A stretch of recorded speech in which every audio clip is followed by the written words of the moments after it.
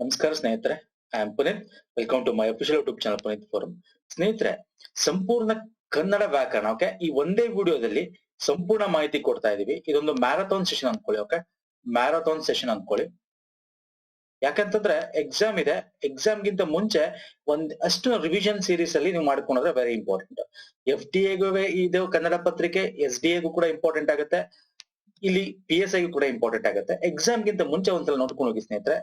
Maximum questions ಈ ಒಂದು ವಿಡಿಯೋದಿಂದ ಬರುವಂತ ಚಾನ್ಸಸ್ ಇದೆ. ಯಾಕಂದ್ರೆ ಆ ಉದಾಹರಣೆಗಳನ್ನ ಇಲ್ಲಿ ತಗೊಂಡಿದ್ದೀನಿ, ಯಾವ ಉದಾಹರಣೆಗಳು ಎಕ್ಸಾಮ್ ಅಲ್ಲಿ ಬಂದಿದೆ ಅಂತ ಹೇಳಿ. ಇಲ್ಲಿ ಏನೇನ್ ಕವರ್ ಮಾಡ್ತಾನೆ ಅಂದ್ರೆ ಕನ್ನಡ ವರ್ಣಮಾಲೆ ಬಗ್ಗೆ ಸಂಕ್ಷಿಪ್ತವಾಗಿ ಕೊಡ್ತಾ ಹೋಗ್ತೇನೆ. ಓಕೆ, ತುಂಬಾ ನಾವು ಎಕ್ಸಾಮ್ಗೆ ಎಷ್ಟು ಬೇಕು ಅಷ್ಟು ನೋಡ್ಕೊತಾ ಹೋಗೋಣ ಸ್ನೇಹಿತರೆ. ಕನ್ನಡ ವರ್ಣಮಾಲೆ ಇದೆ, ಸಂಧಿಗಳಿದೆ, ಸಮಾಸಗಳ ಬಗ್ಗೆ ಇದೆ, ನಾಮಪದ ಪ್ರಕರಣ, ಕ್ರಿಯಾಪದ, ಕರ್ತರಿ ಮತ್ತೆ ಕರ್ಮಣಿ, ತದ್ದಿದಾಂತ ಮತ್ತೆ ಕುದಂತ, ದೇಶ ಅನ್ಯದೇಶೀಯ ಪದಗಳ ಬಗ್ಗೆ, ವಾಕ್ಯ ಪ್ರಕಾರ ಬಗ್ಗೆ, ಲೇಖನ ಚಿಹ್ನೆ ಬಗ್ಗೆ, ತತ್ಸಮ ತದ್ಭಾವ ಮತ್ತು ಅವ್ಯಯಗಳು. ಇದಿಷ್ಟು ಈ ವಿಡಿಯೋದಲ್ಲಿ ಕವರ್ ಮಾಡ್ತಾ ಇದ್ದೀನಿ ಸ್ನೇಹಿತರೆ. ಓಕೆ, ಇಲ್ಲಿ ನಾನು ನಿಮ್ಗೆ ಅಲಂಕಾರ ಮತ್ತೆ ಛಂದಸ್ಸು ಇದೆರಡು ಬಿಟ್ಟು ಇನ್ನೆಲ್ಲ ಈ ವಿಡಿಯೋದಲ್ಲಿ ಕವರ್ ಆಗ್ತಾ ಹೋಗುತ್ತೆ. ಸೊ ಇದ್ರ ಬಗ್ಗೆ ಡೀಟೇಲ್ ಆಗಿ ಡಿಸ್ಕಸ್ ಮಾಡೋಣ. ಸೊ ಒಂದೊಂದನ್ನೇ ಡಿಸ್ಕಸ್ ಮಾಡ್ತೀನಿ. ಇದೊಂದು ಲೆಂತಿ ವಿಡಿಯೋ ಆಗ್ಬೋದು, ಬಟ್ ಎಂಡ್ ತನಕ ನೋಡಿ. ಯಾಕಂದ್ರೆ ಈ ವಿಡಿಯೋ ಎಂಡ್ ಅಲ್ಲಿ ನಾನು ನಿಮ್ಗೆ ಏನ್ ತಗೊಂಡಿದ್ದೀನಿ ಅಂತಂದ್ರೆ ಒಂದು ತತ್ಸಮ ತದ್ಭಾವಗಳ ಲಿಸ್ಟ್ ತಗೊಂಡಿದ್ದೀನಿ, ಮತ್ತೆ ಸಂಧಿಗಳ ಬಗ್ಗೆ, ಸಮಾಸ ಬಗ್ಗೆ ವಿಡಿಯೋ ಎಂಡ್ ಅಲ್ಲಿ ಬರುತ್ತೆ. ಓಕೆ, ಸೊ ಅದರಿಂದ ವಿಡಿಯೋ ಎಂಡ್ ತನಕ, ಕೊನೆ ತನಕ ನೋಡಿ. ಇದೆರಡು ಕೊನೆಗೆ ಇಟ್ಕೊಂಡಿದ್ದೀನಿ. ಫೈನ್. ಸೊ ಮೊದಲನೇದಾಗಿ ಸರ್, ನನ್ನ ಫಾಲೋ ಮಾಡೋರು ಯೂಟ್ಯೂಬ್ ಚಾನಲ್ ಒಂದೇ ಅಲ್ಲ, ಟೆಲಿಗ್ರಾಮ್ ಅಲ್ಲಿ ಫಾಲೋ ಮಾಡಬಹುದು. ಬೇರೆ ಬೇರೆ ವಿಡಿಯೋ ಲಿಂಕ್ಸ್ ಗಳು ನಿಮ್ಗೆ ಸಿಗ್ತಾ ಹೋಗುತ್ತೆ. ಪುನೀತ್ ಫೋರಂ ಅಂತ ಅದ್ರ ಲಿಂಕ್ ಡಿಸ್ಕ್ರಿಪ್ಷನ್ ಬಾಕ್ಸ್ ಅಲ್ಲಿ ಇದೆ. ಅಥವಾ ಇನ್ನು ಈ ವ್ಯಾಕರಣ ಬಗ್ಗೆ ಡೀಟೇಲ್ ಬೇಕು ಅಂದ್ರೆ ಚಾಪ್ಟರ್ ವೈಸ್ ವಿಡಿಯೋ ಕೂಡ ಮಾಡಿದೀವಿ, ಅಲ್ಲೂ ಕೂಡ ನೋಡ್ಬೋದು. ಬಟ್ ಇದು ಎಕ್ಸಾಮ್ ಇರೋದ್ರಿಂದ ಈಗ 2021 ಅಲ್ಲಿ, ಸೊ ಎಕ್ಸಾಮ್ ಗಿಂತ ಮುಂಚೆ ಇದನ್ನ ನೋಡ್ಕೊಂಡ್ರೆ ನಿಮ್ಗೆ ಒಂದಷ್ಟು ಕಂಪ್ಲೀಟ್ ಆಗಿ ಏನಾಗುತ್ತೆ, ರಿವಿಷನ್ ಆದಾಗ ಆಗುತ್ತೆ ಸ್ನೇಹಿತರೆ. Okay, fine. ಸರ್, ಕನ್ನಡ ವರ್ಣಮಾಲೆ ನಿಮ್ಗೆ ಗೊತ್ತಿದೆ. ವರ್ಣಮಾಲೆ 49 ಅಕ್ಷರಗಳಿದೆ ಅಂತ ಹೇಳ್ತೀವಿ. ಇದ್ರ ಮೇಲೆ ಕ್ವಶನ್ಸ್ ಸಿಂಪಲ್ ಆಗಿ ಬರ್ತವೆ ಮಧ್ಯ ಒಂದೊಂದ್ಸಲ. ಅದ್ರಲ್ಲಿ 3 ವಿಧಗಳು ಮಾಡ್ತೀವಿ: ಸ್ವರಗಳು, ವ್ಯಂಜನಗಳು ಮತ್ತೆ ಯೋಗವಾಹಕಗಳು ಅಂತ. ಸರ್, ಸ್ವರಗಳಲ್ಲಿ 13 ಸ್ವರಗಳಿದೆ. ಅದರಲ್ಲಿ ಹರ್ಷ ಸ್ವರ, ದೀರ್ಘ ಸ್ವರ. ಹರ್ಷ ಸ್ವರ ಅಂದ್ರೆ ಒಂದು ಮಾತ್ರ ಕಾಲದಲ್ಲಿ ಉಚ್ಚಾರಣೆ ಮಾಡ್ತಕ್ಕಂಥದ್ದು, ಅ ಇ ಉ ರು ಎ ಓ ಅಂತ. ದೀರ್ಘ ಸ್ವರ ಅಂದ್ರೆ 2 ಮಾತ್ರ ಕಾಲದಲ್ಲಿ ಉಚ್ಚಾರಣೆ ಆ ಈ ರೀತಿ. ಓಕೆ, ಇನ್ನು ವ್ಯಂಜನಾಕ್ಷರಗಳು. ವ್ಯಂಜನ ಅಂದ್ರೆ ಅದ್ರಲ್ಲೂ ಕೂಡ ಡಿವೈಡ್ ಮಾಡ್ತೀವಿ. 25. ಓಕೆ, ವರ್ಗೀಯ ವ್ಯಂಜನ, ಅವರ್ಗೀಯ ವ್ಯಂಜನ ಅಂತ. ಸೊ ವರ್ಗೀಯದಲ್ಲಿ ಅಲ್ಪ ಪ್ರಾಣ, ಮಹಾಪ್ರಾಣ, ಅನುನಾಸಿಕ, ಟೋಟಲ್ 25 ಇರ್ಬೋದು. ಅಲ್ಪ ಪ್ರಾಣ ಅಂದ್ರೆ ಒಂದು ಕಡಿಮೆ ಒಂದು ಉಸಿರು ತಗೊಂಡ್ ಮಾಡ್ತಕ್ಕಂಥದ್ದು. ಗ ಚ ಅಂದ್ರೆ ನಮ್ಮ ಕಕ್ಕ ಗಗ್ಗಾನ ಏನ್ ಹೇಳ್ತೀವಿ, ಕ ಕ ಗ ಕ ನ ಅಂತ ಏನ್ ಬರುತ್ತೀವಿ ಸರ್. ಇಲ್ಲಿ ಏನಾಗುತ್ತೆ ಅಂತಂದ್ರೆ ಈ ಅಕ್ಷರಗಳಿದೆಯಲ್ಲ, ಕ ಗ ಮೊದಲನೇದು ಮತ್ತೆ 3ನೇದು, ಇದು ನಮ್ಗೆ ಅಲ್ಪ ಪ್ರಾಣ ಆಗತ್ತೆ. ಈ ದೊಡ್ಡ ಅಕ್ಷರಗಳೇನು ಕ ಘ ಅಂತ ಕೇಳ್ತೀವಿ, ಇದು ಮಹಾಪ್ರಾಣ ಆಗುತ್ತೆ, ಹೆಚ್ಚು ಉಸಿರಿಂದ ಮಾಡೋದು. ಅನುನಾಸಿಕ ಅಂದ್ರೆ ಮೂಗಿನಿಂದ ಮಾಡ್ತಕ್ಕಂಥದ್ದನ್ನ ಅನುನಾಸಿಕ ಅಂತ ಕರಿತೀವಿ. ಸೊ ವರ್ಗೀಯ ವ್ಯಂಜನಗಳು, ಅವರ್ಗೀಯ ವ್ಯಂಜನಗಳು, ಇದನ್ನ ವರ್ಗೀಯ ವರ್ಗ ಮಾಡಿರ್ತಕ್ಕಂಥದ್ದು. ವರ್ಗ ಮಾಡಿಲ್ದಿರ್ತಕ್ಕಂಥದ್ದನ್ನ ಅವರ್ಗೀಯ ವ್ಯಂಜನಗಳಂತ ಕರಿತೀವಿ. 9 ಇರುತ್ತೆ, ಯಾರ ಲಾವ ಅಂತ. ಓಕೆ, ಇದು. ಇನ್ನು ಯೋಗವಾಹಕಗಳು ಸರ್, ಅನುಸ್ವಾರ ಮತ್ತೆ ವಿಸರ್ಗ ಅಂತ ಬರುತ್ತೆ. ಸೊ ಒಂದು ಸೊನ್ನೆ ಅಂದ್ರೆ ಸ್ವರದ ಜೊತೆ ಪಕ್ಕ, ಈಗ ಅಂತ ಕರೀಬಹುದು. ಒಂದು ಸೊನ್ನೆ ಹಾಕಿದ್ರೆ ಅನುಸ್ವಾರ ಅಂತ ಕರಿತೀವಿ. 2 ಸೊನ್ನೆ ಹಾಕಿದ್ರೆ ಅಹ ಅಂತ ಏನ್ ಬರುತ್ತೀವಿ, ಅದು ವಿಸರ್ಗ. ಇದು ಸ್ವರದ ಮುಂದೆ ಹಾಕೋಬಹುದು. ಓಕೆ, ಅದು ಆನ ಆಗ್ಬೇಕು ಅಂತ ಏನಿಲ್ಲ. ಓಕೆ, ಬಟ್ ಈ 2 ಸೊನ್ನೆ ಇದ್ರೆ ಏನಾಗುತ್ತೆ, ವಿಸರ್ಗ ಅಂತೀವಿ. 1 ಸೊನ್ನೆ ಇದ್ರೆ ಅನುಸ್ವಾರ ಅಂತ ಕರಿತೀವಿ. ಸೊ ಇವಾಗ ಏನ್ ನಾನು ಎಕ್ಸ್ಪ್ಲೇನ್ ಮಾಡಿದೆ ಸ್ನೇಹಿತರೆ, ಇಲ್ಲಿದೆ. ಸ್ವತಂತ್ರವಾಗಿ ಉಚ್ಚರಿಸಲ್ಪಡುವ ಅಕ್ಷರಗಳು ಸ್ವರಗಳು. ಓಕೆ, ವ್ಯಂಜನಗಳು ಅಂದ್ರೆ ಸ್ವರಗಳ ಸಹಾಯದಿಂದ ಉಚ್ಚರಿಸಲ್ಪಡುವ ಅಕ್ಷರಗಳನ್ನ ವ್ಯಂಜನಗಳು ಅಂತ ಕರಿತೀವಿ. ಅಷ್ಟಸ್ವರಗಳು ಅಂದ್ರೆ ಏಕಮಾತ್ರ ಕಾಲ, ನ ಅ ಈ ಅನ್ನಲ್ಲ ಹಾಗೆ 2 ಮಾತ್ರ ಕಾಲದಲ್ಲಿ ಉಚ್ಚಾರಣೆ ಮಾಡ್ತಕ್ಕಂಥ ಸ್ವರಾಕ್ಷರಗಳನ್ನ ದೀರ್ಘ ಸ್ವರಗಳು ಅಂತ ಕರಿತೀವಿ. ಇನ್ನು ಕಡಿಮೆ ಉಸಿರಿಂದ ಉಚ್ಚರಿಸಲ್ಪಡುವ ಅಕ್ಷರಗಳನ್ನ ಅಲ್ಪ ಪ್ರಾಣಗಳು ಅಂತ ಕರಿತೀವಿ. ಹೆಚ್ಚು ಉಸಿರಿಂದ ಉಚ್ಚರಿಸಲ್ಪಡುವ ಅಕ್ಷರಗಳನ್ನ ಮಹಾಪ್ರಾಣ ಅಂತ ಕರಿತೀವಿ. ನಾಸಿಕ ಅಂದ್ರೆ ಮೂಗಿನ ಸಹಾಯದಿಂದ ಅನುನಾಸಿಕ ಅಂತ ಕರಿತೀವಿ. ಮತ್ತೆ ಈಗ ನೆಕ್ಸ್ಟ್ ನಾವು ಗುಣಿತಾಕ್ಷರ ಬಗ್ಗೆ ನೋಡ್ಬೇಕಾಗುತ್ತೆ. ಗುಣಿತಾಕ್ಷರ ಅಂದ್ರೆ ಏನು, ಒಂದು ವ್ಯಂಜನಕ್ಕೆ ಒಂದು ಸ್ವರ ಸೇರಿದೆ ನೋಡಿ. ಸ್ವರ ಅಂದ್ರೆ ಕ ಗ ಗ ಅಂತ ಏನ್ ಬರದ್ವಿ, ಚ ಇದು ಚ ಆಗ್ಬೇಕು ಅಂದ್ರೆ ಆ ಸೇರ್ಬೇಕು ಇದಕ್ಕೆ, ಅಂದ್ರೆ ಚ ಅಂತ ಬರೀಬೇಕು ಅಂದ್ರೆ. ಸೊ ಹಾಗೆ ಒಂದು ವ್ಯಂಜನಕ್ಕೆ ಒಂದು ಸ್ವರ ಸೇರಿದ್ರೆ ಅಂದ್ರೆ ಗುಣಿತಾಕ್ಷರ ಅಂತ ಕರಿತೀವಿ. ಇಲ್ಲಿ ಗುಣಿತಾಕ್ಷರಲ್ಲಿ ಸಜಾತಿಯ ಅಂತನೂ ಬರುತ್ತೆ, ವಿಜಾತಿಯ ಅಂತ ಸಂಯುಕ್ತ ಅಕ್ಷರದಲ್ಲಿ ಬರ್ತಾ ಹೋಗುತ್ತೆ. 2 ಅಥವಾ 2ಕ್ಕಿಂತ ಹೆಚ್ಚು ವ್ಯಂಜನಗಳಿಗೆ ಒಂದು ಸ್ವರ ಸೇರುವ ಆಗುವ ಅಕ್ಷರವನ್ನು ಸಂಯುಕ್ತ ಅಕ್ಷರ ಅಥವಾ ಒತ್ತಕ್ಷರ ಅಂತ ಕರಿತೀವಿ. ಅಂದ್ರೆ ಇಲ್ಲಿ ಒಂದು ಸ್ವರ ಒಂದು ವ್ಯಂಜನ ಇದ್ರೆ ಗುಣಿತಾಕ್ಷರ ಅಂತ ಕರಿತೀವಿ. ಈಗ ಇಲ್ಲಿ ನೋಡಿ, ಗುಣಿತಾಕ್ಷರ ಅಂದ್ರೆ ಇಷ್ಟ ಸ್ನೇಹಿತರೆ, ಒಂದು ವ್ಯಂಜನ ಒಂದು ಸ್ವರ, ಅದನ್ನ ಗುಣಿತಾಕ್ಷರ ಅಂತ ಕರಿತೀವಿ. ವ್ಯಂಜನ ಸ್ವರ ಇದ್ದೆ ಗುಣಿತಾಕ್ಷರ. ಅದೇ ಸಂಯುಕ್ತಾಕ್ಷರ ಅಂತಂದ್ರೆ ಏನಾಗುತ್ತೆ, ಜಾಸ್ತಿ. ಈಗ ನೋಡಿ ಫಾರ್ ಎಕ್ಸಾಂಪಲ್, ಈಗ ಕ ಆಯ್ತು, ಓಕೆ, ಕ ಆಯ್ತು. ಈಗ ಒತ್ತಕ್ಷರ ಅಥವಾ ಸಂಯುಕ್ತಾಕ್ಷರ ಅಂದ್ರೆ ಇಷ್ಟ ಸಿಂಪಲ್. ಸರ್ ಇದನ್ನ ಎಕ್ಸಾಂಪಲ್ ಕೇಳ್ತಾನೆ, ಹೆಂಗ್ ಕೇಳ್ತಾನೆ ಅಂದ್ರೆ ಈಗ ಒಂದ್ ಅಕ್ಷರ ಕೊಡ್ತಾನೆ, ಈಗ ಅಕ್ಕ ಅಂತ ಕೊಡಬಹುದು. ಇದು ಯಾವ ಒಂದು ಅಕ್ಷರ ಅಂತ ನಿಮಗೆ ಆಪ್ಷನ್ ಕೊಡಬಹುದು. ಗುಣಿತಾಕ್ಷರ, ಸಂಯುಕ್ತಾಕ್ಷರ, ಅಥವಾ ಇನ್ನು ಸ್ಪೆಸಿಫಿಕ್ ಕೇಳ್ಬೇಕಂದ್ರೆ ಇದು ಸಜಾತಿಯನ, ವಿಜಾತಿಯ ಸಂಯುಕ್ತಾಕ್ಷರ ಅಂತ ಕೇಳ್ತಾನೆ. ಸಿಂಪಲ್. ಏನು ಅಂದ್ರೆ ಈಗ ಅಕ್ಕ ಆಗ್ಬೇಕು ಅಂದ್ರೆ ಏನಾಗಿದೆ ಸರ್, ಆ ಇದೆ, ಇಲ್ಲಿ ಕಾವತ್ತಿದೆ ಅಂದ್ರೆ ವ್ಯಂಜನ, ಕ ಪ್ಲಸ್ ಕಾ ಸೇರಿದ್ರೆ ಅಕ್ಕ ಆಗುತ್ತೆ. ಸೊ ಇಲ್ಲಿ ಎರಡು ಸೇಮ್ ಅಕ್ಷರಗಳಿರೋದ್ರಿಂದ, ಎರಡು ಸೇಮ್ ವ್ಯಂಜನಗಳಿರೋದ್ರಿಂದ, ಒಂದೇ ರೀತಿಯಾದ ಎರಡು ವ್ಯಂಜನಾಕ್ಷರಗಳಿರೋದ್ರಿಂದ ಏನಾಗುತ್ತೆ, ಇದು ಸಜಾತಿಯ ವ್ಯಂಜನಾಕ್ಷರ ಆಗುತ್ತೆ. ಅಂದ್ರೆ ಒತ್ತಕ್ಷರ ಇದ್ರೆ ಸರ್ ಅದು ಸಂಯುಕ್ತಾಕ್ಷರ. ಒತ್ತಕ್ಷರ ಇಲ್ಲ ಅಂತಂದ್ರೆ ಏನಾಗುತ್ತೆ ಸರ್, ಈಗ ಚ, ಚಿ, ಚು ಈ ತರ ಬಂದ್ರೆ ಏನಾಗುತ್ತೆ, ಇದು ಗುಣಿತಾಕ್ಷರ. ಸಂಯುಕ್ತಾಕ್ಷರ ಅಂದ್ರೇನು, ಒತ್ತಕ್ಷರ ಬರಬೇಕು, ಅಕ್ಕ, ಅಜ್ಜ ಅಂತರ ಈ ರೀತಿ. ಇಲ್ಲಿ ಸಜಾತಿಯ ಅಂದ್ರೆ ಇದು ಎರಡು ವ್ಯಂಜನಗಳು ಒಂದೇ ಆಗಿರುತ್ತೆ. ವಿಜಾತಿಯ ಅಂದ್ರೆ ಏನು ಅಂತಂದ್ರೆ ಸಿಂಪಲ್ ಸರ್, ಎಕ್ಸಾಂಪಲ್ ಕೇಳ್ತಾನೆ ಇದೆಲ್ಲ. ಅಂದ್ರೆ ಇಲ್ಲಿ ನೋಡಿ ವಸ್ತ್ರ, ಸ ಇದೆ, ಓಕೆ, ಇಲ್ಲಿ ಸ ಇದೆ, ತಾ ಇದೆ, ರ ಇದೆ ಅಲ್ವಾ ಸರ್, ಇದು ತ, ಇದು ರ, ವಸ್ತ್ರ ಅಲ್ವಾ. ಅಂದ್ರೆ ಇಲ್ಲಿ ತಾವತ್ತು ರಾವತ್ತು ಎರಡು ಬೇರೆ ಬೇರೆ ಇದೆ. ಓಕೆ, ಈ ಒಂದು ಅಕ್ಷರದ ಬಗ್ಗೆ ಮಾತಾಡ್ತಾ ಇದ್ದೀನಿ ನಾನು. ಓಕೆ, ಇಲ್ಲಿ ಜ್ಞಾನ, ಜ್ಞ ಮತ್ತೆ ಜ್ಞ, ಜ ಮತ್ತೆ ಜ್ಞ ಅಂತಿದೆ. ಸೊ ಇದೆರಡು ಬೇರೆ ಬೇರೆ ಅಕ್ಷರ. ಸ್ವಾರ್ಥ, ಸ್ವ ಸೌ ಪ್ಲಸ್ ವೌ ಅಂದ್ರೆ ಇಲ್ಲಿ ಸಾನು ಇದೆ, ವಾ ಇದೆ, ಬೇರೆ ಬೇರೆ ಅಕ್ಷರ. ಈಗ ತಾರ್ ತಗೊಂಡ್ರೆ ರಾ ಇದೆ, ಥಾ ಇದೆ, ಬೇರೆ ಬೇರೆ ಅಕ್ಷರ, ಬೇರೆ ಬೇರೆ ವ್ಯಂಜನಾಕ್ಷರಗಳು. ಓಕೆ, ಇಲ್ಲೇನಾಯ್ತು ಸರ್, ಸೇಮ್ ವ್ಯಂಜನಾಕ್ಷರಗಳು ಅಲ್ವಾ, ಒಂದೇ ವ್ಯಂಜನಾಕ್ಷರಗಳು. ಸೊ ಇದನ್ನ ಸಜಾತಿಯ ಅಂತೀವಿ, ಇದನ್ನ ವಿಜಾತಿಯ ಅಂತ ಕರಿತೀವಿ. ಎಕ್ಸಾಮ್ ಅಲ್ಲಿ ಹಿಂಗ್ ಕೊಟ್ಬಿಟ್ಟು ಇದು ಸಜಾತಿಯನ ವಿಜಾತಿಯನ ಹಿಂಗೆ ಕೊಡ್ತಾನೆ ಸರ್, ಸುಮ್ನೆ ಸಿಂಪಲ್ ಆಗಿ ಕೊಡ್ತಾನೆ.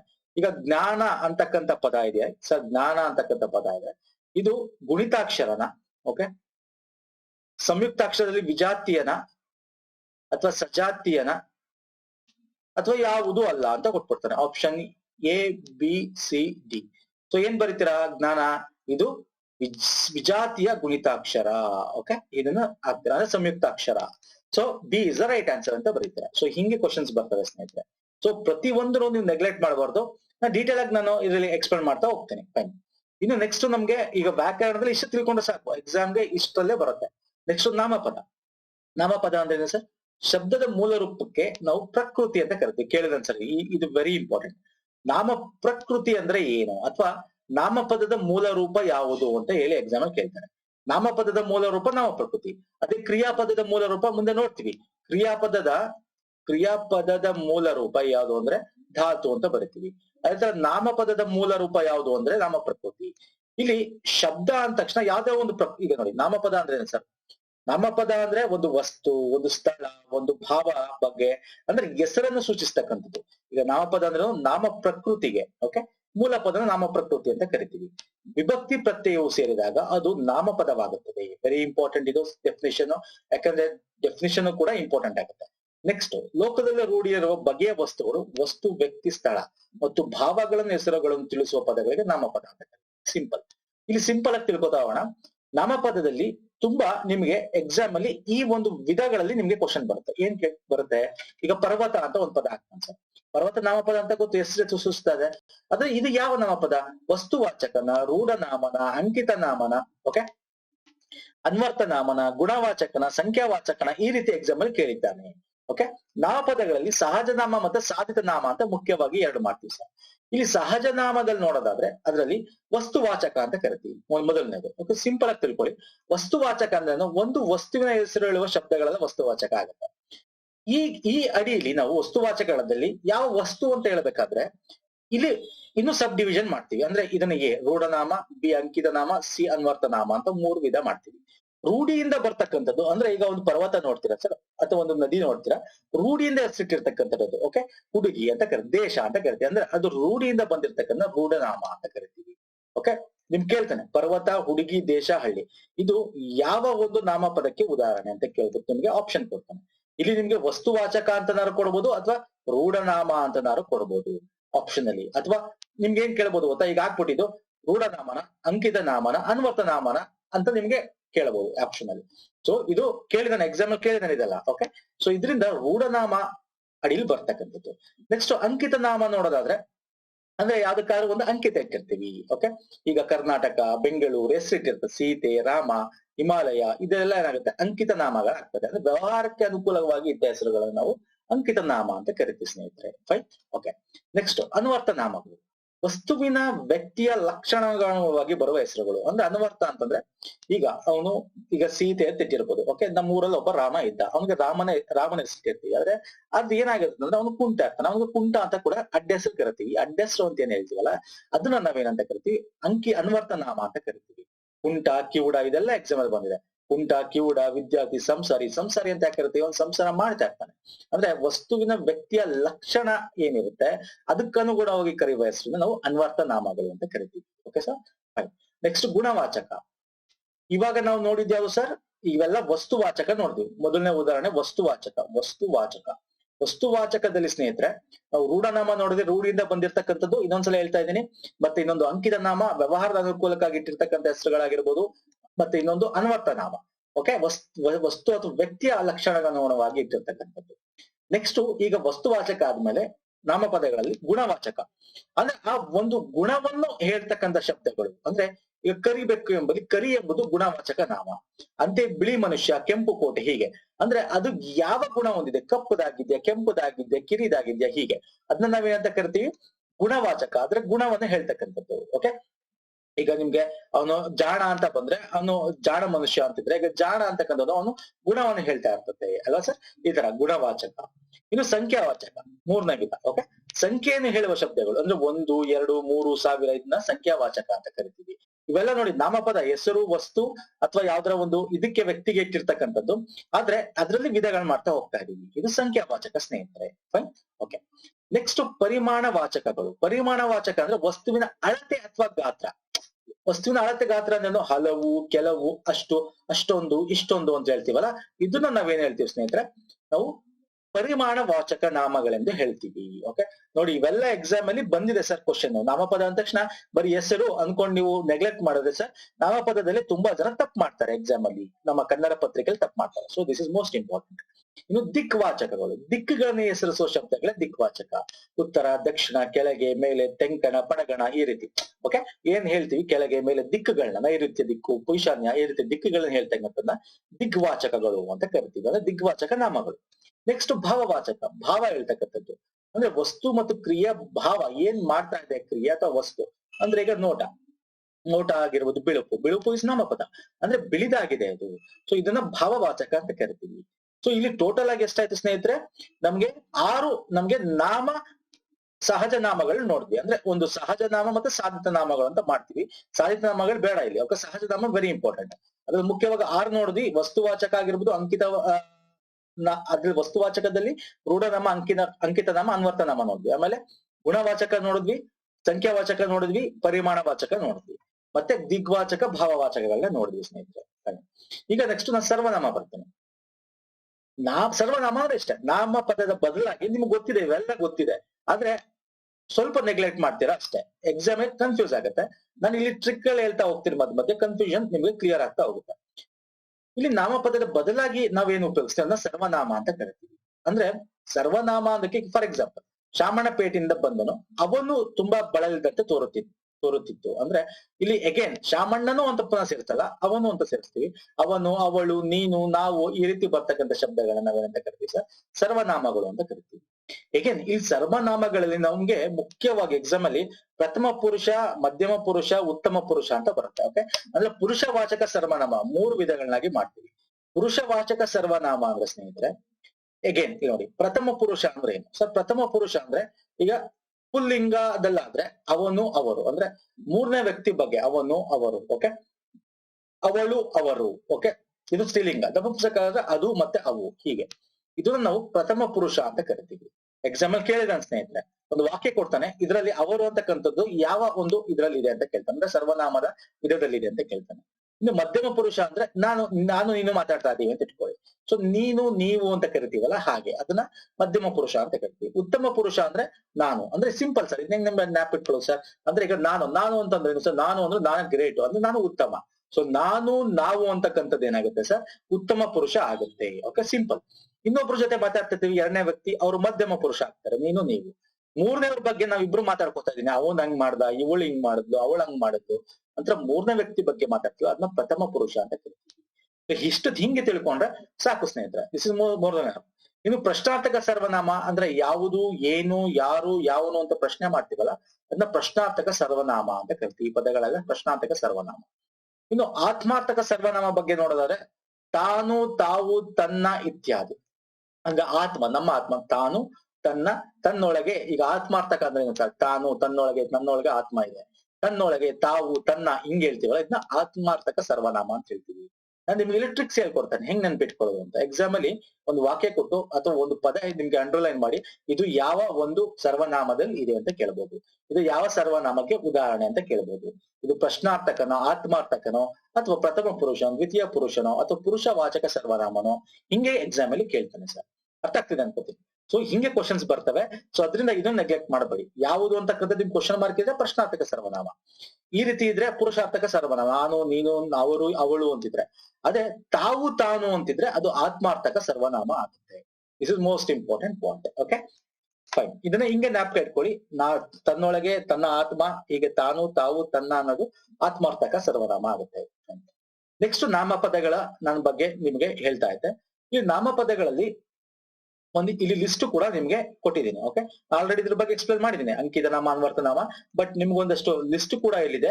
ಈ ಎಕ್ಸಾಮ್ ಅಲ್ಲಿ ಬಂದಿದೆ. ಈ ಪದಗಳು ಆಲ್ಮೋಸ್ಟ್ ರಿಪೀಟೆಡ್ ಆಗಿ ಬಂದಿದೆ. ಇನ್ನೊಂದ್ಸಲ ನಿಮ್ಗೆ ನೋಡ್ಕೊಳ್ಳಿ ಅಂತ ಒಂದು ಸಮ್ಮರಿ, ಇದೊಂದು ಸಮ್ಮರಿ. ಓಕೆ, ಸೊ ನಾಮಪದಗಳ ಲಿಸ್ಟ್ ನಿಮ್ಗೆ. ರೂಢನಾಮದಲ್ಲಿ ಏನ್ ಕರಿತೀವಿ, ರೂಢಿಯಿಂದ ಬಂದಿರತಕ್ಕಂಥದ್ದು, ನದಿ, ಪರ್ವತ, ಊರು, ದೇಶ, ಮನುಷ್ಯ, ವಿದ್ಯಾರ್ಥಿ, ಹೀಗೆ.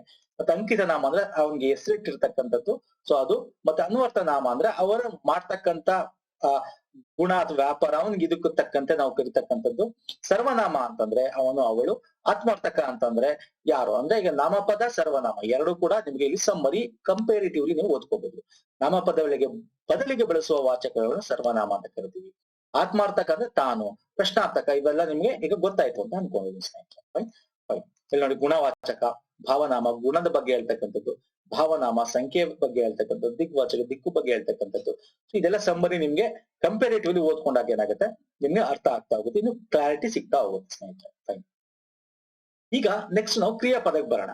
ಕ್ರಿಯಾಪದ ಸರ್, ಕ್ರಿಯಾಪದ ಪ್ರಕರಣದಲ್ಲಿ ಏನಾಗುತ್ತೆ ಅಂದ್ರೆ ಅಗೇನ್ ಇಲ್ಲಿ ನಾಮಪದದ ಮೂಲ ರೂಪ ಯಾವುದು, ನಾಮಪ್ರಕೃತಿ ಅಂತ ಹೇಳಿದ್ವಿ. ಅದೇ ತರ ಕ್ರಿಯಾಪದದ ಮೂಲ ರೂಪ ಯಾವ್ದಾಗುತ್ತೆ ಅಂದ್ರೆ ಧಾತು ಆಗ್ತಕ್ಕಂಥದ್ದು. ಓಕೆ, ಇಲ್ಲಿ ಧಾತು ಅಂತಕ್ಕಂತ ಈಗ ಕ್ರಿಯಾಪದ ಅಂದ್ರೆ ಸರ್, ಒಬ್ಬ ಏನಾದ್ರು ಕೆಲಸ ಮಾಡ್ತಾ ಇರ್ತಾನೆ ಅಂದ್ರೆ ಏನ್ ಕೆಲಸ, ಅವನು ನಡೀತಾ ಇರ್ತಾನೆ, ಅಥವಾ ಮಲಗ್ತಾ ಇರ್ತಾನೆ, ಅಥವಾ ಓಡ್ತಿರ್ತಾನೆ ಅಲ್ವಾ, ಹಿಂಗೆ ಓಡುತ್ತಿರುವನು ಅಂತ ಇರ್ತಾನೆ.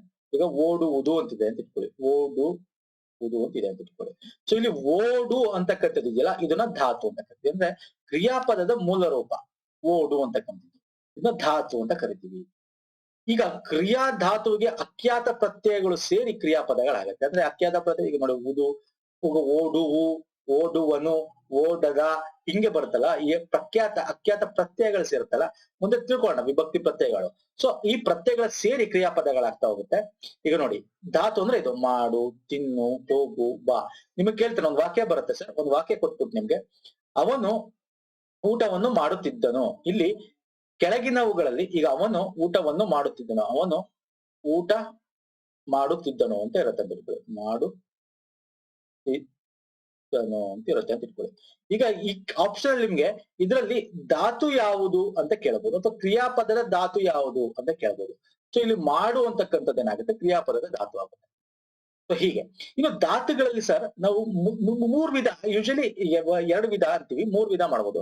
ಸಹಜ ಧಾತು ಅಂತ ಬರುತ್ತೆ. ಸಹಜ ಧಾತು ಅಂದ್ರೆ, ಸಹಜ ಧಾತು ಅಂತಂದ್ರೆ ಏನು ಅಂದ್ರೆ ಸುಮ್ನೆ ಇಸು ಪ್ರಕ್ರಿಯೆ ಸೇರಿಸ್ತಕ್ಕಂಥದ್ದು.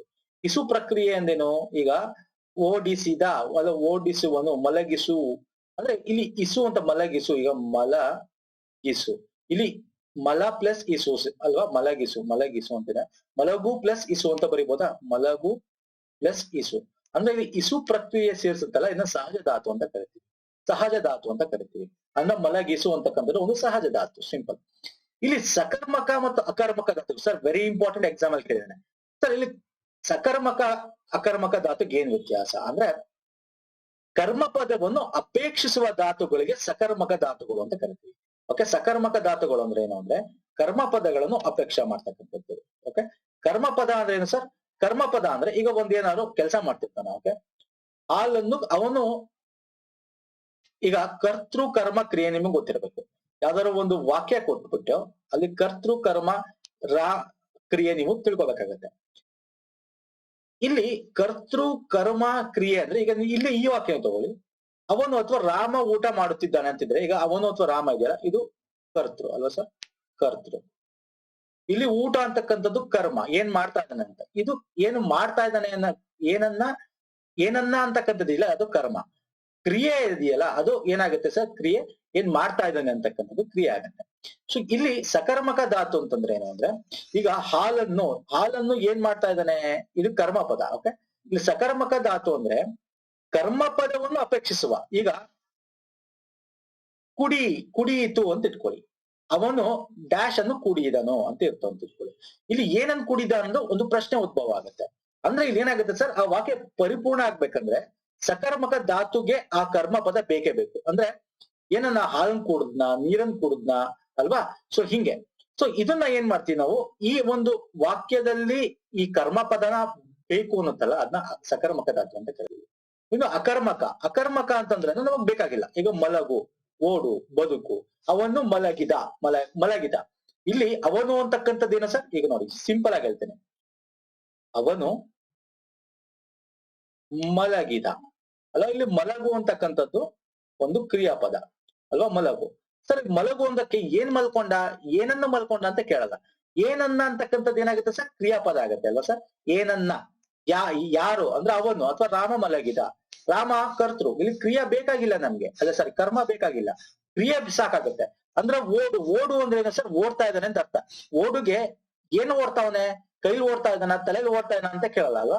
ಓಡು ಏನನ್ನ ಅಂತ ಇಲ್ಲಿ ಪ್ರಶ್ನೆ ಬರಲ್ಲ, ಉದ್ಭವ ಆಗಲ್ಲ. ಆದ್ರೆ ಇಲ್ಲಿ ಏನಾಯ್ತು ಸರ್, ರಾಮ ಊಟ ಮಾಡಿದ್ದಾನದಕ್ಕೆ ಇಲ್ಲಿ ಏನಾಯ್ತು, ಏನನ್ನ ಮಾಡ್ದ, ಊಟ ಮಾಡದ್ನ, ಏನ್ ಮಾಡದಂತಕ್ಕಂಥ ಪ್ರಶ್ನೆ ಉದ್ಭವ ಆಗುತ್ತೆ. ಅಂದ್ರೆ ಕರ್ಮ ಪದನ ಅಪೇಕ್ಷಿಸುತ್ತೆ, ಅದನ್ನ ಸಕರ್ಮಕ ಅಂತ ಹೇಳ್ತೀವಿ. ಈ ಕರ್ಮ ಪದ ಬೇಕಾಗಿರಲ್ವಾ, ಅದನ್ನ ಅಕರ್ಮಕ ಧಾತುಗಳು ಅಂದ್ರೆ ಮಲಗು, ಓಡು, ಬದುಕು, ಇವೆಲ್ಲ ಅಕರ್ಮಕ ಧಾತುಗಳಾಗ್ತವೆ. ಈಗ ಮಲಗು ಮಲಗಿದ್ದು, ಹುಡುಗ ಓಡಿದನು, ಅವನು ಬದುಕಿದನು. ನೋಡಿ ಇಲ್ಲಿ ಏನಾಗಿದೆ, ಕರ್ಮ ಪದ ಇಲ್ಲ ಇಲ್ಲಿ. ಓಕೆ ಸರ್, ಸಿಂಪಲ್ ಆಗಿ ಅರ್ಥ ಮಾಡ್ಕೋತಾ ಹೋಗಿ. ಇನ್ನು ಕಾಲಸೂಚಕ ಪ್ರತ್ಯಯ, ಇದು ಕೂಡ ಎಕ್ಸಾಂಪಲ್ ಬಂದಿದೆ. ಕಾಲಸೂಚಕ ಅಂದ್ರೆ ಈ ಧಾತುಗಳಲ್ಲಿ ಇದು ಯಾವ ಒಂದು ಕ್ರಿಯಾಪದದ ಧಾತು ಆಗಿರುತ್ತೆ ಅಂದ್ರೆ ವರ್ತಮಾನ ಕಾಲನೋ, ಭೂತ ಕಾಲನೋ, ಭವಿಷ್ಯತ್ ಕಾಲನೋ ಅನ್ನೋದ್ರ ಬಗ್ಗೆ. ಸೊ ಅಂದ್ರೆ ವರ್ತಮಾನ ಕಾಲ ಅಂದ್ರೆ ತಾನೆ ಅಂತ ಬರುತ್ತೆ, ಹೋಗುತ್ತಾನೆ. ಅಂದ್ರೆ ಕಾಲಸೂಚಕ ಪ್ರತ್ಯಯ ಏನಾಗುತ್ತೆ ಇಲ್ಲಿ, ಉತ್ತ ಪ್ಲಸ್ ಆನೆ. ಓಕೆ, ಅಂದ್ರೆ ಇದು ಒಂದು ಕ್ರಿಯಾಪದದಲ್ಲಿ ವರ್ತಮಾನದಲ್ಲಿ ಇದೆಯಾ, ಅದು ಭೂತಕಾಲದಲ್ಲಿದೆಯಾ, ಭವಿಷ್ಯತ್ ಕಾಲದಲ್ಲಿದೆಯಾ ಅಂತ ಹೇಳುತ್ತೆ ಕಾಲಸೂಚಕ ಪ್ರತ್ಯಯ ಅಂತ ಕರಿತೀವಿ. ಇಲ್ಲಿ ನೋಡಿ, ಭೂತಕಾಲದಲ್ಲಿದ್ರೆ ಅವನು ಓದನು ಅಂತಕ್ಕಂಥದ್ದು ಭೂತಕಾಲ, ಹೋಗುವನು ಅಂತಕ್ಕಂಥದ್ದು ಭವಿಷ್ಯತ್ ಕಾಲ, ಹೋಗುತ್ತಾನೆ ಅಂತಕ್ಕಂಥದ್ದು ವರ್ತಮಾನ ಕಾಲ. ಅರ್ಥ ಆಗ್ತಿದೆಯಲ್ಲ ಈ ರೀತಿ. ಇದ್ರ ಬಗ್ಗೆ ಹೆಚ್ಚು ಕ್ವಶನ್ಸ್ ಬರಲ್ಲ, ಬಂದಿದೆ ಮಧ್ಯ. ಬಟ್ ಇದಕ್ಕಿಂತ ಹೆಚ್ಚಾಗಿ ಕ್ರಿಯಾಪದದ 3 ವಿಧಗಳ ಬಗ್ಗೆ ಕೇಳ್ತಾರೆ. ಇದು ವೆರಿ, ಈಗ ನಾಮಪದಗಳಲ್ಲಿ ಹೆಂಗೆ ನಾವು ವಿಧಗಳು ನೋಡ್ತಾ ಹೋದ್ವಿ ಅಲ್ವಾ, ನಾವು ವಸ್ತುವಾಚಕ ಆಗಿರ್ಬೋದು ಅಲ್ವಾ, ದಿಗ್ವಾಚಕ ಆಗಿರ್ಬೋದು. ಸೊ ಹಿಂಗೆ ಏನ್ ನಾವು ನೋಡ್ತಾ ಹೋದ್ವಿ, ಅದೇ ರೀತಿ ಕ್ರಿಯಾಪದದಲ್ಲೂ ಕೂಡ ವಿದ್ಯಾರ್ಥಕ, ನಿಷೇಧಾರ್ಥಕ, ಸಂಭವನಾರ್ಥಕ ಕ್ರಿಯಾಪದ ಅಂತ ಬರುತ್ತೆ. ಸೊ ಇದನ್ನ ಎಕ್ಸಾಮ್ ಅಲ್ಲಿ ಕೇಳ್ತಾನೆ. ಸೊ ವಿದ್ಯಾರ್ಥಕ ಕ್ರಿಯಾಪದ ಅಂದ್ರೆ ಏನು ಸರ್, ವಿದ್ಯಾರ್ಥಕ ಕ್ರಿಯಾಪದಗಳು ಅಂದ್ರೆ ಈಗ ಒಂದು ಅಪ್ಪಣೆ ಕೊಡ್ತಕ್ಕಂಥದ್ದು, ಆಶೀರ್ವಾದ, ಇದು ಎಕ್ಸಾಮ್ ಅಲ್ಲಿ ಬಂದಿದೆ. ವಿಜ್ಞಾಪನೆ, ಆಜ್ಞೆ ಮಾಡ್ತಕ್ಕಂಥದ್ದು, ಇದನ್ನ ವಿದ್ಯಾರ್ಥಕ ಕ್ರಿಯಾಪದ ಅಂತ ಮಾಡ್ತಾರೆ. ಏನಿಲ್ಲ, ಒಂದು ವಾಕ್ಯ ಕೊಡ್ತಾರೆ ಸರ್, ಒಂದು ಅಂಡರ್ಲೈನ್ ಆಗ್ತಾನೆ, ಇದು ಯಾವ ಕ್ರಿಯಾಪದಕ್ಕೆ ಉದಾಹರಣೆ ಅಂತ ಕೇಳ್ತಾನೆ. ಆಪ್ಷನ್ ಅಲ್ಲಿ ವಿದ್ಯಾರ್ಥಕ, ನಿಷೇಧಾರ್ಥಕ, ಸಂಭವನಾರ್ಥಕ ಯಾವುದು ಅಲ್ಲ ಅಂತ ಕೊಡ್ತಾನೆ. ಓಕೆ, ಸೊ ಇದು ಅಂದ್ರೆ ಈಗ ಮಾಡಲಿ, ನೋಡಲಿ, ಮಾಡಿರಿ, ಮಾಡೋಣ ಅಂತ ಬರ್ತಕ್ಕಂಥ ಪದಗಳಿದೆಯಲ್ಲ, ಇದು ವಿದ್ಯಾರ್ಥಕ ಕ್ರಿಯಾಪದಗಳಾಗುತ್ತೆ. ಅಂದ್ರೆ ಇಲ್ಲಿ ಒಂದು ಅಪ್ಪಣೆ, ಮಾಡೋಣ, ಮಾಡಲಿ, ವಿಜ್ಞಾಪನೆ, ಆಜ್ಞೆ. ಈಗ ನಾವು ಕಂಪೇರಿಟಿವ್ ಹೋದ್ರೆ ನಿಮ್ಗೆ ಅರ್ಥ ಆಗುತ್ತೆ. ಈಗ ನಿಷೇಧಾರ್ಥಕ ಅಂದ್ರೆ ಏನು, ತಿನ್ನನು ಅಂದ್ರೆ ಈಗ ಅವನು ಊಟವನ್ನು ತಿನ್ನನು ಅಥವಾ ಅವನು ಬರೆಯನು ಅಂತ ಇರುತ್ತೆ ಅಂತ ಇಟ್ಕೊಳ್ಳಿ. ಬರೆಯನು ಅಂದ್ರೆ ಮಾಡ್ತಾ ಇಲ್ಲ ಅಂತ, ತಿನ್ನನು ತಿನ್ನಲ್ಲ ಅಂತ, ಮಾಡೇನು ಅಂದ್ರೆ ಮಾಡಲ್ಲ ಅಂತ. ಅಂದ್ರೆ ನಿಷೇಧ ತೋರಿಸ್ತಾ ಇರ್ತಕ್ಕಂಥದ್ದು. ಅಂದ್ರೆ ಕ್ರಿಯೆಯು ನಡೆಯುವುದಿಲ್ಲ ಎಂಬ ಅರ್ಥ ತೋರಿದಾಗ ಧಾತುಗಳ ಮೇಲೆ ಅಖ್ಯಾತ ಪ್ರತ್ಯಯಗಳು ಸೇರಿ ನಿಷೇಧಾರ್ಥಕ ಬಗ್ಗೆ. ಸರ್ ಇವೆಲ್ಲ ಅಖ್ಯಾತ ಪ್ರತ್ಯಯಗಳು ಅಂದ್ರೆ ಏನ ಅಂತಂದ್ರೆ ಉನು, ಈಗ ನಾನು ನಿಮ್ಗೆ ಇಲ್ಲಿ ತೋರಿಸಿದೆ, ಕಾಲಸೂಚಕ ಪ್ರತ್ಯಯ, ಪುರುಷವಾಚಕ ಪ್ರತ್ಯಯ ಸೇರಿ ಅಖ್ಯಾತ ಪ್ರತ್ಯಯ ಆಗುತ್ತೆ ಅಂತ. ಇದು ಡೀಟೇಲ್ ಆಗಿ ತಿಳ್ಕೊಳ್ಳೋದು ಬೇಕಾಗಿಲ್ಲ, ನೀವು ಜಸ್ಟ್ ಸಿಂಪಲ್ ಆಗಿ ಶಾರ್ಟ್ ಆಗಿ ತಿಳ್ಕೊಂಡ್ರೆ ಸಾಕು ಎಕ್ಸಾಮ್ಗೆ. ವಿದ್ಯಾರ್ಥಕ ಕ್ರಿಯಾಪದ ಅಂದ್ರೆ ಕ್ರಿಯಾಪದದಲ್ಲಿ ಈಗ ತಿನ್ನನು, ಬರೆಯನು, ಮಾಡೇನು ಅಂತ ನಿಮ್ಗೆ ನಿಷೇಧ ಸೂಚಿಸ್ತಕ್ಕಂಥದ್ದು ಬಂದ್ರೆ ಅದು ನಿಷೇಧಾರ್ಥಕ ಕ್ರಿಯಾಪದ ಆಗುತ್ತೆ.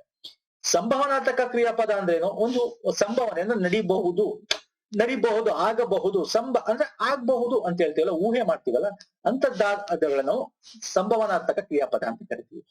ಉದಾಹರಣೆ ಈಗ ನೋಡಿ, ಹೋದಾನು ಅಂದ್ರೆ ಹೋಗಬಹುದು ಅಂತ ಅರ್ಥ. ಅಲ್ಲಿಗೆ ಬಂದಾಳು, ಬರಬಹುದು, ಅವಳು ಇಂದು ಬಂದಾಳು ಅಂದ್ರೆ ಬಂದಾಳು ಅಂದ್ರೆ ಬರ್ತಾಳೆ ಅಂತ ಅಲ್ಲ ಅರ್ಥ, ಒಂದು ಊಹೆ. ಬರ್ಬೋದು ಇವತ್ತು, ಮೊನ್ನೆ ಅಲ್ಲಿಂದ ಹೊರಟಿದೆ, ಈಗ ನಾವು ಏನಾದ್ರು ಬುಕ್ ಮಾಡಿರ್ತೀವಿ, ಇವತ್ತು ಕೊರಿಯರ್ ಬರಬಹುದು ಅಂತ ಏನಿರ್ತೀವಿ, ಬಂದಾದು ಅಂತ ಕರಿಬಹುದು. ನಡೆದೇನು, ನಡೆದೀರಿ ಅಂತ ಹೇಳ್ತಕ್ಕಂಥದ್ದು, ನಡೆದಾರು ಅಂದ್ರೆ ಇವತ್ತು ಆಗ್ಬಹುದು ಅಂತ ಹೇಳ್ತಕ್ಕಂಥದ್ದನ್ನ ಸಂಭವನಾರ್ಥಕ ಅಂತ ಕರಿತೀವಿ. ಸಿಂಪಲ್ ಆಗಿ ತಿಳ್ಕೊಳ್ಳಿ. ಈ ತರ ನಿಮಗೆ ಕ್ರಿಯಾಪದ ವಿಧಗಳಲ್ಲಿ ನೀವು ಕೇಳ್ಬೇಕಾರೆ ಅವನು ಈ ತರ ಹೋದಾನು ಬಂದನು ಅಂದ್ರೆ ಊಹೆ ಸಂಶಯದಲ್ಲಿ ನಡೀತಕ್ಕಂಥದ್ದು ಬಂದ್ರೆ ಅದು ಸಂಭವನಾರ್ಥಕ. ಅದೇ ಅದನ್ನ ಮಾಡಕ್ಕಾಗಲ್ಲ, ನೆಗೆಟಿವ್ ಅಂದ್ರೆ ನಿಷೇಧ ಅರ್ಥಕ ಸೂಚಿಸ್ತಕ್ಕಂಥ ಪದ ಬಂದ್ರೆ ನಿಷೇಧಾರ್ಥಕ ಕ್ರಿಯಾಪದ. ಅದೇ ನಡೆಯುತ್ತೆ, ವಿಜ್ಞಾಪನೆ ಅಪ್ಪಣೆ ಮಾಡ್ತಾ ಇದೀವಿ, ಮಾಡಲಿ, ನೋಡಲಿ, ಮಾಡಿರಿ, ನೋಡೋಣ ಅಂತ ಬಂದ್ರೆ ಅದು ವಿದ್ಯಾರ್ಥಕ ಕ್ರಿಯಾಪದ. ಇಷ್ಟು ತಿಳ್ಕೊಂಡು ಸಾಕು ಸ್ನೇಹಿತರೆ. ಇದು ಕರ್ತರಿ ಕರ್ಮಣಿ ಪ್ರಯೋಗ ಬಗ್ಗೆ ಮಾತಾಡೋಣ. ಸರ್, ಕರ್ತರಿ ಕರ್ಮಣಿ ಪ್ರಯೋಗಗಳ ಬಗ್ಗೆ ಮಾತಾಡೋದಾದ್ರೆ ಅಗೇನ್ ಇಲ್ಲಿ ಒಂದು ಕರ್ತೃ ಕರ್ಮ ಕ್ರಿಯೆ ಇರತ್ತೆ ಅಂತ ತಿಳ್ಕೊಳ್ಳಿ. ಇಲ್ಲಿ ಏನಾಗುತ್ತೆ, ಕರ್ತರಿ ಅಂದ್ರೆ ಸಿಂಪಲ್ ಆಗಿ ತಿಳ್ಕೊಳ್ಳಿ. ಇಲ್ಲಿ ಎರಡು ಇಂಪಾರ್ಟೆಂಟ್ ಆಗುತ್ತೆ, ಯಾಕಂದ್ರೆ ಲಾಸ್ಟ್ 2019 ಎಕ್ಸಾಮ್ ಅಲ್ಲೂ ಕೂಡ ಇದ್ರ ಬಗ್ಗೆ ಕೇಳ್ತಾ, 2019 ಎಕ್ಸಾಮ್ ಅಲ್ಲೂ ಕೂಡ ಇದ್ರ ಬಗ್ಗೆ ಬಂದಿತ್ತು. ಏನ್ ಬಂದಿತ್ತು ಅಂತ ನಾನು ನಿಮಗೆ ಹೇಳ್ತಾ ಹೋಗ್ತೇನೆ. ಇಲ್ಲಿ ನೋಡಿ, ಕರ್ತರಿ ಪ್ರಯೋಗ ಅಂದ್ರೆ ವಾಕ್ಯದಲ್ಲಿ ಕರ್ತೃ ಕರ್ಮ ಪದಗಳ ವ್ಯವಸ್ಥಿತ ಕ್ರಮ ತೋರುತ್ತದೆ. ಕರ್ತೃ ಪದವನ್ನು ಅನುಸರಿಸಿ ಕ್ರಿಯಾಪದವು ಉಪಯೋಗಿಸಲ್ಪಟ್ಟರೆ ಅದನ್ನು ಕರ್ತರಿ ಪ್ರಯೋಗ ಅಂತ ಹೇಳ್ತೀವಿ. ಅಂದ್ರೆ ಕರ್ತೃ ಕರ್ಮ ಕ್ರಿಯೆ ಹೆಂಗೆ ಇರುತ್ತೆ ಡೈರೆಕ್ಟ್ ಆಗಿ, ಕರ್ತೃ ಕರ್ಮ ಕ್ರಿಯೆ ನೋಡಿ, ಶಂಕರನು ಕರ್ತೃ ಕೆಲಸವನ್ನು ಕರ್ಮ ಮಾಡಿದನು ಕ್ರಿಯೆ ಅಲ್ವಾ ಸರ್, ಹಿಂಗೆ. ಇಲ್ಲಿ ಇಂಪಾರ್ಟೆಂಟ್ ಏನು ಅಂದ್ರೆ ಕರ್ತರಿ ಪ್ರಯೋಗದಲ್ಲಿ ಕರ್ತೃ ಪದವು ಪ್ರಥಮ ವಿಭಕ್ತಿಯಲ್ಲಿಯೂ, ವೆರಿ ಇಂಪಾರ್ಟೆಂಟ್ ಸರ್, ಕರ್ಮ ಪದವು ದ್ವಿತೀಯ ವಿಭಕ್ತಿಯಲ್ಲಿಯೂ, ಉ ಅನ್ನು, ಈಗ ನೋಡಿ ಪ್ರಥಮ ವಿಭಕ್ತಿ ಉ ಅನ್ನು, ಇಂದ, ಗೆ, ಇಕೆ ಅಲ್ವಾ, ದೆಸೆಯಿಂದ ಹಿಂಗೆಲ್ಲ ಬರಿತೀವಲ್ಲ ಸರ್. ಈಗ ಹೂ ಅಂತಕ್ಕಂಥ ಪ್ರಥಮ, ಇಲ್ಲಿ ಕವಿ ಯು ಹೂ ಅಂತಿದೆ, ಶಂಕರನು ಹೂ ಅಂತ ಬರುತ್ತೆ ಲಾಸ್ಟ್ ಅಲ್ಲಿ ಎಲ್ಲ ಉಚ್ಚಾರಣೆ. ಸೊ ಇದನ್ನ ಎಕ್ಸಾಮ್ ಅಲ್ಲಿ ಕೇಳಿತ.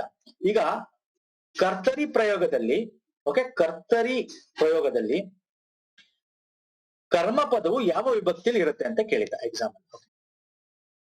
ಇದನ್ನು ಕೇಳ್ಬೋದು. ಕರ್ತರಿ ಪ್ರಯೋಗದಲ್ಲಿ ಕರ್ತೃ ಯಾವದಲ್ಲಿರುತ್ತೆ, ಕರ್ಮ ಯಾವದಲ್ಲಿರುತ್ತೆ. ಕರ್ತೃ ಪ್ರಥಮ ವಿಭಕ್ತಿಯಲ್ಲಿಯೂ ಓಕೆ, ಕರ್ಮ ಪದ ಇದು ಕಾವ್ಯ ಕೆಲಸ ಅಂತಕ್ಕಂಥದ್ದು ಕರ್ಮ ಪದ, ಅದು ದ್ವಿತೀಯ ವಿಭಕ್ತಿಯಲ್ಲಿಯೂ ಇರುತ್ತದೆ. ಇದು ವೆರಿ ಇಂಪಾರ್ಟೆಂಟ್ ಪಾಯಿಂಟ್. ನೀವು ಓದಿರ್ತೀರಾ ಸರ್, ನೀವು ಇದನ್ನ ಬಗ್ಗೆ ನೆಗ್ಲೆಕ್ಟ್ ಮಾಡಿರ್ತೀರಾ, ಇದನ್ನೇ ಎಕ್ಸಾಮ್ ಅಲ್ಲಿ ಕೇಳೋದು. ಓಕೆ, ಇನ್ನು ಕರ್ಮಣಿ ಪ್ರಯೋಗದಲ್ಲಿ ಅಂದ್ರೆ ಅಲ್ಪಡು ಸೇರ್ತಾ ಹೋಗುತ್ತೆ, ಅಂದ್ರೆ ಸಕರ್ಮಕ ಧಾತುಗಳ ಮೇಲೆ ಅಲ್ಪಡು ಅಂತಕ್ಕಂಥದ್ದು ಪ್ರತ್ಯಯ ಸೇರ್ತಾ ಹೋಗುತ್ತೆ. ಅಂದ್ರೆ ಈಗ ಇದನ್ನೇ ನಾವು ಈಗ ನೋಡಿ, ಫಾರ್ ಎಕ್ಸಾಂಪಲ್ ಮಕ್ಕಳು ಪುಸ್ತಕವನ್ನು ಓದಿದರು ಬೇರೆ, ಓಕೆ, ಮಕ್ಕಳಿಂದ ಪುಸ್ತಕ ಓದಲ್ಪಟ್ಟಿತ್ತು ಅಂದ್ರೆ ಅಲ್ಪಡು, ಪಟ್ಟಿತ್ತು, ಅಲ್ಪಡು ಅಂದ್ರೆ ಮನುಷ್ಯನಿಂದ ಚಂದ್ರನು ಕಾಣಲ್ಪಟ್ಟನು ಅಂದ್ರೆ ಅಲ್ಪಡು ಅಂತಂದ್ರೆ ಈಗ ಓದಲ್ಪಡುವುದು, ಕಾಣಲ್ಪಡುವುದು ಅಂತ ಬರುತ್ತಲ್ಲ, ಇದನ್ನ ಅಲ್ಪಡು ಅಂತ ಕರಿತೀವಿ. ಸೊ ಇಲ್ಲಿ ಇನ್ನೊಂದು ಇಂಪಾರ್ಟೆಂಟ್ ಏನಾಗುತ್ತೆ ಅಂದ್ರೆ ಕರ್ಮಣಿ ಪ್ರಯೋಗದಲ್ಲಿ ಏನಾಗುತ್ತೆ, ಇದು ವೆರಿ ಇಂಪಾರ್ಟೆಂಟ್. ಕರ್ಮಣಿ ಪ್ರಯೋಗದಲ್ಲಿ ಕರ್ತೃ ಪದ ತೃತೀಯ ವಿಭಕ್ತಿಯಲ್ಲಿ ಇರುತ್ತೆ ನೋಡಿ, ವೆರಿ ಇಂಪಾರ್ಟೆಂಟ್. ಕರ್ತೃ ಪದ ಅಂದ್ರೆ ಇಂದ, ಓಕೆ, ಮಕ್ಕಳಿಂದ, ಮನುಷ್ಯನಿಂದ, ಸೀತೆಯಿಂದ, ಇದನ್ನ ಎಕ್ಸಾಮ್ ಅಲ್ಲಿ ಬರುತ್ತೆ. ನೋಡಿದ್ರ, ಇದನ್ನ ನೀವು ನೆಗ್ಲೆಕ್ಟ್ ಮಾಡಿರ್ತೀರಾ, ಇದನ್ನ ಎಕ್ಸಾಮ್ ಅಲ್ಲಿ ಕೇಳಿದ ಕೂಡ. ಸೊ ಕರ್ತರಿ ಪ್ರಯೋಗದಲ್ಲಿ ನಮ್ಗೆ ಕರ್ತೃ ಪದ ಯಾವಾಗ್ಲೂ ಯಾವ್ದ್ರಲ್ಲಿರುತ್ತೆ, ತೃತೀಯ ವಿಭಕ್ತಿಯಲ್ಲಿ ಇರುತ್ತೆ. ಇದು ಯಾವ್ದು ಸರ್, ಇದು ಒಂದು ಪ್ರಥಮ ಮತ್ತೆ ದ್ವಿತೀಯ. ಇಲ್ಲಿ ತೃತೀಯ ಮತ್ತೆ ಇನ್ನೊಂದು ನಮ್ಮ ಕರ್ಮ ಪದ ಯಾವ್ದ್ರಲ್ಲಿರುತ್ತೆ ಸರ್, ಪ್ರಥಮ. ಓಕೆ, ಇಲ್ಲಿ 1 2 ಆದ್ರೆ ಇಲ್ಲಿ 3 1 ಹಿಂಗೆ ತಿಳ್ಕೊಂಡ್ಬಿಟ್ರೆ ಸಾಕು. ಓಕೆ, ಇಲ್ಲಿ ನೋಡಿ ಸೀತೆಯಿಂದ, ಓಕೆ, ಸೀತೆ ಕರ್ತೃ ಅಲ್ವಾ, ಅದು ತೃತೀಯ ವಿಭಕ್ತಿ ಇದೆ. ಕತೆಯು ಯು ಅಂದ್ರೆ ಹೂ ಬರುತ್ತೆ, ಚಂದ್ರನು ಹೂ ಬರುತ್ತೆ, ಯಾವ್ದು ಪ್ರಥಮ. ಸೊ 3 1 ಇದನ್ನ ವೆರಿ ನೀವು ಇಂಪಾರ್ಟೆಂಟ್ ಆಗಿ ತಿಳ್ಕೊಬೇಕು. ಫೈನ್. ಈಗ ನಿಮ್ಗೆ ಎಕ್ಸಾಮ್ ಅಲ್ಲಿ ಕೇಳ್ಬೋದು, ಶಂಕರನು ಊರನ್ನು ನೋಡಿದನೋ, ಇದನ್ನ ಕರ್ಮಣಿ ಪ್ರಯೋಗದಲ್ಲಿ ಹೆಂಗ್ ಬರ್ತೀವಿ ಅಂದ್ರೆ ಶಂಕರನಿಂದ ಊರು ನೋಡಲ್ಪಟ್ಟಿತ್ತು ಅಂತ ಬರ್ತೀವಿ. ಹಿಂಗೂ ಕೂಡ ಕೇಳ್ತಾನೆ. ಒಂದು ನಿಮ್ಗೆ ವಾಕ್ಯ ಕೊಟ್ಬಿಟ್ಟು 4 ವಾಕ್ಯಗಳನ್ನ ಆಪ್ಷನ್ ಅಲ್ಲಿ ಕೊಟ್ಬಿಟ್ಟು ಏನ್ ಮಾಡ್ತಾನೆ, ಇದನ್ನ ನಿಮ್ಗೆ ಈಗ ಈ ವಾಕ್ಯ ಕೊಡ್ತಾನೆ, ಇದರ ಕರ್ಮಣಿ ಪ್ರಯೋಗವನ್ನು ಆಯ್ಕೆ ಮಾಡಿ ಅಂತ ಕೆಳಗಡೆ ಆಪ್ಷನ್ ಅನ್ನು ಕೊಡಬಹುದು. ಹಿಂಗೂ ಕೂಡ ಬರ್ಬೋದು ಎಕ್ಸಾಮ್ ಅಲ್ಲಿ. ಶಂಕರನಿಂದ ಊರು ನೋಡಲ್ಪಟ್ಟಿತು, ಶಂಕರನು ಊರು ನೋಡಲ್ಪಟ್ಟನು, ತೆಗೆದಾಕ್ ಕೊಡ್ತಾರೆ, ನೋಡಲ್ಪಟ್ಟನು, ಹಿಂಗೆಲ್ಲಾ ಕೇಳ್ತಾ ಹೋಗ್ತಾರೆ. ಸೊ ಅದರಿಂದ ಶಂಕರನಿಂದ ನಿಮ್ಗೆ ಇಲ್ಲಿ ವಿಭಕ್ತಿ ಪ್ರತ್ಯಯ ಯಾವ್ದು ಬರುತ್ತೆ ಅಂತ ತಿಳ್ಕೊಂಡ್ಬಿಟ್ರೆ ನಿಮ್ಗೆ ಆಟೋಮೆಟಿಕ್ ಆಗುತ್ತೆ. ಇಲ್ಲಿ ಕರ್ತರಿಕ್ ಪ್ರಯೋಗದಲ್ಲಿ ಇದು ಪ್ರಥಮ, ಇದು ದ್ವಿತೀಯದಲ್ಲಿ ಇದೆ. ಕರ್ಮಣಿ ಪ್ರಯೋಗದಲ್ಲಿ ಕರ್ತೃ ತೃತೀಯದಲ್ಲಿರುತ್ತೆ. ಇದು ಏನಾಗುತ್ತೆ, ಕರ್ಮಣಿ ಪ್ರಯೋಗದಲ್ಲಿ ನಮ್ಗೆ ಕರ್ಮ ಪದ ಪ್ರಥಮ ವಿಭಕ್ತಿ ಇರುತ್ತೆ. ನೋಡಿದ್ರೆ ಸಿಂಪಲ್, ಹಿಂಗೆ ತಿಳ್ಕೊಂಡ್ಬಿಟ್ರೆ ಆಗೋಯ್ತು, ನಿಮ್ಗೆ ಆರಾಮಾಗಿ ಬರೀಬಹುದು. ಇನ್ನು ನಾನು ಕ್ರಿಯಾಪದದ ಬಗ್ಗೆ ಏನ್ ನಾನು ಮಾಡಿದ್ರೆ ಅದು ಸಮ್ಮರಿ ಇಲ್ಲಿದೆ ನೋಡಿ. ಅಂದ್ರೆ ವಿದ್ಯಾರ್ಥಕ ಕ್ರಿಯಾಪದ ಆದ್ರೆ ಮಾಡಲಿ ತಿನ್ನಲಿ ಆಜ್ಞೆ ಆರೈಕೆ ಅಪ್ಪಣೆ ಬಗ್ಗೆ ಸೂಚಿಸುತ್ತೆ. ನಿಷೇಧಾರ್ಥಕ ಆದ್ರೆ ಅದು ನಡೆಯುವುದಿಲ್ಲ ಅಂತಕ್ಕಂಥ ಸೂಚಿಸುತ್ತೆ. ಸಂಭವನಾರ್ಥಕ ಆದ್ರೆ ಕ್ರಿಯೆ ನಡೆಯುವುದು ಸಂಶಯ ಊಹೆ ಸೂಚಿಸುತ್ತೆ. ಓಕೆ, ಇನ್ನು ಕಾಲಗಳ ಬಗ್ಗೆ ನೋಡೋದಾದ್ರೆ ನಾನು ಹೇಳಿದ ಭೂತಕಾಲ ವರ್ತಮಾನ ಇದು ನಿಮ್ಗೆ ಗೊತ್ತಿರುತ್ತೆ, ಈಸಿ ಫೈನ್. ಇನ್ನು ಲಿಂಗ ಸರ್, ಲಿಂಗ ಆಕ್ಚುಲಿ ಈಸಿ. ಅದು ನೀವು ಪುಲ್ಲಿಂಗ ಸ್ತ್ರೀಲಿಂಗ ನಪುಂಸಕಲಿಂಗ ನೋಡಿರ್ತೀರಾ. ಬಟ್ ಇಷ್ಟೇ ಅಲ್ಲ, ಇದ್ರಲ್ಲಿ ಲಿಂಗದಲ್ಲಿ ಪುನ್ನಪುಂಸಲಿಂಗ, ಓಕೆ, ಸ್ತ್ರೀ ನಪುಂಸಕ ಲಿಂಗ, ಈ ತರ ಎಲ್ಲ ಬರ್ತಾ ಹೋಗುತ್ತೆ. ಲಿಂಗ ಅಂತಂದ್ರೆ ಒಂದು ನಾಮ ಪ್ರಕೃತಿ ಯಾವ ಜಾತಿಗೆ ಸೇರಿದೆ ಅಂತಕ್ಕಂಥದ್ದು ಹೇಳೋಣ ಲಿಂಗ ಅಂತ ಕರಿತೀವಿ ಸರ್. ಲಿಂಗದ ವಿಧಗಳು ನೋಡಿದ್ರೆ ಪುಲ್ಲಿಂಗ, ಸ್ತ್ರೀಲಿಂಗ, ನಪುಂಸಲಿಂಗ, ಇದು ನಿಮ್ಗೆ ಗೊತ್ತಿದೆ. ಪುರುಷ ನಿಕೃತಿ ಹೇಳುವ ಶಬ್ದಗಳೇ ಏನಾಗುತ್ತೆ ಸರ್, ಪುಲ್ಲಿಂಗ ಅಂತಕ್ಕಂಥದ್ದು. ಇದು ಈಸಿ, ಇದು ನಿಮ್ಗೆ ಬೇಗ ಬೇಗ ಹೋಗೋಣ. ಇಲ್ಲಿ ಉದಾಹರಣೆಗೆ ನೋಡಿದ್ರೆ ತಂದೆ, ಅರಸ, ಹುಡುಗ, ಇದೆಲ್ಲ ಪುಲ್ಲಿಂಗ. ಸ್ತ್ರೀಲಿಂಗ ಗೊತ್ತಿದೆ, ಸ್ತ್ರೀಯರನ್ನು ಕುರಿತು ಹೇಳುವ ಶಬ್ದಗಳು ಸ್ತ್ರೀಲಿಂಗ. ರಾಣಿ, ರಾಧೆ, ತಾಯಿ, ಅಕ್ಕ, ತಂಗಿ, ಚೆಲುವೆ, ಚಿಕ್ಕಮ್ಮ, ಈ ರೀತಿ. ಇನ್ನು ನಪುಂಸಕ ಲಿಂಗ ಅಂದ್ರೆ ಯಾವ ಶಬ್ದವನ್ನು ಪ್ರಯೋಗ ಮಾಡಿದಾಗ ಹೆಂಗಸು ಗಂಡಸು ಎರಡು ಅಲ್ಲದ ಅರ್ಥ ಸಿಗುತ್ತೆ, ಮನಸ್ಸಿಗೆ ಹೊಳೆಯುವುದು, ಅದನ್ನ ನಪುಂಸಕ ಲಿಂಗ ಅಂತ ಕರಿತೀವಿ. ಎಸ್, ಮನೆ ಆಗಿರ್ಬೋದು, ನೆಲ ಆಗಿರ್ಬೋದು, ಬೆಂಕಿ, ಹೊಲ, ಗದ್ದೆ, ತೋಟ, ಆಕಾಶ, ಬಂಗಾರ, ಇದು ಯಾವ ಒಂದು ಲಿಂಗ ಅಂತ ನಮಗೆ ಗೊತ್ತಿಲ್ಲ, ಇದು ನಪುಂಸಕ ಲಿಂಗ ಅಂತ ಕರಿತೀವಿ. ಅದೇ ಲಿಂಗಗಳ ಅನ್ಯ ವಿಧಗಳು ಕೂಡ ನಾವು ನೋಡ್ತಾ ಹೋಗ್ತೀವಿ. ಪುನ್ನಪುಂಸಕ ಲಿಂಗ ಎಕ್ಸಾಂಪಲ್ ಇಂಥದ್ದೇ ಬರೋದು ಸ್ನೇಹಿತರೆ, ಇಂಥದ್ದೇ ಬರೋದು ಎಕ್ಸಾಮ್ ಅಲ್ಲಿ ಬಂದಿದೆ ಕೂಡ. ಸೊ ಇದನ್ನು ವೆರಿ ಇಂಪಾರ್ಟೆಂಟ್ ಆಗುತ್ತೆ. ಏನು ಪುನ್ನಪುಂಸಕ ಲಿಂಗ ಅಂದ್ರೆ, ಎಲ್ಲ ಗ್ರಹವಾಚಕ ಶಬ್ದಗಳನ್ನು ಪುಲ್ಲಿಂಗ ಹಾಗೂ ನಪುಂಸಕ ಲಿಂಗದಂತೆಯೂ ಪ್ರಯೋಗದಲ್ಲಿ ಬಳಸುತ್ತೇವೆ. ಅಂದ್ರೆ ಪುನ್ನಪುಂಸಕ ಲಿಂಗ ಅಂತಂದ್ರೆ ಪುಲ್ಲಿಂಗ ಮತ್ತು ನಪುಂಸಕಕ್ಕೆ ಎರಡಕ್ಕೂ ಅಪ್ಲಿಕಬಲ್ ಆಗ್ತಾ ಇರುತ್ತೆ. ನಾವು ಓದ್ತಾ ಇದ್ರೆ ಈಗ ಫಾರ್ ಎಕ್ಸಾಂಪಲ್ ಗ್ರಹಗಳಾಗಿರ್ಬೋದು, ಸೂರ್ಯ, ಚಂದ್ರ, ಶನಿ, ಮಂಗಳ ಅಲ್ವಾ, ಇವು ಯಾವಾಗ್ಲೂ ನಾವೇನಂತ ಕರಿತೀವಿ, ಈಗ ಸೂರ್ಯನ ನಾವು ಹುಡುಗಿಗೆ ಇರ್ತೀವಿ, ಸೂರ್ಯ ಅಂತ ಹೆಸರು, ಹುಡುಗನ್ಗೆ ಇರ್ತೀವಿ. ಸೊ ಅದರಿಂದ ಇದು ಪುನ್ನಪುಂಸಕ ಲಿಂಗ. ಆದ್ರೆ ನಮ್ಗೆ ನಿಜವಾಗ್ಲೂ ಸೂರ್ಯ ಒಂದು ಗ್ರಹ ಅಂತ ಗೊತ್ತು, ಸೂರ್ಯ ಗಂಡ ಹೆಣ್ಣ ಅಂತ ಹೇಳಕ್ಕಾಗತ್ತಾ? ಆಗಲ್ಲ, ಅದಕ್ಕೆ ನಪುಂಸಕ ಲಿಂಗ, ಸಿಂಪಲ್. ಈಗ ಚಂದ್ರನು ಮೂಡಿತು, ಇಲ್ಲಿ ಚಂದ್ರ ಅಂತಕ್ಕಂಥದ್ದು ಹೇಗೆ ನಪುಂಸಕ ಲಿಂಗ. ಶನಿಯು ಕಾಡುತ್ತ ನಪುಂಸಕ ಲಿಂಗ, very important sir, very important ಇದು. ಓಕೆ, ಇನ್ನು ಅದೇ ರೀತಿ ಸ್ತ್ರೀ ನಪುಂಸಕ ಲಿಂಗ ಇದೆ. ಸ್ತ್ರೀ ನಪುಂಸಕ ಲಿಂಗ ಅಂದ್ರೆ ಸಿಂಪಲ್, ಇಲ್ಲಿ ದೇವತೆ ಅಂತ ಕರಿಬಹುದು, ಲಕ್ಷ್ಮಿ ಅಂತ, ಇದು ನಾವೇ ಮಾಡ್ಕೊಂಡಿರೋದ. ಲಕ್ಷ್ಮಿ ಫೋಟೋ ನಾವು ನೋಡಿದಿರೋ ಯಾರು, ಸರಸ್ವತಿನ ಯಾರು ಹೋಗಿ ನೋಡಿದೀವ, ನಾವೇ ಮಾಡ್ಕೊಂಡಿರ್ತೀವಿ. ದೇವತೆ ಒಲಿಯಿತು ಅಂತ ಯಾಕೆ ಹೇಳ್ತೀವಿ, ಒಲಿದಳು ಅಂತ ಯಾಕೆ ಹೇಳಲ್ಲ, ಹೇಳ್ತಾರೆ ಒಲಿದಳು ಅಂತ ಕೂಡ. ಆದ್ರೆ ದೇವತೆ ಅಂತಕ್ಕಂಥ ಪದ ಇದೆಯಲ್ಲ, ಇದು ನಮ್ಗೆ ಸ್ತ್ರೀ ನಪುಂಸಕ ಲಿಂಗ ಆಗುತ್ತೆ. ವೆರಿ ಇಂಪಾರ್ಟೆಂಟ್ ಸರ್ ಇದು. ದೇವತೆ ಒಲಿಯಿತು, ದೇವತೆ, ಲಕ್ಷ್ಮಿ, ಸರಸ್ವತಿ, ಇವೆಲ್ಲ ಸ್ತ್ರೀ ನಪುಂಸಕ ಲಿಂಗ ಆಗುತ್ತೆ. ವೆರಿ ವೆರಿ ಇಂಪಾರ್ಟೆಂಟ್, ಇದು ಎಕ್ಸಾಮ್ ಅಲ್ಲಿ ಬರ್ತಕ್ಕಂಥದ್ದು. Okay sir, fine. ನೆಕ್ಸ್ಟ್ ನಿತ್ಯ ನಪುಂಸಕ ಲಿಂಗ ಅಂತ ಕೂಡ ಇದೆ. ಅಂದ್ರೆ ಕೆಲವು ಶಬ್ದಗಳು ಯಾವಾಗೂ ನಪುಂಸಕ ಲಿಂಗದಲ್ಲೇ ಇರುತ್ತೆ. ಅಂದ್ರೆ ನಮ್ಗೆ ಸ್ತ್ರೀಗೂ ಪುರುಷಕ್ಕೂ ಕಂಪೇರ್ ಮಾಡಕ್ಕಾಗಲ್ಲ. ಎಕ್ಸಾಂಪಲ್ ನೋಡೋದ್ರೆ ಶಿಶು, ಮಗು ಹುಟ್ಟಿತು ಅಂತ ಹೇಳ್ತೀವಿ. ಯಾವ ಮಗು? ಇಲ್ಲಿ ಮಗು ಅಂದ ತಕ್ಷಣ ಇಲ್ಲಿ ಮಗುನ ನಪುಂಸಕ ಅಂತ ಹೇಳಕ್ಕಾಗಲ್ಲ. ಮಗು ಅಂತಕ್ಕಂಥದಕ್ಕೆ ಯಾವ್ದಾವ್ದು ಜೆಂಡರ್ ಇರಲ್ಲ. ಆದ್ರೆ ಹೆಣ್ಣು ಮಗು, ಗಂಡು ಮಗು ಅಂದಾಗ ಅದು ಜೆಂಡರ್ ಬರುತ್ತೆ ಅಲ್ವಾ ಸರ್, ಲಿಂಗಗಳು ಬರುತ್ತೆ. ಸೊ ಇಲ್ಲಿ ಮಗು, ಶಿಶು, ಕೂಸು, ದಂಡು, ಜನ ಅನ್ಬೇಕಾದ್ರೆ ಜನ ಅಲ್ಲಿ ಹೆಣ್ಣು ಇರ್ತಾರೆ, ಗಂಡು ಇರ್ತಾರೆ. ಬಟ್ ಯಾವುದೇ ಸ್ಪೆಸಿಫಿಕ್ ಆಗಿ ಹೇಳಕ್ಕಾಗಲ್ಲ. ಈಗ ಸೂರ್ಯ ಅನ್ನ ಗಂಡಿಗೆ ಇರ್ತೀನಿ, ಹೆಣ್ಣಿಗೆ ಇರಲ್ಲ, ಅದಕ್ಕೆ ಪುನ್ನಪುಂಸಕ ಲಿಂಗ ಅಂತೀವಿ. ದೇವತೆ ಅಂದ ತಕ್ಷಣ ಅದು ಒಂದು ಹೆಣ್ಣು ಅಂತ ಗೊತ್ತಾಗುತ್ತೆ. ಆದ್ರೆ ನಾವು ನೋಡಿಲ್ಲ, ಅದು ಇದಿಲ್ಲ, ಅದಕ್ಕೆ ಅದೇನ್ ಹೇಳ್ತೀವಿ ನಾವು, ಸ್ತ್ರೀ ನಪುಂಸಕ ಲಿಂಗ ಅಂತ ಕರಿತೀವಿ. ಅದೇ ರೀತಿ ಇಲ್ಲೇನಾಗುತ್ತೆ, ಶಿಶು, ಕೂಸು, ಮೊಲಗು, ಜನ, ದಂಡು ಇದೆಯಲ್ಲ, ಇವೆಲ್ಲ ಯಾವ್ದಕ್ಕೆ ಉದಾಹರಣೆ? ನಿತ್ಯ ನಪುಂಸಕ ಲಿಂಗ ಉದಾಹರಣೆ. ಸೊ ಇನ್ನು ವಾಚ್ಯ ಲಿಂಗಗಳು ಅಂತ ಬೇರೆ ಬರುತ್ತೆ. ಸೊ ಇದ್ರ ಬಗ್ಗೆ ಅಷ್ಟು ಡೀಟೇಲ್ ಆಗಿ ಬೇಕಾಗಿಲ್ಲ, ಬಟ್ ಒಂದ್ಸಲ ನೋಡ್ಕೊಂಬಿಡಿ ಅಷ್ಟೇ. ಸರ್ವನಾಮ ಗುಣವಾಚಕ ಶಬ್ದಗಳು 3 ಲಿಂಗಗಳಲ್ಲೂ ಪ್ರಯೋಗವಾಗುತ್ತೆ. ಒಂದೊಂದು ಸರ್ವನಾಮ ಗುಣವಾಚಕ ಶಬ್ದಗಳು, ಅದರಿಂದ ಅದನ್ನು ವಾಚ್ಯ ಲಿಂಗಗಳು ಅಂತ ಕರಿತೀವಿ. ಅಂದ್ರೆ ಫಾರ್ ಎಕ್ಸಾಂಪಲ್ ನಾನು ಸರ್ವನಾಮ, ನೀನು ಅಂತಕ್ಕಂಥದ್ದು ಸರ್ವನಾಮ ಅಲ್ವಾ ಸರ್, ಅವರು, ಅವರೆಲ್ಲ ಸರ್ವನಾಮ ಅಲ್ವಾ ಸರ್. ಮತ್ತೆ ಇಲ್ಲಿ ಗುಣ ಹೇಳ್ತಕ್ಕಂಥ ಒಳ್ಳೆಯ, ಕೆಟ್ಟ, ಈ ರೀತಿ ಪದಗಳೇನಿದೆ ಇದು 3 ಲಿಂಗಗಳಲ್ಲೂ ಕೂಡ ಪ್ರಯೋಗವಾಗುತ್ತೆ. ಅದನ್ನ ವಾಕ್ಯ ಲಿಂಗಗಳು ಅಂತ ಕರಿತೀವಿ. ಈಗ ನೀನು ಗಂಡಸು, ಇದು ಪುಲ್ಲಿಂಗ, ನೀನು ಅಂತ. ಓಕೆ, ಕೆಟ್ಟ ಅದೊಂದು ನಿಮ್ಗೆ ಏನಾಗುತ್ತೆ ಸರ್. ಈಗ ಕೆಟ್ಟ ಅನ್ನೋದು ಯಾವ ಪದ ಸರ್? ಇಲ್ಲಿ ನಾವು ನೋಡಿದ್ವಿ. ಕೆಟ್ಟ ಅಂತಕ್ಕಂಥದ್ದು ಯಾವ್ದು? ಇಲ್ಲಿ ಉದಾಹರಣೆ ನೋಡಿದ್ವಲ್ಲ, ಎಲ್ಲಿ ಕೆಟ್ಟ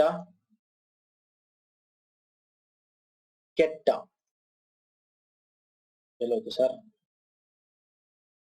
ಇಲ್ಲಿ ನೋ ಇಶ್ಯೂಸ್, ಬನ್ನಿ. ಕೆಟ್ಟ ಹುಡುಗಿ ಅಂದ್ರೆ ಇದೊಂದು ಅವರ ಗುಣ. ಇಲ್ಲಿ ಗುಣ ಹೇಳ್ತಕ್ಕಂಥದ್ದು. ಸೊ ಇಲ್ಲಿ ಏನಾಗುತ್ತೆ, ಸ್ತ್ರೀ, ಹುಡುಗಿ, ಸ್ತ್ರೀ, ಕೆಟ್ಟ ಹುಡುಗಿ ಅಂದಾಗ ಸ್ತ್ರೀಲಿಂಗ ಆಗುತ್ತೆ. ಅಂದ್ರೆ ಅರ್ಥ ವಾಚ್ಯ ಲಿಂಗಗಳು ಅಂದ್ರೆ ಸರ್ವನಾಮ ಗುಣ ವಾಚಕ ಶಬ್ದಗಳು 3 ಲಿಂಗಗಳು ಪ್ರಯೋಗವಾಗುತ್ತೆ. ಅಂದ್ರೆ ಈಗ ಕೆಟ್ಟ ಹುಡುಗಿ, ಕೆಟ್ಟ ಹುಡುಗ ಅಂತ ಬರುತ್ತೆ. ಇವೆಲ್ಲ ಪದಗಳಿದೆಯಲ್ಲ, ನೀನು ಹುಡುಗಂಡಸು ಅಲ್ವಾ, ನೀನು ಹೆಂಗಸು, ನೀನು ಹೆಂಗಸುಗೂ ಕೂಡ ಆಗತ್ತೆ ನೀನು ಅಂತಕ್ಕಂಥದ್ದು. ಈ ನಾನು, ನೀನು, ತಾನು, ಒಳ್ಳೆಯ, ಕೆಟ್ಟ ಇದೆಯಲ್ಲ, ಇದು ವಾಚ್ಯ ಲಿಂಗಗಳು ಅಂತ ಕರಿತೀವಿ. ಓಕೆ, ವೆರಿ ಇಂಪಾರ್ಟೆಂಟ್ ಇದು. ಇದರಲ್ಲಿ ಇನ್ನು ವಿಧಗಳು ಮಾಡಬಹುದು ನಾವು. ಗುಣವಾಚಕ ಶಬ್ದಗಳಲ್ಲಿ ಪುಲ್ಲಿಂಗ ಯಾವುದು, ಸ್ತ್ರೀಲಿಂಗ ಯಾವುದು, ನಪುಂಸಕ ಲಿಂಗ ಯಾವುದು ಅಂತ ತಿಳ್ಕೊಬಹುದು. ಅಂದ್ರೆ ಈಗ ಗುಣವಾಚಕದಲ್ಲಿ ಒಳ್ಳೆಯವನು, ಒಳ್ಳೆಯವಳು, ಒಳಿತು ಅಂತಕ್ಕಂಥದ್ದು ನಪುಂಸಕಲಿಂಗ. ಹೇಗೇನ್ ಗುಣವಾಚಕ ನಪುಂಸಕಲಿಂಗ ಇದು. ಸರ್ವನಾಮ ಶಬ್ದಗಳಲ್ಲಿ ಆದ್ರೆ ಅವನು, ಅವಳು, ಅದು ಅಂತಕ್ಕಂಥದ್ದು ನಪುಂಸಕಲಿಂಗ. ಸೊ ಹಿಂಗೆ ಇದನ್ನ ನಾವು ತುಂಬಾ ಡೀಟೇಲ್ ಆಗಿ ಬೇಡ, ಇಷ್ಟು ತಿಳ್ಕೊಂಡ್ರೆ ಸಾಕು. ಲಿಂಗಗಳಲ್ಲಿ ನಾವು ಪುಂಲಿಂಗ ಸ್ತ್ರೀಲಿಂಗ ಅಂದ್ರೆ ಯಾವುದು, ವಾಚ್ಯಲಿಂಗ ಅಂದ್ರೆ ಯಾವುದು, ನಿತ್ಯ ನಪುಂಸಕ ಲಿಂಗ ಅಂದ್ರೆ ಯಾವುದು, ಓಕೆ, ಸ್ತ್ರೀ ನಪುಂಸಕ ಲಿಂಗ ಅಂದ್ರೆ ಯಾವುದು, ಪುನ್ ನಪುಂಸಕ ಲಿಂಗ ಅಂದ್ರೆ ಯಾವುದು, ಇಷ್ಟು ತಿಳ್ಕೊಂಡ್ರೆ sir that's more than enough. Exam ಅಲ್ಲಿ ಇಷ್ಟಲ್ಲೇ ಬಂದಿರ್ತಕ್ಕಂಥದ್ದು ಕ್ವಶನ್. ಫೈನ್. ಈಗ ತದ್ದಿದಾಂತ ಕೃದಂತಕ್ಕೆ ಬರ್ತೀನಿ sir. Very important exam perspective. ತುಂಬಾ ಜನ ಕನ್ಫ್ಯೂಸ್ ಮಾಡ್ಕೋತಿರೋದ್ನ. ವಾಟ್ ಇಸ್ ತದ್ದಿದಾಂತ? ಸಿ, ನಾಮಪದಗಳಿಗೆ ಬೇರೆ ಬೇರೆ ಅರ್ಥದಲ್ಲಿ ತದ್ದಿತ ಪ್ರತ್ಯಯಗಳು ಸೇರಿ ಆಗೋ ಶಬ್ದಗಳನ್ನ ತದ್ದಿದಾಂತ ಅಂತ ಕರಿತೀವಿ. ಸಿಂಪಲ್ ಆಗಿ ತಿಳ್ಕೊಳ್ಳಿ, ತದ್ದಿದಾಂತ ಅಂದ್ರೆ ನಾಮಪದಕ್ಕೆ ಸಂಬಂಧಪಟ್ಟಿದ್ದು ಅಂತ ಅನ್ಕೊಳ್ಳಿ. ನಾಮಪದ. ಓಕೆ. ಕೃದಂತ ಅಂದ್ರೆ ಏನು? ಕೃದಂತಗೆ ನಮ್ಗೆ ಕ್ರಿಯಾಪದಕ್ಕೆ ಸಂಬಂಧಪಟ್ಟಿದ್ದು ಅಂತ ಇಟ್ಕೊಳ್ಳಿ. ಕ್ರಿಯಾಪದಕ್ಕೆ ಸಂಬಂಧಪಟ್ಟಿದ್ದು ನಮ್ಗೆ ಕೃದಂತ. ಕ್ರೂ ಅಂದ್ರೆ ಕ್ರಿಯಾ ಅಂತ ಅನ್ಕೊಳ್ಳಿ. ಸಿಂಪಲ್ ಆಗಿ ನೆನ್ಪಿಟ್ಕೋಬೋದಾ ಸರ್? ಸಿಂಪಲ್. ಓಕೆ. ನಾಮಪದಗಳ ಮೇಲೆ ಮಾತ್ರ ತದ್ದಿತ ಪ್ರತ್ಯಯಗಳು ಬರುತ್ತೆ ನೋಡಿ. ತದ್ದಿತ ಪ್ರತ್ಯಯಗಳು ಬರ್ತಕ್ಕಂಥದ್ದು. ಈಗ ಹೆಂಗ್ ಗುರ್ಸೋದು? ನಾಮಪದನ ಇಟ್ಕೊಂಡು ಗುರ್ಸ್ಬೋದು. ಇದನ್ನ 3 ವಿಧ ಮಾಡ್ತೀವಿ. ತದ್ದಿತ ನಾಮ, ತದ್ದಿದಾಂತ ಭಾವನಾಮ, ತದ್ದಿದಾಂತ ಅವ್ಯಯ ಅಂತ ಮಾಡ್ತೀವಿ. ಇಲ್ಲಿ ನೋಡಿ, ತದ್ದಿದಾಂತ ನಾಮ ಅಂದ್ರೇನು, ತದ್ದಿದಾಂತ ಭಾವನಾಮ, ತದ್ದಿದಾಂತ ಅವ್ಯಯ ಅಂದ್ರೆ. ಈಗ ತದ್ದಿದಂತ ನಾಮ ಅಂದ್ರೆ ಈಗ ಕನ್ನಡಿಗ, ಗಾರುಡಿಗ, ಗಾ ಅಂತ ಮೋಸಗಾರ, ಮಾಲೆಗಾರ, ಹೀಗೆ ಈ ರೀತಿ ಬರ್ತಕ್ಕಂಥದ್ನ ಅಂದ್ರೆ ಇಲ್ಲಿ ಹೆಂಗ್ ನೆನ್ಪಿಟ್ಕೊಳ್ಳೋದು ಸರ್? ತದ್ದಿದಂತ ನಾಮ ಅಂದ್ರೆ ನಾಮಪದ ಒಬ್ಬ ವ್ಯಕ್ತಿಯ ಬಗ್ಗೆ ಅವನ ಒಂದು ಗುಣವನ್ನು ಹೇಳ್ತಾ ಇರ್ತಕ್ಕಂಥದ್ದು. ಸೊ ಇದನ್ನ ತದ್ದಿದಂತ ನಾಮಪದ ಅಂತ ನೋಡಿ. ತದ್ದಿದಾಂತ ಅಂದ್ರೇನು? ನಾಮಪದ. ಗಾರ ಅಂತ ಸೇರಿಸಿದ್ರೆ ತದ್ದಿದಂತ ನಾಮ ಅನ್ಕೊಂಡ್ಬಿಡಿ, ಅಷ್ಟೇ ಸಿಂಪಲ್. ಇನ್ನು ತದ್ದಿದಂತ ಭಾವನಾಮ ಅಂದ್ರೆ ಭಾವನೆ ಬಗ್ಗೆ ಮಾತಾಡ್ತಿರ್ತದೆ. ಅಂದ್ರೆ ಅವನು ಸಿರಿತನ, ಬಡತನ, ಗೌಡಿಕೆ, ಹೀಗೆ ಅವನು ಬಡತನ, ಸಿರಿತನ ನಾವು ಏನ್ ಮಾಡ್ತಾ ಇದ್ದಾನೆ, ಇಂಥದ್ದನ್ನ ನಾವೇನಂತ ಕರಿತೀವಿ ಸರ್? ತದ್ದಿದಾಂತ ಭಾವನಾಮ ಅಂತ ಕರಿತೀವಿ. ಇನ್ನು ತದ್ದಿತಾಂತ ಅವ್ಯಯ ಅಂತಂದ್ರೇನು? ನಾಮಪದಗಳ ಮುಂದೆ ತನಕ ವರೆಗೆ ಈ ರೀತಿ ಅಂತಂದ್ರೆ ವರೆಗೆ ಮುಂದೆ ಅಂದ್ರೆ ನಾಮಪದ ಜೊತೆಗೆ ಮುಂದೆ ತನಕ ವರೆಗೆ ಅಂತ ಸೇರ್ಕೊಂಡ್ರೆ ಅದನ್ನ ತದ್ದಿತ ಅಂತ ಅವ್ಯಯಗಳು ಸೇರಿದೆ ಅಂತ ಕರಿತೀವಿ. ಅಂದ್ರೆ ಈಗ ಊರ ತನಕ, ಮನೆ ತನಕ, ಹೀಗೆ ಬರ್ತಕ್ಕಂಥದ್ದು.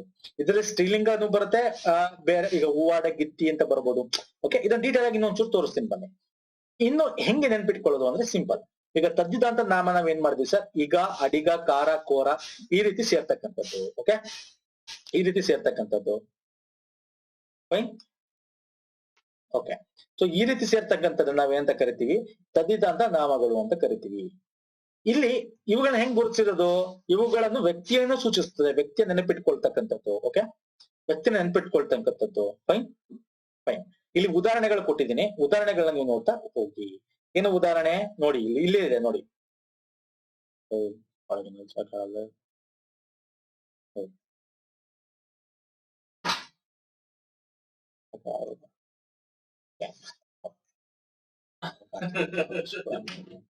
ಸೊ ಇಲ್ಲಿ ಪುಲ್ಲಿಂಗ ಸ್ತ್ರೀಲಿಂಗ ಏನಿದೆ, ಬೆಳೆಗಾರ, ಕೋಲುಕಾರ, ಕನ್ನಡಿಗ, ಸಿರಿವಂತ, ಒಕ್ಕಲಿಗ, ಗಾರ ಅಂತ ಬರ್ತಿದೆಯಲ್ಲ, ಇದನ್ನ ನಾವೇನಂತ ಕರಿತೀವಿ?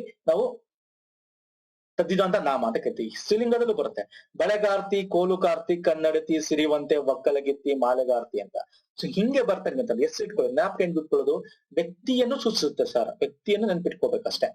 ತದ್ದಿದಾಂತ ಅಂದ್ರೆ ನಾಮಪದ ವ್ಯಕ್ತಿ ಬಗ್ಗೆ ನೆನ್ಪಿಟ್ಕೊಳ್ಳಿ ಅಷ್ಟೇ.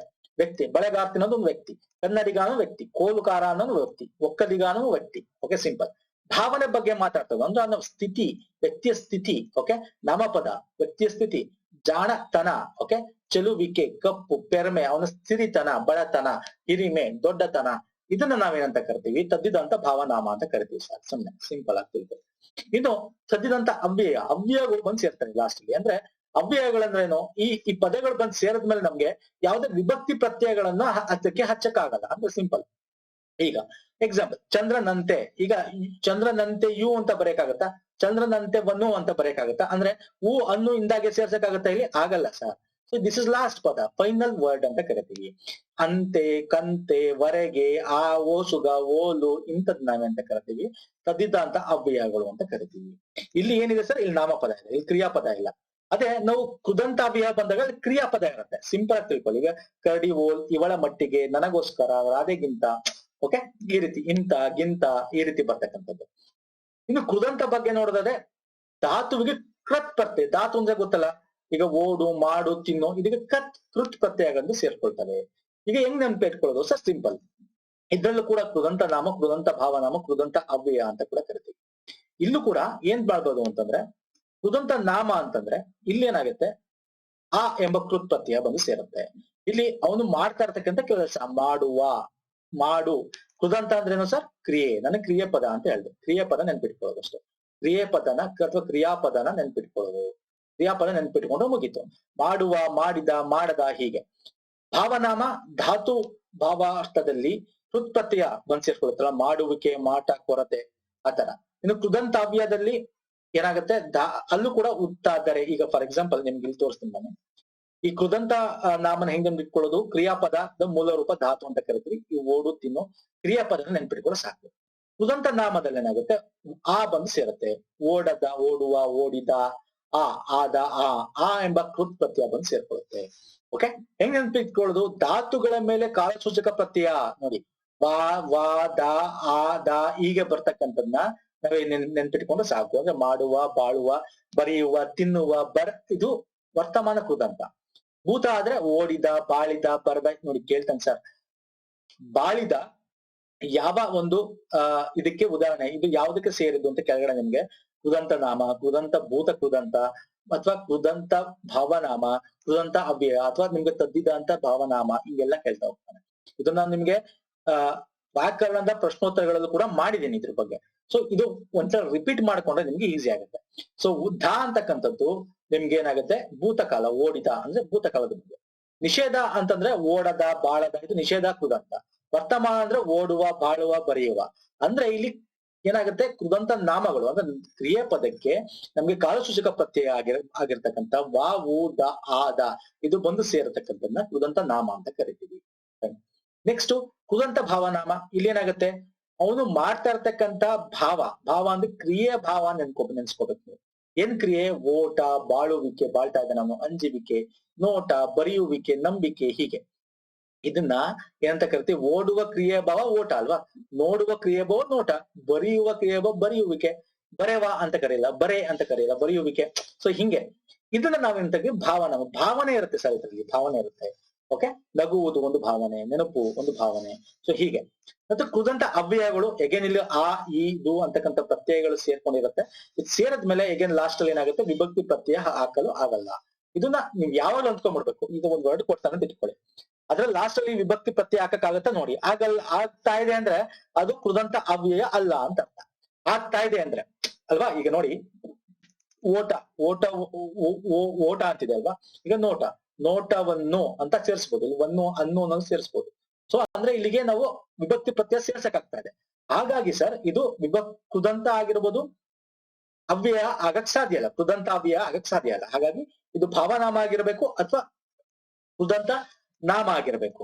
ಸೊ ಹೆಂಗ್ ಕಂಡು ಹಿಡಿತೀರಾ, ಇಲ್ಲಿ ಏನಾಗುತ್ತೆ, ಒಂದು ಆ ಪ್ರತ್ಯಯ ಬರೀ ಸೇರಿದ್ರೆ ಅದೇನಾಗುತ್ತೆ, ಕೃದಂತ ಭಾವನಾಮ ಆಗಲ್ಲ, ನಾಮ ಆಗುತ್ತೆ. ಇಲ್ಲ ಅಂದ್ರೆ ಕೃದಂತ ಭಾವನಾಮ ಆಗುತ್ತೆ. ಸಿಂಪಲ್ ಆಗಿ ನೀವು ತಿಳ್ಕೊತಾ ಹೋಗ್ಬೋದು. ಇನ್ನು ತತ್ಸಮ ತದ್ಭವ ಬಗ್ಗೆ ನೋಡೋದಾದ್ರೆ ಸ್ನೇಹಿತರೆ, ಇದು ಈಸಿ. ಇದ್ರ ಬಗ್ಗೆ ಹೆಚ್ಚು ನಾವು ಮಾಡುವಂತ ಇದು ಜಾಸ್ತಿ ಇರಲ್ಲ. ತತ್ಸಮ ತದ್ಭವ ಇದೆಯಲ್ಲ, ಇದು ತುಂಬಾ ಈಸಿ. ಇದು ಲಾಸ್ಟ್ ಅಲ್ಲಿ ನಾನು ನಿಮ್ಗೆ ಒಂದಷ್ಟು ಉದಾಹರಣೆ ತಗೊಂಡು ಕೂಡ ಎಕ್ಸ್ಪ್ಲೇನ್ ಮಾಡ್ತೀನಿ, ಇವಾಗ ಬೇಡ. ಲಾಸ್ಟ್ ಅಲ್ಲಿ ನಾನು ಈ ವಿಡಿಯೋ ಲಾಸ್ಟ್ ಅಲ್ಲಿ ತತ್ಸಮ ತದ್ಭವನ ಹೇಳ್ತೀನಿ ನಿಮ್ಗೆ.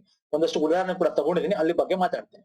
ಇನ್ನು ದ್ವಿರುಕ್ತಿಗಳ ಬಗ್ಗೆ ನೋಡೋದಾದ್ರೆ ಸಿಂಪಲ್, ಇಲ್ಲಿ ಒಟ್ಟಿಗೆ ತಗೊಂಡಿದ್ದೀನಿ. ದ್ವಿರುಕ್ತಿಗೂ ಜೋಡು ನುಡಿಗೂ ಅನುಕರಣವಯ ಒಟ್ಟಿಗೆ ತಗೊಂಡಿದ್ದೀನಿ. ಏನಕ್ಕೆ ಅಂದ್ರೆ ಕನ್ಫ್ಯೂಷನ್ ನಿಮ್ಗೆ ಇದ್ರಲ್ಲೇ ಆಗೋದು, ಯಾಕಂದ್ರೆ ನಿಮ್ಗೆ ಆಪ್ಷನಲ್ ಆಗಿ ಕೊಟ್ಟಿರ್ತಾರೆ. ಈಗ ದ್ವಿರುಕ್ತಿ ಅಂದ್ರೆ ಏನು ಅಂದ್ರೆ ಉಕ್ತಿ ಅಂದ್ರೆ ಏನು, ಸೊ ಎರಡು ಅಂತ ಅರ್ಥ. ಸೊ ಎರಡನ್ನ ರಿಪೀಟೆಡ್ ಆಗಿ ಮಾಡೋದ ದ್ವಿರುಕ್ತಿ ಅಂತ ಕರಿತೀವಿ. ಈಗ ಫಾರ್ ಎಕ್ಸಾಂಪಲ್, ಎರಡು ಪದ ರಿಪೀಟ್ ಆಗ್ಬೇಕು, ಹೌದು ಹೌದು, ನಡೆ ನಡೆ, ನೋಡಿ ಎರಡು ಪದ ರಿಪೀಟ್ ಆಗ್ಬೇಕು, ಅದಕ್ಕೆ ಏನಾಗಿರ್ಬೋದು, ಮೀನಿಂಗ್ ಇರ್ಬೇಕು. ಓಕೆ, ಇದನ್ನ ದ್ವಿರುಕ್ತಿ ಅಂತ ಕರಿತೀವಿ. ಎರಡೆರಡು ಬಾರಿ ಯೂಸ್ ಮಾಡ್ತಕ್ಕಂಥದ್ದು. ಒಂದು ವಿಶೇಷ ಅರ್ಥವನ್ನು ವ್ಯಕ್ತಪಡಿಸುವುದಕ್ಕೆ ಒಂದು ಪದವನ್ನು ಅಥವಾ ಒಂದು ವಾಕ್ಯವನ್ನು ಎರಡೆರಡು ಬಾರಿ ಪ್ರಯೋಗ ಮಾಡೋದಕ್ಕೆ ದ್ವಿರುಕ್ತಿ ಅಂತ ಕರಿತೀವಿ. ಇಲ್ಲಿ ಒಂದು ನೀವೇನ್ ತಿಳ್ಕೊಬೇಕು ಅಂದ್ರೆ, ಈಗ ಹೌದೌದು ಅಂತಿದೆ, ಇಲ್ಲಿ ಹೌದು ಪ್ಲಸ್ ಹೌದು ಸೇರಿ ಹೌದೌದು ಆಗೋದು. ಒಬ್ಬೊಬ್ಬ ಅಂದ್ರೆ ಅರ್ಥ ಏನು, ಒಬ್ಬ ಪ್ಲಸ್ ಒಬ್ಬ ಅಂತ ಅರ್ಥ. ಅಲ್ಲಿಗೆ ನೀವು ಇಲ್ಲಿ ಎರಡು ಒಬ್ಬ ಪ್ಲಸ್ ಒಬ್ಬ ಅಂತ ಬರ್ದಿಲ್ವಲ್ಲ ಸರ್, ಇದು ದ್ವಿರುಕ್ತಿ ಆಗಲ್ಲ ಅನ್ಕೊಂಡ್ಬಿಡ್ಬಿಡಿ. ಓಕೆ, ಬರಿಬೇಕು. ಓಡು ಅಂದ್ರೆ ಓಡು ಅಂತ ಅರ್ಥ. ಓಕೆ, ಇದು ದ್ವಿರುಕ್ತಿ. ಅದೇ ನಿಮ್ಗೆ ಜೋಡು ನುಡಿ ಆದ್ರೆ ಏನಾಗುತ್ತೆ ಅಂದ್ರೆ, ಪ್ರಾಸಕ್ಕೋಸ್ಕರ ನಾವು ಒಂದು ಪದಗಳನ್ನ ಬಳಸ್ತೀವಿ, ಅದನ್ನ ಜೋಡು ನುಡಿ ಅಂತ ಕರಿತೀವಿ. ಈಗ ಅದಕ್ಕೆ ಪ್ರಾಸಕ್ಕೋಸ್ಕರ ಬರೋದು ಮೀನಿಂಗ್ ಇರಬೇಕು ಅಂತೇನಿಲ್ಲ. ಈಗ ಕರಿ ನರೆ ಅಂತಿದೆ, ಬಿಳಿ ಹೊಳೆ, ಇದೆರಡು ಬೇರೆ ಬೇರೆ ಪದ. ಸತಿಪತಿ, ಹಾಲ್ ಜೇನು, ಹಾಲು ಪ್ಲಸ್ ಜೇನು ಅಂತ. ಸೊಪ್ಪು ಸದೆ, ಸದೆ ಅಂತಕ್ಕಂಥದಕ್ಕೆ ಮೀನಿಂಗ್ ಅಷ್ಟಿಲ್ಲ. ಬಟ್ಟೆ ಬರೆಗೆ ಏನ್ ಮೀನಿಂಗ್ ಕೊಡ್ತೀರಾ ಸರ್? ಮಕ್ಕಳು ಮರಿ ಅಲ್ವಾ? ಹುಳು ಉಪ್ಪಡಿ, ಓಕೆ, ಮನೆ ಮಠ, ಹಾಲು ಗೀಲುಗೆ ಏನ್ ಮೀನಿಂಗ್ ಕೊಡ್ತೀರಾ ಸರ್? ಇಲ್ಲ. ಅಂದ್ರೆ ಮೀನಿಂಗ್ ಇರ್ಬೇಕು ಅಂತಿಲ್ಲ, ಪ್ರಾಸಕ್ಕೋಸ್ಕರ ಬರೆಸ್ತೀವಲ್ಲ ಅದನ್ನ ನಾವು, ಅಂದ್ರೆ ಇಲ್ಲಿ ಎರಡು ಪದಗಳು ಬರುತ್ತೆ, ಒಂದೇ ತರ ಎರಡು ಅಲ್ಲ, ಅದು ಬೇರೆ ಬೇರೆ ಪದಗಳು, ಅದನ್ನ ನಾವು ಜೋಡು ನುಡಿ ಅಂತ ಕರಿತೀವಿ. ಇನ್ನು ಅನುಕರಣ ವ್ಯಯಗೆ ಏನ್ ಡಿಫ್ರೆನ್ಸ್ ಅಂದ್ರೆ, ಅವ್ಯಯಗಳಲ್ಲಿ ಇದು ಅನುಕರಣ ವ್ಯಯ ಒಂದು ವಿಧ. ಅವ್ಯಯ ಇದೆಯಲ್ಲ, ನೆಕ್ಸ್ಟ್ ತಗೋತೀನಿ, ಅವ್ಯಯಗಳಲ್ಲಿ ಅನುಕರಣ ವ್ಯಯ ಒಂದು ವಿಧ. ಆದ್ರೆ ಈ ಅನುಕರಣ ವ್ಯಯ ಯಾಕೆ ಇಲ್ಲೇ ತಗೊಂಡೆ ಅಂದ್ರೆ, ನೀವು ಕಂಪೇರಿಟಿವ್ ಓದ್ಬೇಕು. ಜೋಡು ನುಡಿಗೂ ದ್ವಿರುಕ್ತಿಗೂ ಅನುಕರಣ ವ್ಯಯ ಇದು. ಅನುಕರಣ ವ್ಯಯದಲ್ಲಿ ಏನಾಗುತ್ತೆ ಸರ್, ಈ ಶಬ್ದ ಇದೆಯಲ್ಲ, ನಾವು ಒಂದು ಯಾವ್ದಾದ್ರು ಪರಿಸರದಲ್ಲಿ ಆಗ್ತಕ್ಕಂಥ, ಪ್ರಕೃತಿಗಳಾಗ್ತಕ್ಕಂಥ ಶಬ್ದನ ಅನುಸರಿಸಿ ಉಚ್ಚಾರಣೆ ಮಾಡ್ತಕ್ಕಂಥದ್ದು. ಈಗ ಫಾರ್ ಎಕ್ಸಾಂಪಲ್, ಅಕ್ಕಿಗಳು ಗುಜು ಗುಜು ಗುಡ್ತಾ ಇದಾವೆ, ಚಿಲಿಪಿಲಿ ಗುಡ್ತಾ ಇದಾವೆ, ಮತ್ತೆ ನದಿ ಏನಾಗ್ತಾ ಇದೆ, ಹಾವು ಸರಸರ ಹೋಗ್ತಾ ಇದೆ, ಕಾಂಚನ ಜನ ಜನ ಅಂತ ಇದೆ, ಹೀಗೆ ಆ ಒಂದು ಬೆಂಕಿ ದಗ ಉರಿತಾ ಇದೆ. ಸೊ ಅದನ್ನ ಹೆಂಗ್ ಉರಿತಾ ಇದೆ ಅಂತಕ್ಕಂಥದನ್ನ ಅನುಕರಣೆ ಮಾಡ್ತೀವಲ್ಲ, ಅದನ್ನ ನಾವು ಅನುಕರಣ ವ್ಯಯ ಅಂತ ಕರಿತೀವಿ ಸರ್. ಸೊ ಇದಿಷ್ಟು ಮೇನ್ ಡಿಫ್ರೆನ್ಸ್ ಅನುಕರಣ ವ್ಯಯಕ್ಕೂ ಜೋಡು ನುಡಿಗೂ ದ್ವಿರುಕ್ತಿ. ಈ ಮೂರು ತಿಳ್ಕೊಳ್ಳೇಬೇಕು ಸ್ನೇಹಿತರೆ. ಇನ್ನು ವಾಕ್ಯ ಪ್ರಕಾರಗಳಿಗೆ ಬರ್ತೀನಿ ಸರ್. ವಾಕ್ಯ ಪ್ರಕಾರಗಳು ಅಂದ್ರೆ, ನಮ್ಮ ವಾಕ್ಯದಲ್ಲಿ ನಿಮಗೆ ಒಂದಷ್ಟು ಚಿಹ್ನೆಗಳ ಬಗ್ಗೆ ಕೇಳ್ತಾರೆ. ಅಂದ್ರೆ ಒಂದು ಪೂರ್ಣ ಕ್ರಿಯಾಪದದೊಂದಿಗೆ ಸ್ವತಂತ್ರವಾಗಿ ವಾಕ್ಯವನ್ನು ಸಾಮಾನ್ಯ ವಾಕ್ಯ ಅಂತ ಕರಿತೀವಿ. ಓಕೆ, ಈಗ ಫಾರ್ ಎಕ್ಸಾಂಪಲ್, ಕಾರವಾರದಲ್ಲಿ ಮಲೇರಿಯಾ ವ್ಯಾಪಕವಾಗಿ ಹಬ್ಬಿತ್ತು. ಕಾರವಾರದಲ್ಲಿ ಉದ್ಯೋಗಿಯಾಗಿದ್ದ ವಿಶ್ವೇಶ್ವರ ಪಾಠಕ್ ಮಲೇರಿಯಾದಿಂದ ಬಳಲಿದರು. ವಿಶ್ವೇಶ್ವರ ಪಾಠಕ್ ಬೆಂಗಳೂರಿಗೆ ವರ್ಗಾವಣೆ ಮಾಡಲಾಯಿತು. ನೋಡಿ, ಇದೆಲ್ಲ ಬೇರೆ ಬೇರೆ ಒಂದು ವಾಕ್ಯಗಳು, ಒಂದು ಪೂರ್ಣ ವಾಕ್ಯಗಳು. ಇಲ್ಲಿ ಸ್ವತಂತ್ರ ವಾಕ್ಯಗಳಾಗಿ ನಿಲ್ಲಬಲ್ಲ ಅನೇಕ ಉಪವಾಕ್ಯಗಳೊಡನೆ ಒಂದು ಪೂರ್ವಾಭಿಪ್ರಾಯದ ವಾಕ್ಯವಾಗಿದ್ದರೆ ಅದು ಸಂಯೋಜಿತ ವಾಕ್ಯ. ಕೇಳಿದನ್ ಸರ್ ಎಕ್ಸಾಂಪಲ್. ಇದು ಪೂರ್ಣ ಕ್ರಿಯೆ, ಇದು ಯಾವ್ದಿದು? ಸ್ವತಂತ್ರ ವಾಕ್ಯ. ಇದೊಂದು ಸ್ವತಂತ್ರ ವಾಕ್ಯ, ಇದೊಂದು ಸ್ವತಂತ್ರ ವಾಕ್ಯ, ಇದೊಂದು ಸ್ವತಂತ್ರ ವಾಕ್ಯ. ಅದೇ ಈ ಮೂರನ್ನು ಒಟ್ಟಿಗೆ ಮಾಡಿದ್ರೆ, ಈಗ ನೋಡಿ, ಕಾರವಾರದಲ್ಲಿ ಮಲೇರಿಯಾ ವ್ಯಾಪಕವಾಗಿ ಹಬ್ಬಿತ್ತು, ಆದ್ದರಿಂದ ವೀರೇಶ್ವರ ಪಾಠಕ್ ಅವರು ಮಲೇರಿಯಾದೊಂದಿಗೆ ಬಳಲಬೇಕಾಯಿತು. ಈ ಕಾರಣದಿಂದ ಅವರನ್ನು ಅಲ್ಲಿಂದ ವರ್ಗಾಯಿಸಲಾಯಿತು. ಅಂದ್ರೆ ಈ ಮೂರನ್ನು ಒಟ್ಟಿಗೆ ಸೇರಿಸಿ ಬರ್ಸ್ಬಿಟ್ವಿ. ಓಕೆ, ಇಲ್ಲಿ ಏನ್ ಚಿಹ್ನೆ? ಸೆಮಿಕೋಲನ್ ಚಿಹ್ನೆ ಯೂಸ್ ಮಾಡ್ತೀವಿ. ಇದೇನೋ ಅಂತ ಹೇಳ್ತೀನಿ ಮುಂದೆ. ಓಕೆ, ಇಲ್ಲಿ ಏನಾಗ್ತದೆ, ಇದನ್ನ ನಾವು ಸಂಯೋಜಿತ ವಾಕ್ಯ ಅಂತ ಕರಿತೀವಿ. ಎಕ್ಸಾಮ್ ಅಲ್ಲಿ ಕೇಳಿದ ಸರ್, ವಾಕ್ಯ ಪುರಗಳು ನೆಗ್ಲೆಕ್ಟ್ ಮಾಡ್ತಾ, ಅಯ್ಯೋ ಗೊತ್ತಲ್ಲ, ಗೊತ್ತಿದ್ರು ಕೂಡ ಇದಕ್ಕೆ ಏನಂತ ಕರಿತೀವಿ? ಓಕೆ, ಈ ಒಂದು ವಾಕ್ಯಗೆ ನಾವು ಸ್ವತಂತ್ರ ವಾಕ್ಯ ಅಂತ ಕರಿತೀವಿ. ಈ ಮೂರು ಸೇರಿಸಿ ಬರ್ದಿರೋದಕ್ಕೆ ಸಂಯೋಜಿತ ವಾಕ್ಯ ಅಂತ ಕರಿತೀವಿ. ಈ ಆತರ ವಾಕ್ಯ ಕೊಟ್ಬಿಟ್ಟು ನೀವು ಆಪ್ಷನ್ ಅಲ್ಲಿ ಕೊಡ್ತಾನೆ, ಓಕೆ, ಇದು ಯಾವ ವಾಕ್ಯ ಹೇಳಿ ಅಂತ. ಸೊ ಅದಕ್ಕೆ ಇದು ಇಂಪಾರ್ಟೆಂಟ್ ಆಗುತ್ತೆ. ಅದೇ ರೀತಿ ಒಂದು ಅಥವಾ ಅನೇಕ ವಾಕ್ಯಗಳು ಒಂದು ಪ್ರಧಾನ ಅಧೀನಗಳಾಗಿದ್ದರೆ ಅಂತಹ ವಾಕ್ಯಗಳನ್ನು ಮಿಶ್ರ ವಾಕ್ಯ ಅಂತ ಕರಿತೀವಿ. ವೆರಿ ಇಂಪಾರ್ಟೆಂಟ್ ಇದು ಕೂಡ. ಅಂದ್ರೆ ಏನು ಅಂದ್ರೆ, ಈಗ ಫಾರ್ ಎಕ್ಸಾಂಪಲ್, ಏನಾದರೂ ಮಾಡಿ ಭಾರತದಲ್ಲಿ ಮೋಟಾರ್ ಕಾರ್ಖಾನೆಯನ್ನು ಸ್ಥಾಪಿಸಲು ವಿಶ್ವೇಶ್ವರಯ್ಯನವರು ನಿರ್ಧರಿಸಿದಾದರೂ ಅವರ ನಿರ್ಧಾರಕ್ಕೆ ಬ್ರಿಟಿಷ್ ಸರ್ಕಾರ ಒಪ್ಪಣೆ ದೊರಕಲಿಲ್ಲವೆಂಬ ವಿಷಯ ತಿಳಿದಾಗ ಅವರು ಬಹುವಾಗಿ ಮರುಗಿದ್ದರು. ಇಲ್ಲಿ ನೋಡಿ, ಇಲ್ಲಿ ಇಷ್ಟೊಂದಿದೆ, ಇದು ಮಿಶ್ರ ವಾಕ್ಯ. ಇಲ್ಲಿ ಯಾವುದೇ ಸೆಮಿಕೋಲನ್ ಹಾಕಿಲ್ಲ, ಸಂಯೋಜಿತ ವಾಕ್ಯ ಅಲ್ಲ, ಇದು ಕಂಟಿನ್ಯೂಸ್ ಒಂದು ವಾಕ್ಯ ಇದೆ. ಓಕೆ, ಕಂಟಿನ್ಯೂಸ್ ಸಂಪೂರ್ಣ ವಾಕ್ಯ ಇದೆ. ಆದ್ರೆ ಇಲ್ಲಿ ಒಂದೇ ಇಲ್ಲ, ಇಲ್ಲಿ ಎಷ್ಟೊಂದು ಒಂದು ಕರ್ತು ಕರ್ಮ ಕ್ರಿಯೆ ಎಲ್ಲ ಸೇರಿಸ್ಕೊಂಡು ಹೋಗಿದ್ವಿ. ಅದಕ್ಕೆ ಇದೇನಾಗುತ್ತೆ, ಮಿಶ್ರ ವಾಕ್ಯ ಆಗುತ್ತೆ. ಒಂದೇ ಇದ್ರೆ ಅದೇನಾಗ್ತಿತ್ತು, ಸ್ವತಂತ್ರ ವಾಕ್ಯ ಆಗ್ತಿತ್ತು. Okay, simple. ಇಲ್ಲಿ ನೋಡಿ, ಅವರು ಬಹುವಾಗಿ ಮರುಗಿದ್ರು ಅಂತಕ್ಕಂಥದ್ದು ಏನಿದೆಯಲ್ಲ, ಅದು ಪ್ರಧಾನ ವಾಕ್ಯ ಇದ್ರಲ್ಲಿ. ಅಂದ್ರೆ ಯಾಕೆ ಮರುಗಿದ್ರು? ಟೋಟಲ್ ಆಗಿ ಓವರ್ ಆಗಿ ಪ್ರಧಾನ ತೋರಿಸ್ತಾ ಇರೋದು, ಅವ್ರು ಏನ್ ಕ್ರಿಯೆ ಮಾಡಿದ್ರು ಅಂದ್ರೆ ಇದು, ಅವ್ರು ಏನ್ ಮಾಡಿದ್ರು ಅಂದ್ರೆ ತುಂಬಾ ಅವರು ಮರುಗಿದ್ರು, ಇದು ಪ್ರಧಾನ. ಉಪವಾಕ್ಯಗಳೇನಾಯ್ತು ಇದ್ರಲ್ಲಿ? ಏನಾದ್ರೂ ಮಾಡಿ ಭಾರತದಲ್ಲಿ ಮೋಟಾರ್ ಕಾರ್ಖಾನೆ ಸ್ಥಾಪಿಸಿ ವಿಶೇಷ ನಿರ್ಧರಿಸಿದ್ರು. ಅವರ ನಿರ್ಧಾರಕ್ಕೆ ಬ್ರಿಟಿಷ್ ಸರ್ಕಾರ ಅಪ್ಪಣೆ ತೋರಿಲಿಲ್ಲ. ಇದೆಲ್ಲ ಏನಾಗುತ್ತೆ, ಒಂದು ಉಪವಾಕ್ಯಗಳಾಗ್ತಾ ಹೋಗ್ತದೆ. ಸೊ ಇದು ವೆರಿ ಇಂಪಾರ್ಟೆಂಟ್. ಇನ್ನು ಲೇಖನ ಚಿಹ್ನೆಗೆ ಬರ್ತೀನಿ ಸರ್. ವಾಕ್ಯಗಳಲ್ಲಿ ಮೂರು ಪ್ರಕಾರಗಳು ತಿಳ್ಕೊಳ್ಳಿ. ಮಿಶ್ರ ವಾಕ್ಯ ಅಂದ್ರೇನು? ಇಲ್ಲಿ ಯಾವುದೇ ನಿಮ್ಗೆ ಸೆಮಿಕೋಲನ್ ಆಗ್ಲಿ, ಕಾಮ ಆಗ್ಲಿ ಇಲ್ಲ. ಆದ್ರೆ ಇಲ್ಲೇನಾಗಿದೆ, ಒಂದು 2-3 ನಿಮಗೆ ವಾಕ್ಯಗಳು ಜೋಡಣೆ ಆಗಿದೆ ಕಂಟಿನ್ಯೂಸ್ ಆಗಿ. ಸ್ವತಂತ್ರ ವಾಕ್ಯ ಅಂದ್ರೆ ಒಂದು ಸಿಂಪಲ್ ಆಗಿರುತ್ತೆ, ಕರ್ತೃಕ್ರಮ ಕ್ರಿಯೆ ಈ ರೀತಿ ಇರುತ್ತೆ. ಇನ್ನು ಸಂಯೋಜಿತ ವಾಕ್ಯ ಅಂತಂದ್ರೆ ಈ ಎಲ್ಲ 3 ವಾಕ್ಯಗಳು ಜೋಡಣೆ ಮಾಡಿರ್ತೀವಿ. ಈ ರೀತಿ ಒಂದು ನಾವು ಏನಾದ್ರು ಒಂದಷ್ಟು ಚಿಹ್ನೆಗಳನ್ನ ಯೂಸ್ ಮಾಡಿ ಅದನ್ನ ನಾವು ಸಂಯೋಜಿತ ವಾಕ್ಯ ಅಂತ ಕರಿತೀವಿ. Okay sir, fine. ಇನ್ನು ಪೂರ್ಣ ವಿರಾಮ, ಫುಲ್ ಸ್ಟಾಪ್ ಕೊಡೋದಕ್ಕೆ ಪೂರ್ಣ ವಿರಾಮ, ಕೊನೆಗೆ ನಾವು ಏನ್ ಫುಲ್ ಸ್ಟಾಪ್ ಇಡ್ತೀವಿ ಅದು.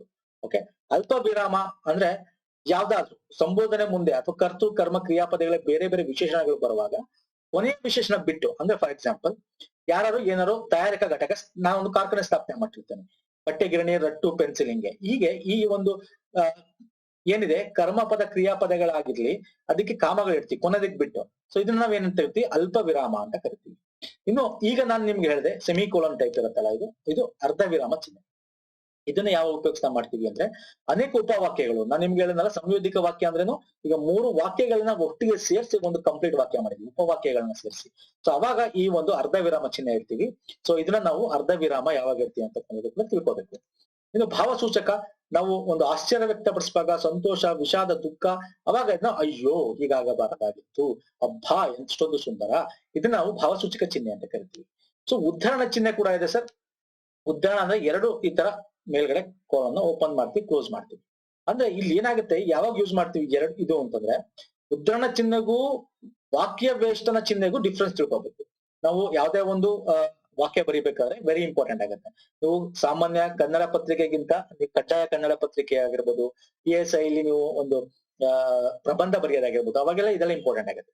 ಅಂದ್ರೆ ಯಾರು ಭಾಷೆ ಹೇಳಿದ್ನ ಯಥಾವತ್ತಾಗ ಹಂಗೆ ಇಳಿಸ್ತಾ ಇದೀವಿ ಅಂದಾಗ ಅದಕ್ಕೆ ನಾವು ಈ ಒಂದು ರೀತಿ ಉದ್ಧರಣ ಚಿಹ್ನೆ ಹಾಕಿ ಓಪನ್ ಮಾಡ್ಬೇಕಾಗುತ್ತೆ. ಈಗ ಫಾರ್ ಎಕ್ಸಾಂಪಲ್, ವಿಶ್ವೇಶ್ವರಯ್ಯನವರು ಹೇಳಿದ ಮಾತನ್ನು ಬರೆಯುವಾಗ ಅಂದ್ರೆ, ಶಿಕ್ಷಣವು ಕೆಲವೇ ಜನ ಸತ್ತಾಗದೆ ಪ್ರಗತಿಪರ ರಾಜ್ಯದಲ್ಲಿ ಎಲ್ಲರ ಆಜನ್ಮ ಸಿದ್ಧ ಹಕ್ಕಾಗಬೇಕು, ಇದು ವಿಶ್ವೇಶ್ವರಯ್ಯ ಹೇಳಿದ್ದು. ಅದಕ್ಕೆ ಓಪನ್ ಮಾಡಿ ಕ್ಲೋಸ್ ಮಾಡಿದೀನಿ ಉದ್ಧರಣ ಚಿಹ್ನೆನ. ಇದನ್ನು ವಿಶ್ವೇಶ್ವರಯ್ಯ ಹೇಳಿದರು ಅಂತ ಸೇರಿಸಬಹುದು ಮುಂದೆ. ಓಕೆ, ಆಮೇಲೆ ಲಾಸ್ಟ್ ಫುಲ್ ಸ್ಟಾಪ್ ಅಲ್ವಾ, ಪೂರ್ಣ ವಿರಾಮ ಇರ್ತಕ್ಕಂಥದ್ದು.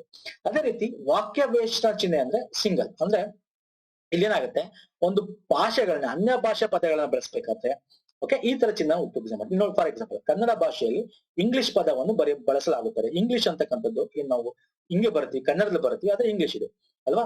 ಈಗ ನಾವೇ ಫ್ರಾನ್ಸ್ ಅಂತ ಕನ್ನಡದಲ್ಲಿ ಬರ್ತೀವಿ, ಫ್ರಾನ್ಸ್, ಇದು ಫ್ರಾನ್ಸ್ ಪದ, ಫ್ರಾನ್ಸ್ ಇಂಗ್ಲಿಷ್ ಪದನ ಬರೀತೀವಿ ಕನ್ನಡದಲ್ಲಿ. ಸೊ ಇದಕ್ಕೆ ನಾವೇನ್ ಮಾಡ್ಬೇಕು, ವಾಕ್ಯ ವೇಷ್ಟನ ಚಿಹ್ನೆ ಯೂಸ್ ಮಾಡ್ಬೇಕಾಗತ್ತೆ. ಇದು ವಿವರಣಾತ್ಮಕ ಚಿಹ್ನೆ, ಒಂದು ವರ್ಡ್ ನ ವಿವರಣೆ ಕೊಡ್ಬೇಕಾದ್ರೆ. ಈಗ ಸಮ್ಯಕ್ ಜ್ಞಾನ, ಸಮ್ಯಕ್ ದರ್ಶನ ನಾವು ನೋಡ್ತೀವಿ ಜನಮತದಲ್ಲಿ. ಇದು ಸಮ್ಯಕ್ ದರ್ಶನ ಅಂದ್ರೆ ಏನು, ಅವ್ರ ಬಗ್ಗೆ ಇರ್ತಕ್ಕಂಥ ವಿಶ್ವಾಸ, ಅದ್ರ ಬಗ್ಗೆ ವಿವರಣೆ ಕೊಡ್ತೀವಲ್ಲ, ಅವಾಗ ನಾವೇನ್ ಮಾಡ್ತೀವಿ, ವಿವರಣಾತ್ಮಕ ಚಿಹ್ನೆನ ಯೂಸ್ ಮಾಡ್ತೀವಿ. ಇನ್ನು ಪ್ರಶ್ನಾರ್ಥಕ ಅಂತಿದೆ, ಪ್ರಶ್ನೆ ಮಾಡ್ತಕ್ಕಂಥದ್ನ ಪ್ರಶ್ನಾರ್ಥಕ, ಯಾವಾಗ ಪ್ರಶ್ನೆ ಮಾಡ್ತೀವಿ ಅವಾಗ ಪ್ರಶ್ನಾರ್ಥಕ ಯೂಸ್ ಮಾಡ್ತೀವಿ. ಆವರಣ ಚಿಹ್ನೆ, ಇದು ವೆರಿ ಇಂಪಾರ್ಟೆಂಟ್ ಸರ್. ಯಾವಾಗ ಆವರಣ ಚಿಹ್ನೆ ಯೂಸ್ ಮಾಡ್ತೀವಿ ಗೊತ್ತಾ, ಒಂದು ಸಮಾನಾರ್ಥಕ ಪದ ಆ ವಾಕ್ಯಕ್ಕೆ ಬಳಸ್ಬೇಕಾದ್ರೆ. ಸೇಮ್ ಈಗ ರಸ ಅನ್ನನ್ನ ಬ್ರಾಕೆಟ್ ರಾಜ ಅಂತ ಬರಿತೀವಿ. ಓಕೆ, ಈ ರೀತಿ ಅದೇ ಪದಕ್ಕೆ ಸಮಾನಾರ್ಥಕ ಇನ್ನೊಂದು ಪದ ಬರೀಬೇಕಾದ್ರೆ ಅದ್ರ ಪಕ್ಕ, ಈಗ ಆಮ್ಲಜನಕಕ್ಕೆ ಇಂಗ್ಲಿಷ್ ಅಲ್ಲಿ ಆಕ್ಸಿಜನ್ ಅಂತ ಕರಿತೀವಿ, ಸೊ ಅದಕ್ಕೆ ಸಮಾನಾರ್ಥಕ ಪದ ಅದು ಅಲ್ವಾ ಸರ್. ಸೊ ಹಾಗೆ ಅದನ್ನ ಬ್ರಾಕೆಟ್ ಅಲ್ಲಿ ಹಾಕ್ತೀವಿ, ಇದು ಆವರಣ ಚಿಹ್ನೆ ಅಂತ ಕರಿತೀವಿ sir. This is most important point sir. ಇನ್ನು ವಿಭಕ್ತಿ ಪ್ರತ್ಯಯ ಬಗ್ಗೆ ನೋಡೋದಾಗ, ವಿಭಕ್ತಿ ಪ್ರತ್ಯಯದಲ್ಲಿ ಸಿಂಪಲ್ ಆಗಿದೆ ಇದು. ಇದ್ರಲ್ಲಿ ನಿಮ್ಗೆ ಮುಖ್ಯವಾಗಿ ಎಕ್ಸಾಮ್ ಅಲ್ಲಿ ಕೇಳಿರೋದು ಹೇಳ್ತೀನಿ ನಾನು. ಒಂದು ಕನ್ನಡ, ಹಳೆಗನ್ನಡ, ಹೊಸಗನ್ನಡ ಎರಡು ವಿಭಕ್ತಿ ಪ್ರತ್ಯಯ ತಿಳ್ಕೋಬೇಕು. ಇಲ್ಲಿ ಉ, ಅನ್ನು, ಇಂದ, ಗೆ, ಇಂದ, ದೆಸೆಯಿಂದ, ಆ, ಅಲ್ಲಿ ಇದು ಗೊತ್ತಿರತ್ತೆ ನಮ್ಗೆ. ಸೊ ಯೂಶಲಿ ಸಪ್ತಮಿ ವಿಭಕ್ತಿ ತನಕ ನಾವು ನೋಡ್ತೀವಿ. ಆದ್ರೆ ಇಲ್ಲಿ ಕಾರಕಾರ್ಥಗಳು ತುಂಬಾ ಇಂಪಾರ್ಟೆಂಟ್ ಆಗುತ್ತೆ. ಕಾರಕಾರ್ಥ ಅಂತಂದ್ರೆ ಏನು ಸರ್? ಸರ್, ಕ್ರಿಯಾಪದದೊಂದಿಗಿನ ನಾಮಪದಗಳ ಸಂಬಂಧವನ್ನು ತಿಳಿಸುವ, ಅಂದ್ರೆ ಕ್ರಿಯಾಪದ ಜೊತೆಗೆ ನಾಮಪದ ಏನ್ ಸಂಬಂಧವನ್ನು ತಿಳಿಸ್ತಕ್ಕಂಥ ಕರ್ತು, ಕರ್ಮ, ಕರಣ, ಸಂಪ್ರದಾನ, ಅಪಧಾನ, ಸಂಬಂಧ ಮತ್ತು ಅಧಿಕರಣ ಕಾರಕಾರ್ಥಗಳೆನಿಸುತ್ತವೆ. ಫಾರ್ ಎಕ್ಸಾಂಪಲ್, ಈಗ ನಿಮಗ್ ಕೇಳ್ತಾನೆ, ಒಂದು ವಾಕ್ಯ ಕೊಟ್ಬಿಡ್ತಾನೆ ಸರ್. ಓಕೆ, ರಾಮನು ಮಲಗಿದನು ಅಂತ ಕೊಡ್ತಾನೆ. ಈಗ ರಾಮನು ಅಂತಕ್ಕಂಥದ್ದೇನೋ ಸರ್ ಕರ್ತೃ. ಸೊ ಕರ್ತೃ ಪದ, ಹಂಗಾರೆ ಇದು ಯಾವ ಕಾರಕಾರ್ಥಕದಲ್ಲಿ ಅಂದ್ರೆ ಕರ್ತೃ ಅಂತ ನೀವು ಬರೀಬೇಕು. ಕಾರಕಾರ್ಥ ಯಾವುದು? ಕರ್ತೃ. ದ್ವಿತೀಯ ವಿಭಕ್ತಿ ಯಾವಾಗ್ಲೂ ಯಾವ್ದ್ರಲ್ಲಿ ಇರುತ್ತೆ? ಕರ್ಮ ಕಾರಕಾರ್ಥ ಆಗಿರುತ್ತೆ. ತೃತೀಯ ವಿಭಕ್ತಿ ಏನಾಗಿರುತ್ತೆ? ಕರಣ ಆಗಿರುತ್ತೆ. ಸೊ ನಿಮಗ್ ಕೇಳ್ತಾನೆ ಸರ್, ಒಂದು ವಾಕ್ಯ ಕೊಡ್ತಾನೆ, ಅದು ನೀವು ಹೆಂಗೆ ನೀವು ಇದು ಯಾವ ಕಾರಕಾರ್ಥ ಅಂತ ಕೇಳ್ತಾನೆ. ನೀವ್ ಹೆಂಗೆ ನೀವು ಅದನ್ನ ಐಡೆಂಟಿಫೈ ಮಾಡ್ಬೇಕು ಅಂದ್ರೆ ಸಿಂಪಲ್ ಆಗಿ ಹೇಳ್ತೀನಿ. ಪ್ರಥಮ ವಿಭಕ್ತಿಲಿದೆ ಆ ಒಂದು ವಾಕ್ಯ, ಪ್ರಥಮ ವಿಭಕ್ತಿಲಿದೆ, ನೀವು ಕರ್ತೃ ಅಂತ ಬರೀರಿ. ಓಕೆ, ಕಾರಕಾರ್ಥ. ದ್ವಿತೀಯ ವಿಭಕ್ತಿಲಿದ್ರೆ ಕರ್ಮ ಅಂತ ಬರೀರಿ. Okay, simple. ತೃತೀಯ ವಿಭಕ್ತಿಲಿದ್ರೆ ಅದು ಆ ಒಂದು ವಾಕ್ಯ ನಿಮ್ಗೆ ಕರಣ ಅಂತ ಬರೀರಿ. ಹೆಂಗೆ ಸರ್ ನೆನ್ಪಿಟ್ಕೊಳ್ಳಿ? ಸರ್, ಕರ್ತೃ ಕರ್ಮ ಕ್ರಿಯೆ ಬದಲು ಕರಣ ಅಂತ ನೆನ್ಪಿಟ್ಕೊಳ್ಳಿ, ಅದು ಮೂರನೇ ವಿಭಕ್ತಿ, ತೃತೀಯ ವಿಭಕ್ತಿ ಆಗುತ್ತೆ. ಇನ್ ಚತುರ್ಥಿ ಬಂದ್ರೆ ಸಂಪ್ರದಾನ. ಅಂದ್ರೆ ಸಂಪ್ರದಾನ ಅಂತಂದ್ರೆ ಒಂದು ಸಂಪ್ರದಾಯ ಅಂತ ನೆನ್ಪಿಟ್ಕೊಳ್ಳಿ. ಅದು ನೆಕ್ಸ್ಟ್ ಅಪದಾನ. ಸಂಪ್ರದಾಯ ಆದ್ಮೇಲೆ ಅಪಮಾನ ಹಾಗೆ ಆಗುತ್ತೆ. ಅಂದ್ರೆ ಸಂಬಂಧಗಳನ್ನ ಕಟ್ಕೊಂಡ್ರೆ ಅಪಮಾನ ಹಾಗೆ ಆಗುತ್ತೆ, ಅಪದಾನ. ನೆಕ್ಸ್ಟ್ ಸಂಬಂಧ, ಅಧಿಕರಣ. ಹಿಂಗೆ ನೆನ್ಪಿಟ್ಕೊಳ್ಳಿ ಸರ್. ಸೊ ಮೊದ್ಲು ಯಾವ್ದು ಬರುತ್ತೆ, ಅಥವಾ ನೀವು ಉರುಡ್ಕೋಬೇಕಂದ್ರೂ ಉರುಡ್ಕೋಬಹುದು. ಹಿಂಗೆ ಯಾಕೆ ಇರೋದೇ ಇಲ್ಲಿ 7 ಅಲ್ವಾ ಸರ್? ಕರ್ತೃ ಕರ್ಮ ಕರ್ಣ ಸಂಪ್ರದಾನ ಅಪದಾನ ಸಂಬಂಧ ಅಧಿಕರಣ, ಹಿಂಗೆ ನೆನ್ಪಿಟ್ಕೊಳ್ಳಿ. ಸೊ ಒಂದು ವಾಕ್ಯ ಕೊಟ್ಟು ನಿಮ್ಗೆ ಇದು ಯಾವ ಒಂದು ನೋಡಿ ವಾಕ್ಯ ಕೊಟ್ಬಿಟ್ಟು ಇದು ಯಾವ ಕಾರಕಾರ್ಥದಲ್ಲಿದೆ ಅಂತ ಕೇಳಬೇಕು. ಸೊ ಅಧಿಕರಣ ಕಾರಕಾರ್ಥದಲ್ಲಿ ಅಂತ ಯಾವಾಗ ಬರುತ್ತೆ, ಅದು ಸಪ್ತಮಿ ವಿಭಕ್ತಿಲಿದ್ರೆ ಆ ವಾಕ್ಯ ಅಧಿಕರಣ ಕಾರಕಾರ್ಥದಲ್ಲಿದೆ ಅಂತ ಬರೀತೀರಾ. ಸೊ ವಿಭಕ್ತಿ ಪ್ರತ್ಯಯ ಅಂದ್ರೆ ಏನಲ್ಲಿಗೆ ಅರ್ಥ? ನಾಮ ಪ್ರಕೃತಿಗಳ ಜೊತೆ ಸೇರುವ ಅಕ್ಷರಗಳಿಗೆ ವಿಭಕ್ತಿ ಪ್ರತ್ಯಯ ಅಂತ ಕರಿತೀವಿ. ಅಥವಾ ನಾಮ ಪ್ರಕೃತಿಗಳಿಗೆ ಇರುವ ಸಂಬಂಧವನ್ನು ಸೇರಿಸುವ ಪ್ರತ್ಯಯಕ್ಕೆ ವಿಭಕ್ತಿ ಪ್ರತ್ಯಯ ಅಂತ ಕರಿತೀವಿ. ಓಕೆ, ಅಥವಾ ಕ್ರಿಯಾಪದದೊಂದಿಗೆ ನಾಮಪದ ಸಂಬಂಧ ಏನಿದೆ ಅಂತ ತಿಳಿಸೋದಕ್ಕೆ ನಾವು ಬಳಸ್ತಕ್ಕಂಥ ಕರ್ತೃ ಕರ್ಮ ಕರಣ ಸಂಪ್ರದಾಯ ಏನಿದೆ ಅದನ್ನೆಲ್ಲ ವಿಭಜನೆ ಮಾಡಿ ಹೇಳ್ತಕ್ಕಂಥದ್ದನ್ನ ಪ್ರತ್ಯಯ ಅಂತ ಕರಿತೀವಿ. ಓಕೆ, ಇಷ್ಟು ತಿಳ್ಕೊಂಡು ಸಾಕು. ಇಲ್ಲಿ ನಾನು ನಿಮಗೆ ಒಂದು ಲಿಸ್ಟ್ ಕೊಟ್ಟಿದ್ದೀನಿ, ನೋಡ್ಕೊಳ್ಳಿ. ಕಾರಕಾರ್ಥಗಳು ಯಾವ್ಯಾವುದು. ಪ್ರಥಮ ವ್ಯಕ್ತಿಯಲ್ಲಿ ಹೂ ಅನ್ನೋ ಇದು ಹೊಸ ಕನ್ನಡ. ಹಳೆ ಕನ್ನಡ ಕೂಡ ನೆನ್ಪಿಟ್ಕೊಳ್ಳಿ, ಎಕ್ಸಾಮ್ ಅಲ್ಲಿ ಕೇಳ್ತಾನೆ, ಕೇಳಿದನ್ ಕೂಡ. ರಾಮಂ, ರಾಮನಂ, ರಾಮನಿಂ, ರಾಮನಿಗೆ, ರಾಮನತ್ತಣಿಂ, ರಾಮನ, ರಾಮನೋಳ್. ಇದು ನಮ್ಗೆ ಏನಾಗುತ್ತೆ ಹಳೆಗನ್ನಡ. ಓಕೆ, ಸೊ ಈ ಕಾರಕಾರ್ಥಗಳ ತಿಳ್ಕೊಂಬಿಡಿ. ಪ್ರಥಮ ವಿಭಕ್ತಿಗೆ ಯಾವುದು, ದ್ವಿತೀಯ, ತೃತೀಯ, ಚತುರ್ಥಿ, ಪಂಚಮಿ, ಷಷ್ಠಿ, ಸಪ್ತಮಿ ಯಾವುದು ಅಂತ ತಿಳ್ಕೊಂಬಿಡಿ ಸರ್. ಇಷ್ಟು ತಿಳ್ಕೊಂಡ್ರೆ ಸಾಕು. ಇನ್ನು ಅವ್ಯಯಗಳು ಸರ್, ವೆರಿ ಇಂಪಾರ್ಟೆಂಟ್. ಅವ್ಯಯಗಳು ಅವ್ಯಯಗಳು ಅಂತಂದ್ರೆ ಏನಿಲ್ಲ ಸರ್, ಸಿಂಪಲ್. ಅಂದ್ರೆ ಒಂದು ವಾಕ್ಯದಕ್ಕೆ ನಾವು ತಗೊಂಡಾಗ ಅಲ್ಲಿ ಲಿಂಗ ವಚನ ವಿಭಕ್ತಿಗಳಲ್ಲಿ ಯಾವುದೇ ವ್ಯತ್ಯಾಸ ಆಗಲ್ಲ ಆ ಶಬ್ದ ರೂಪದಲ್ಲಿ, ಅದನ್ನ ಅವ್ಯಯ ಅಂತ ಕರಿತೀವಿ. ಅಂದ್ರೆ ಅದಕ್ಕೆ ಲಿಂಗ ವಚನ ವಿಭಕ್ತಿಗಳನ್ನ ನಾವು ಬೇರೆ ಮಾಡಕ್ಕೆ ಚಾನ್ಸ್ ಇರಲ್ಲ. ಉದಾಹರಣೆಗೆ ಸಾಮಾನ್ಯ ಅವ್ಯಯ ಇದೆ, ಅನುಕರಣ ಅವ್ಯಯ ಇದೆ, ಭಾವಸೂಚಕ ಅವ್ಯಯ ಇದೆ, ಕ್ರಿಯಾರ್ಥಕ ಅವ್ಯಯ ಇದೆ, ಸಂಬಂಧಾರ್ಥಕ ಅವ್ಯಯ ಇದೆ, ಕೃದಂತ ಅವ್ಯಯ ಇದೆ, ತದ್ದಿದಾಂತ ಅವ್ಯಯ ಇದೆ. ನಾವು ನೋಡಿದ್ವಿ ತದ್ದಿದಾಂತ ಅವ್ಯಯ ಆಲ್ರೆಡಿ ನೋಡಿದ್ವಿ ಅಲ್ವಾ. ಇನ್ನು ಅವಧಾರಣಾರ್ಥಕ ಅವ್ಯಯ ಇದೆ, ಇವೆಲ್ಲನೂ ಡೀಟೇಲ್ ಆಗಿ ನೋಡ್ತಾ ಹೋಗೋಣ. ಇಲ್ಲಿ ಒಂದು ಲಿಸ್ಟ್ ಕೊಟ್ಬಿಟ್ಟಿನಿ, ಕಂಪೇರಿಟಿವ್ಲಿ ಓದಿದ್ರೆ ನಿಮ್ಗೆ ಅರ್ಥ ಆಗುತ್ತೆ. ಯಾವುದೇ ಒಂದು ರೂಪ ಭೇದ ಇಲ್ಲ, ವಚನ ಲಿಂಗ ವಿಭಕ್ತಿಗಳಿಂದ ರೂಪ ಭೇದ ಆಗಲ್ಲ. ಈಗ ಫಾರ್ ಎಕ್ಸಾಂಪಲ್ ಸಾಮಾನಾರ್ಥಕ ಅವ್ಯಯ ಅಂದ್ರೆ ಯಾವ್ದಾದ್ರು ಒಂದು ಕ್ರಿಯೆ ನಡೆದ ರೀತಿನ ಹೇಳುವಂತಕ್ಕಂಥದ್ದನ್ನ ನಾವು ಸಾಮಾನಾರ್ಥಕ ಅವ್ಯಯ ಅಂತ ಕರಿತೀವಿ. ಏನ್ ಸರ್ ಹಂಗಂತ? ಸರ್ ಸಿಂಪಲ್, ಇಲ್ಲಿ ನೋಡಿ. ಬೇಗನೆ, ಮೆಲ್ಲಗೆ, ಸೊಗಸಾಗಿ, ಚೆನ್ನಾಗಿ, ಸುಮ್ಮನೆ, ತಟ್ಟನೆ. ಇದಕ್ಕೆ ಯಾವ್ದಾದ್ರು ಲಿಂಗ ಸೇರಿಸ್ತೀರಾ ಸರ್? ಆಗಲ್ಲ ಸರ್. ವಚನ ಹಾಕ್ತೀರಾ ಸರ್? ಯಾವ ಬಹುವಚನ ಸರ್ ಏನ ಆಗ್ತಿರೋದು? ಅಲ್ಲ. ವಿಭಕ್ತಿ ಸೇರ್ಸಕ್ಕಾಗತ್ತಾ? ಆಗಲ್ಲ. ಸೊ ಹಿಂಗೆ ಯಾವ್ದಕ್ಕೆ ರೂಪ ಭೇದ ಹೊಂದಿರಲ್ಲ, ಏಕರೂಪವಾಗಿರ್ತವೆ, ಅದನ್ನ ಪದಗಳನ್ನ ಅವ್ಯಯ ಪದಗಳು ಅಂತ ಕರಿತೀವಿ. ಇಲ್ಲಿ ಸಾಮಾನಾರ್ಥಕ ಸಾಮಾನ್ಯ ಪದ, ಯಾವ್ದೊಂದು ಕ್ರಿಯೆ ನಡೆದಿದೆ ಅಂತ ಹೇಳ್ತಕ್ಕಂಥದ್ದು. ಬೇಗನೆ, ಸೊಗಸಾಗಿ, ಸುಮ್ಮನೆ, ತರುವಾಯ ಕೇಳ್ತಾನೆ.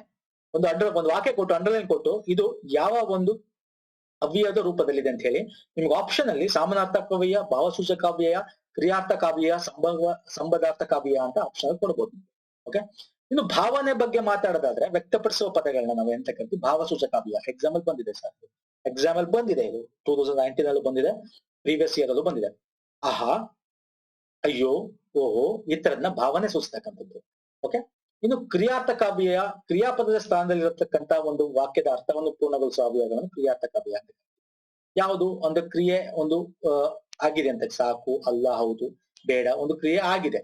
ಓಕೆ, ಸಂಬಂಧ ಸೂಚಿಸ್ತಕ್ಕಂಥ ಎರಡು ಪದಗಳ ನಡುವೆ ಮತ್ತು, ಅಥವಾ, ಆದ್ದರಿಂದ, ಅವನು ಮತ್ತು ಇವಳು, ಹೀಗೆ ಸಂಬಂಧ ಸೂಚಿಸ್ತಕ್ಕಂಥದ್ದನ್ನ ಜೋಡಿಸ್ತಕ್ಕಂಥ ಪದಗಳು, ಎರಡು ವಾಕ್ಯಗಳನ್ನು ಜೋಡಿಸ್ತಕ್ಕಂಥ ಪದಗಳನ್ನ ನಾವು ಅಂತ ಕರಿತೀವಿ ಸಂಬಂಧಾರ್ಥಕ ಅವ್ಯಯ ಅಂತ ಕರಿತೀವಿ. ಇನ್ನು ಅವಧಾರಣಾರ್ಥಕ ಅವ್ಯಯ ಅಂದ್ರೆ ಏನು ಸರ್? ಅವನೇ, ನೀನೇ, ಅಂದ್ರೆ ಒಂದು ನಿಶ್ಚಯಾರ್ಥದಲ್ಲಿರುವ ಅವ್ಯಯಗಳನ್ನ ಅವಧಾರಣಾರ್ಥಕ ಅವ್ಯಯ ಅಂತ ಕರಿತೀವಿ. ಅಂದ್ರೆ ಅವನೇ, ಅದುವೇ, ನೀನೇ, ಅವಳೇ, ಅವರೇ, ಹಿಂಗೆ ಒಂದು ನಿಶ್ಚಯವಾಗಿ ಹೇಳ್ತಕ್ಕಂಥದ್ದನ್ನ ಅವಧಾರಣಾರ್ಥಕ ಅವ್ಯಯ ಅಂತ ಹೇಳ್ತೀನಿ.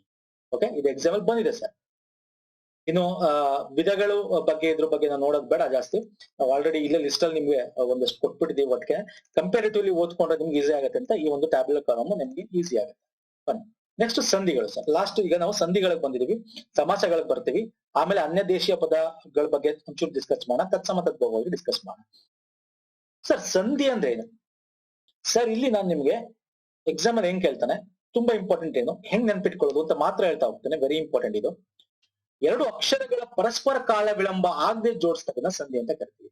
ಓಕೆ, ಅದು ಸ್ವರದ ಮುಂದೆ ಸ್ವರ ಬಂದ್ರೆ ಸರ್ ಅದನ್ನ ಸ್ವರ ಸಂಧಿ ಅಂತ ಕರಿತೀವಿ. ಸ್ವರದ ಮುಂದೆ ವ್ಯಂಜನ ಬಂದು ಅಥವಾ ವ್ಯಂಜನ ಮುಂದೆ ವ್ಯಂಜನ ಬಂದ್ರೆ ಅದನ್ನ ವ್ಯಂಜನ ಸಂಧಿ ಅಂತ ಕರಿತೀವಿ. ಅಂದ್ರೆ ವ್ಯಂಜನದಲ್ಲಿ ವ್ಯಂಜನ ಬರ್ಬೋದು ಅಥವಾ ಸ್ವರ ಮತ್ತೆ ವ್ಯಂಜನ ಬರ್ಬೋದು.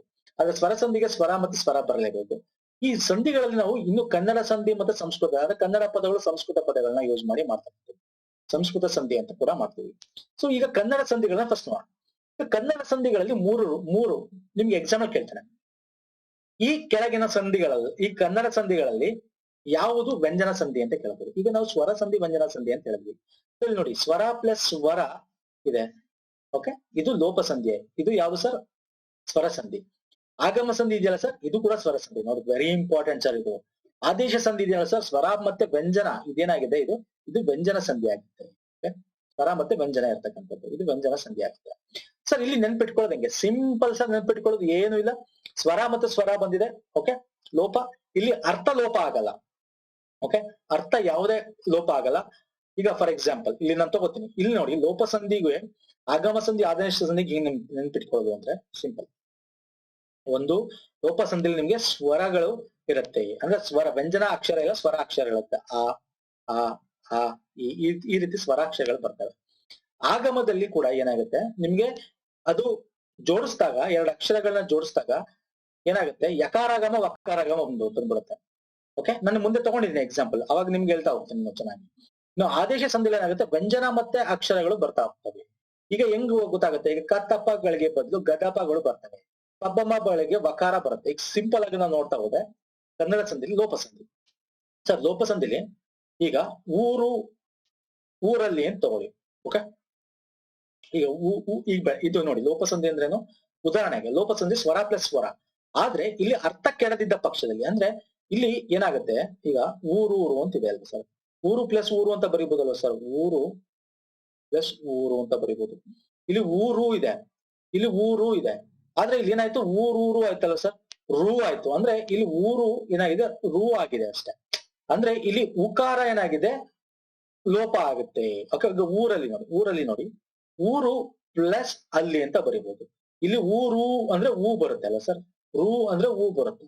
ಇಲ್ಲೇನಾಗುತ್ತೆ, ಊ ಇಲ್ಲಿ ಅಲ್ಲಿ ಇದೆ, ಇಲ್ಲಿ ಆ ಇದೆ, ಊರಲ್ಲಿ ಆಯ್ತು. ಇಲ್ಲಿ ಉಕಾರ ಲೋಪ ಆಗತ್ತೆ. ಅಂದ್ರೆ ಏನಾಯ್ತು, ಇಲ್ಲಿ ರಾ ಅಂದ್ರೆ ಆ ಅಂತ ಬಂತು, ಇಲ್ಲಿ ಊ ಹೋಯ್ತು ಆ ಅಂತ. ಬಟ್ ಊರು ಅಂತಕ್ಕಂಥ ಪದ ಇದ್ದೇ ಇದೆ ಅಲ್ಲ ಸರ್, ಊರು ಅಂತಕ್ಕಂಥ ಪದ ಇದ್ದೇ ಇದೆ, ಅರ್ಥ ಕೆಟ್ಟಿಲ್ಲ. ಇಲ್ಲಿ ಅರ್ಥ ಕೆಟ್ಟಿಲ್ಲ, ಇನ್ನು ಲೋಪಸಂಧಿ ಅಂತ ಕರಿತೀವಿ. ನೋಡಿ, ಈ ಕೊಟ್ಟಿರ್ತಕ್ಕಂಥ ಎಕ್ಸಾಂಪಲ್ ಇದೆಯಲ್ಲ, ಈ ಎಕ್ಸಾಂಪಲ್ ಗಳಲ್ಲೇ ನಮ್ಗೆ ಎಕ್ಸಾಂಪಲ್ ಬಂದಿದೆ. ಈ ಪದಗಳೇ ರಿಪೀಟೆಡ್ ಆಗಿ ಕೇಳಿದಾನೆ. ಊರು ಅನ್ನೋದು ಕೇಳಿದಾನೆ, ಬಲ್ಲೆನೆಂದು ಅಂತ ಕೇಳಿದಾನೆ, ಸಂಪನ್ನರಾದ ಕೇಳಿದಾನೆ. ಇನ್ ಹೆಂಗ್ ಬಿಡಿಸ್ತೀರಾ, ಇಲ್ಲಿ ಬನ್ನಿ ನೋಡೋಣ. ಊರು ಪ್ಲಸ್ ಊರು, ಸಂಪನ್ನರು ಪ್ಲಸ್ ಆದ. ಓಕೆ, ರೂ ಇದೆ ಅಲ್ವಾ, ಹೂ ಇದೆ, ಇಲ್ಲಿ ಆ ಇದೆ, ಸಂಪನ್ನರ ರಾ ಆ ಬಂತು, ಹೂ ಬದಲು ಏನಾಯ್ತು, ಆ ಬಂತು. ಹಾಗೆ ತೆರೆದು ಪ್ಲಸ್ ಇಕ್ಕುವ, ಮಾತು ಪ್ಲಸ್ ಅಂತು, ಇದು ಲೋಪಸಂಧಿ ಸಿಂಪಲ್. ಸರ್ ಆಗಮ ಸಂಧಿ ಏನಾಗುತ್ತೆ ಸರ್, ಆಗಮ ಸಂಧಿ ಅಂತಂದ್ರೆ ನಿಮ್ಗೆ ವಕಾರ ಆಗಮ ಹೆಂಗ್ ಕಂಡಿದೀವಿ ಸರ್, ಒಂದ್ ಪದನ ಬಿಡಿಸಿ ಸರ್, ಸಿಂಪಲ್ ಆಗಿ ಬಿಡಿಸಿ. ಓಕೆ, ಸಿಂಪಲ್ ಆಗಿ ಬಿಡಿಸಿದಾಗ ನಿಮ್ಗೆ ಈ ಉದಾಹರಣೆ ತಗೊಂಡ್ಬರ್ತೀನಿ. ಈ ಕೈಯನ್ನು ಅಥವಾ ಮಳೆಯಿಂದ ತಗೊಳ್ಳಿ, ಮಳೆ ಪ್ಲಸ್ ಇಂದ ಅಂತ ಬರೀತೀರ, ಮಳೆ ಪ್ಲಸ್ ಇಂದ. ಮಳೆ ಈ ಇರೋದೇನಾಯ್ತು ಸರ್, ಈ ತರ ಈ ಬಂತು, ಯಕಾರಾಗಮ ಬಂದ್ಬಿಡ್ತು. ಓಕೆ, ಅದೇ ರೀತಿ ಮರವನ್ನು ತಗೊಳ್ಳಿ, ಮರ ಪ್ಲಸ್ ಒನ್ನು ಅಂತ ಬರೀತೀರಾ, ಅನ್ನು ಅಂತ ಬರೀತೀರಾ. ಇಲ್ಲಿ ಆ ಏನಾಗಿತ್ತು, ವಾ ಆಯ್ತು, ಅಂದ್ರೆ ಇಲ್ಲಿ ವಕಾರಾಗಮ ಬಂದ್ಬಿಡ್ತು. ಸೊ ಹಿಂಗೆ ಬಿಡಿಸಿದಾಗ ಯಕಾರಾಗಮ ವಕಾರಾಗಮ ಬಂದ್ರೆ ಸಿಂಪಲ್ ಆಗಿ ನೀವೇನ್ ಮಾಡ್ಬೋದು, ಆಗಮ ಸಂಧಿ ಅಂತ ಬರ್ಬೋದು. ಅಥವಾ ಯಕಾರಾಗಮ ಅಂದ್ರೆ ಯಕಾರಾಗಮ, ವಕಾರಾಗಮ ಅಂದ್ರೆ ವಕಾರಾಗಮ ಸಂಧಿ ಅಂತ ಈಸಿಯಾಗಿ ಬರೀ. ಸೊ ಇಲ್ಲಿ ಆಗಮ ಸಂಧಿಗೆ ಏನು, ಎರಡು ಪದಗಳನ್ನು ಕೂಡಿಸುವಾಗ ಪೂರ್ವ ಪದ ಅಂತ್ಯಕ್ಷರ ಸ್ವರವು ಲೋಪವಾಗಿ, ನೋಡಿ ಇದು ಲೋಪ ಆಗಿ ಪೂರ್ವ ಪದದ ಅಂತಕ್ಷರಕ್ಕೆ ಉತ್ತರ ಪದದ ಆದಿಯಲ್ಲಿರೋ ಸ್ವರ ಸೇರಿಕೊಂಡಾಗ ಅರ್ಥವು ಕೆಡುವಂತಿದ್ದಲ್ಲಿ, ಕೆಡಬೇಕಿಲ್ಲಿ. ಅದಕ್ಕೆ ತಾನೇ ಯಕಾರಾಗಮ ವಕಾರಾಗಮ ಬರೋದು. ಯಕಾರವನ್ನು ಅಥವಾ ವಕಾರವನ್ನು ಹೊಸದಾಗಿ ಸೇರಿಸ್ಕೊಳ್ತಕ್ಕಂಥದ್ದು, ಇದನ್ನ ಆಗಮ ಸಂಧಿ ಅಂತ ಕರಿತೀವಿ. ನೆನಪಿಟ್ಕೋಬೋದಾ? ಸೊ ಇನ್ನು ಆದೇಶ ಸಂಧಿ ಅಂದ್ರೇನು, ಇದೊಂದು ವ್ಯಂಜನ ಸಂಧಿ ಆಗುತ್ತೆ ಅಲ್ವಾ. ಆದೇಶ ಸಂಧಿ ಯಾವುದು ಸರ್, ವ್ಯಂಜನ ಸಂಧಿ. ಸೊ ವ್ಯಂಜನ ಸಂಧಿ ಆದೇಶ ಸಂಧಿಯಲ್ಲಿ ಏನಾಗುತ್ತೆ ಅಂದ್ರೆ, ಕತಪಗಳಿಗೆ ಗದಪಗಳು ಬರ್ತವೆ. ಅಂದ್ರೆ ಮಳೆಗಾಲ ಮಳೆ ಕಾಲ ಆಗುತ್ತೆ, ಮಳೆ ಪ್ಲಸ್ ಕಾಲ, ಕಾ ಬದಲು ಗಾ ಬಂತು. ಈಗ ನೋಡಿ, ಧೃತಿ ಗೆಟ್ಟು ಕೆಟ್ಟು ಅಂತ ಬಂತು, ಕಾಗೆ ಗಾ ಬಂತು ಅಲ್ವಾ ಸರ್. ಇನ್ನು ಬೇರೆ ನೋಡಿದ್ರೆ ಮೈದೂರು, ಇಲ್ಲೇನಾಯ್ತು ತಾಗೆ, ಮೈ ಪ್ಲಸ್ ತೋರು, ತಾಗೆ ದೂ ಬಂತು. ಹಿಂಗೆ ಬರೋದನ್ನ ನಾವು ಆದೇಶ ಸಂಧಿ ಅಂತ ಕರಿತೀವಿ. ಸಿಂಪಲ್ ಸರ್, ಅರ್ಥ. ಇಲ್ಲಿ ನೋಡಿ, ಈ ಒಂದು ಎಕ್ಸಾಂಪಲ್ಸ್ ಏನ್ ಕೊಟ್ಟಿದ್ದೀನಿ, ಇದನ್ನಿಷ್ಟು ನೋಡ್ಕೊಂಡ್ಬಿಟ್ರೆ ಈಸಿ ಆಗ್ತಾ ಹೋಗುತ್ತೆ. ನೆಕ್ಸ್ಟ್ ಸಂಸ್ಕೃತ ಸಂಧಿಗಳು ಬರ್ತೇನೆ. ಸಂಸ್ಕೃತ ಸಂಧಿಗಳು ಅಂದ್ರೆ ನಿಮ್ಗೆ ಗೊತ್ತೇ ಇದೆ, ಕನ್ನಡ ಸಂಧಿ ಈಗ ನಾವು ನೋಡ್ತೀವಿ. ಕನ್ನಡ ಸಂಧಿ ಅಂದ್ರೆ ಇಲ್ಲಿ ಒಂದು ಸಂಸ್ಕೃತ ಶಬ್ದ ಕನ್ನಡ ಶಬ್ದ ನೋಡಿ ಸೇರಿ ಸಂಧಿ ಆದ್ರೆ ಕನ್ನಡ ಸಂಧಿ ಅಂತ ಕರಿತೀವಿ. ಈಗ ನಾವು ಅದನ್ನ ನೋಡಿದ್ವಿ. ಸಂಸ್ಕೃತ ಸಂಧಿಲಿ ಏನಾಗುತ್ತೆ ಅಂದ್ರೆ, ಎರಡು ಸಂಸ್ಕೃತ ಶಬ್ದಗಳು ಸೇರಿ ಸಂಧಿ ಆದ್ರೆ ಮಾತ್ರ ಸಂಸ್ಕೃತ ಸಂಧಿ ಆಗುತ್ತೆ. Okay, very important.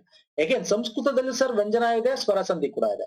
ಸ್ವರ ಸಂಧಿ ಗೊತ್ತು, ಸ್ವರ ಪ್ಲಸ್ ಸ್ವರ ಇರ್ಲೇಬೇಕು. ವ್ಯಂಜನಕ್ಕೆ ವ್ಯಂಜನ ಪ್ಲಸ್ ಸ್ವರ ಅಥವಾ ವ್ಯಂಜನ ಪ್ಲಸ್ ವ್ಯಂಜನ ಇದ್ರೆ ನಮ್ಗೆ ವ್ಯಂಜನ ಸಂಧಿ ಆಗ್ತದೆ. Okay sir, fine. ಇನ್ನು ಸಂಸ್ಕೃತ ಸಂಧಿಲಿ ನಾವು ಸ್ವರ ಸಂಧಿ ನೋಡಿದ್ರೆ ಸವರ್ಣ ದೀರ್ಘ ಇದೆ, ಗುಣ ಇದೆ, ವೃದ್ಧಿ ಇದೆ, ಎಣ್ ಇದೆ. ಓಕೆ, ವ್ಯಂಜನ ಸಂಧಿ ಇದು ತಿಳ್ಕೊಬೇಕು ಸರ್. ಕೇಳ್ತಾನೆ, ಈ ಕೆಳಗಿನ ಸಂಸ್ಕೃತ ಸಂಧಿಗಳಲ್ಲಿ ಯಾವುದು ವ್ಯಂಜನ ಸಂಧಿಗಳು ಅಂತೇಳಿ ಆಪ್ಷನ್ ಕೊಡ್ತಾನೆ ನಿಮ್ಗೆ. ಏನ್ ಕೊಡ್ಬೋದು ನಿಮ್ಗೆ, ವೃದ್ಧಿ, ಎಣ್, ಗುಣ, ಜಸ್ವ ಅಂತ ಕೊಟ್ಬಿಡೋದು. ಸೊ ಜಸ್ವ ಸಂಧಿ ವ್ಯಂಜನ ಸಂಧಿ ಆಗುತ್ತೆ. ಓಕೆ, ಜಸ್ವ, ಚುತ್ವ, ಅನುನಾಸಿಕ ಇಷ್ಟು ತಿಳ್ಕೊಂಡ್ರೆ ಸಾಕು ಸರ್. ಇಷ್ಟು ತಿಳ್ಕೊಬೇಕು ಅಂದ್ರೆ ಸವರ್ಣ ದೀರ್ಘ ಸಂಧಿ ಬಗ್ಗೆ ನಾವು ನೋಡಿದ್ರೆ, ಸರ್ ವಾಟ್ ಇಸ್ ಸವರ್ಣ ದೀರ್ಘ ಸಂಧಿ? ಸಿಂಪಲ್ ಆಗಿ ನಾವಿಲ್ಲಿ ಅರ್ಥ ಮಾಡ್ಕೊ. ಏನಾಗುತ್ತೆ ಇಲ್ಲಿ ಅಂದ್ರೆ, ಸವರ್ಣಕ್ಕೂ ನಿಮ್ಗೆ ಗುಣ ಸಂಧಿಗೂ ಸ್ವಲ್ಪ ನಿಮ್ಗೆ ವ್ಯತ್ಯಾಸ ಹೋಗ್ತಾ ಇರ್ತದೆ. ಅಂದ್ರೆ ಎರಡು ಒಂದೇ ತರ ಇರ್ತದಲ್ಲ, ಆದ್ರೆ ಹೆಂಗ್ ನೆನ್ಪಿಟ್ಕೊಳ್ಳೋದು, ದೀರ್ಘನೇ ಇರುತ್ತಲ್ಲ, ನಿಮ್ಗೆ ಕನ್ಫ್ಯೂಸ್ ಆಗುತ್ತೆ. ಇಲ್ಲಿ ಏನಾಗುತ್ತೆ ಗೊತ್ತಾ, ಸವರ್ಣ ದೀರ್ಘ ಸಂಧಿಯಲ್ಲಿ ನಿಮ್ಗೆ ಪ್ರಥಮ, ಈಗ ಉತ್ತರ ಪದ ಮತ್ತೆ ಪೂರ್ವ ಪದ ಅಂತ ಕರಿತೀವಿ. ಅಂದ್ರೆ ಪೂರ್ವ ಪದ ಅಂದ್ರೆ ಇದು, ಉತ್ತರ ಪದ ಅಂದ್ರೆ ಇದು ಗೊತ್ತಿರಬೇಕು, ಗೊತ್ತಿರುತ್ತೆ. ಇಲ್ಲೇನಾಗುತ್ತೆ, ಪೂರ್ವ ಪದದ ಕೊನೆ ಅಕ್ಷರದಲ್ಲಿ ನಮ್ಗೆ ಆಕಾರ ಬರಬೇಕು. ಅಂದ್ರೆ ಆನೆ ಬರ್ಬೇಕು ಅಂತಿಲ್ಲ, ಆಕಾರನೇ ಬರ್ಬೇಕು ಅಂತಿಲ್ಲ, ನಿಮ್ಗೆ ಈ ಕಾರ ಬರ್ಬೇಕಾದ್ರೆ ಬರ್ಬೋದು. ಆದ್ರೆ ಇಲ್ಲಿ ಉತ್ತರ ಪದದ ಮೊದಲನೇ ಅಕ್ಷರದಲ್ಲೂ ಕೂಡ ಅದೇ ಬರ್ಬೇಕು, ಅದನ್ನ ಸವರ್ಣ ಅಂತ ಅಂತೀವಿ. ಗುಣದಲ್ಲಿ ಹಂಗಾಗಲ್ಲ ಸರ್. ಗುಣದಲ್ಲಿ ಏನಾಗುತ್ತೆ ಗೊತ್ತಾ, ನಿಮ್ಗೆ ಆಕಾರಗೆ ಈಕಾರ ಮತ್ತೆ ಆಕಾರಗೆ ಊಕಾರ, ಈಕಾರ ಬಂದ್ರೆ ಈಗ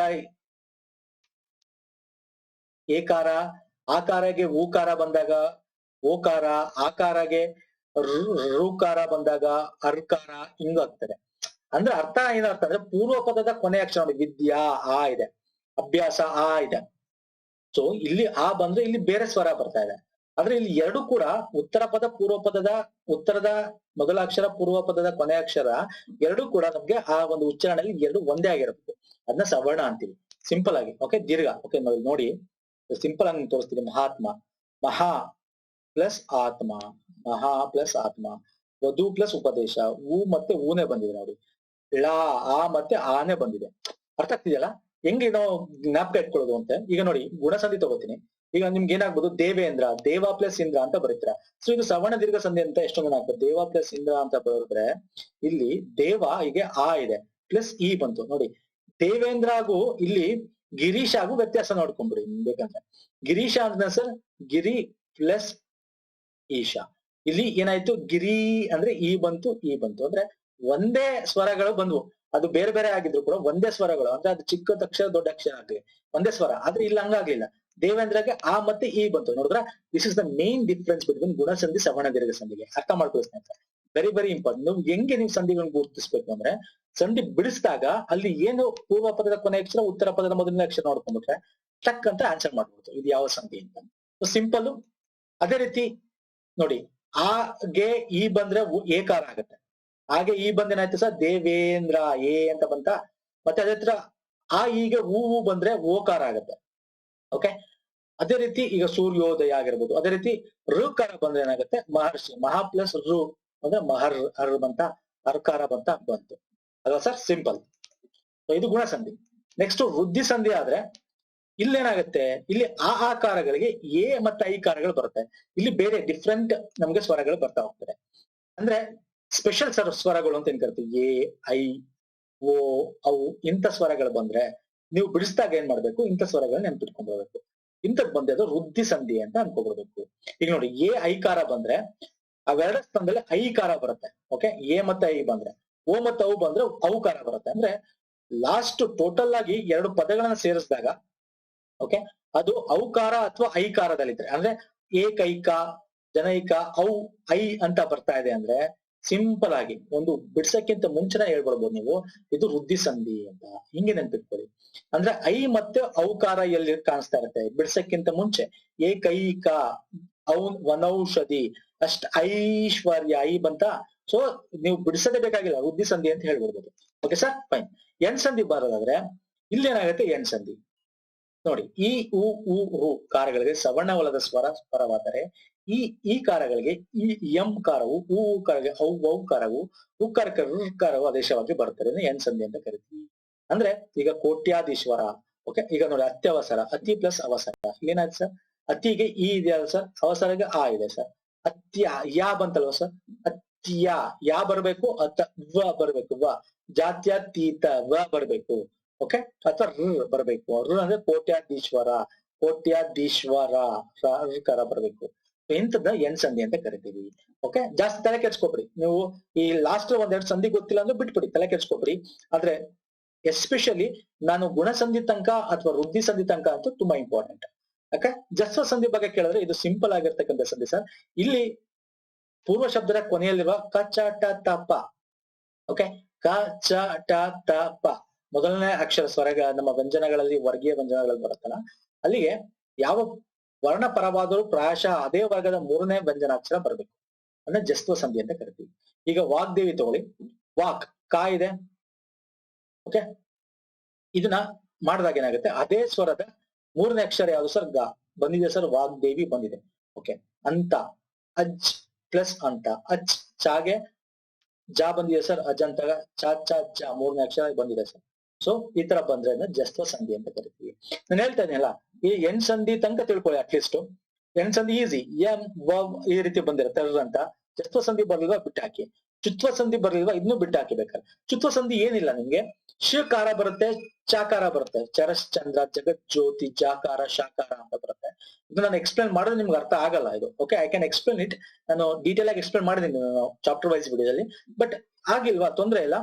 ಒಂದಷ್ಟು ಪದಗಳು ನೆನ್ಪಿಟ್ಕೋಬಹುದು ನೀವು ಬೇಕಾದ್ರೆ ಇದನ್ನ. ಚುತ್ವ ಸಂಧಿಗೆ ಚರಶ್ಚಂದ್ರ, ಜಗತ್ ಜ್ಯೋತಿ, ಪಯಶ್ಚಯನ, ಶಾಕಾರ ಬರುತ್ತೆ.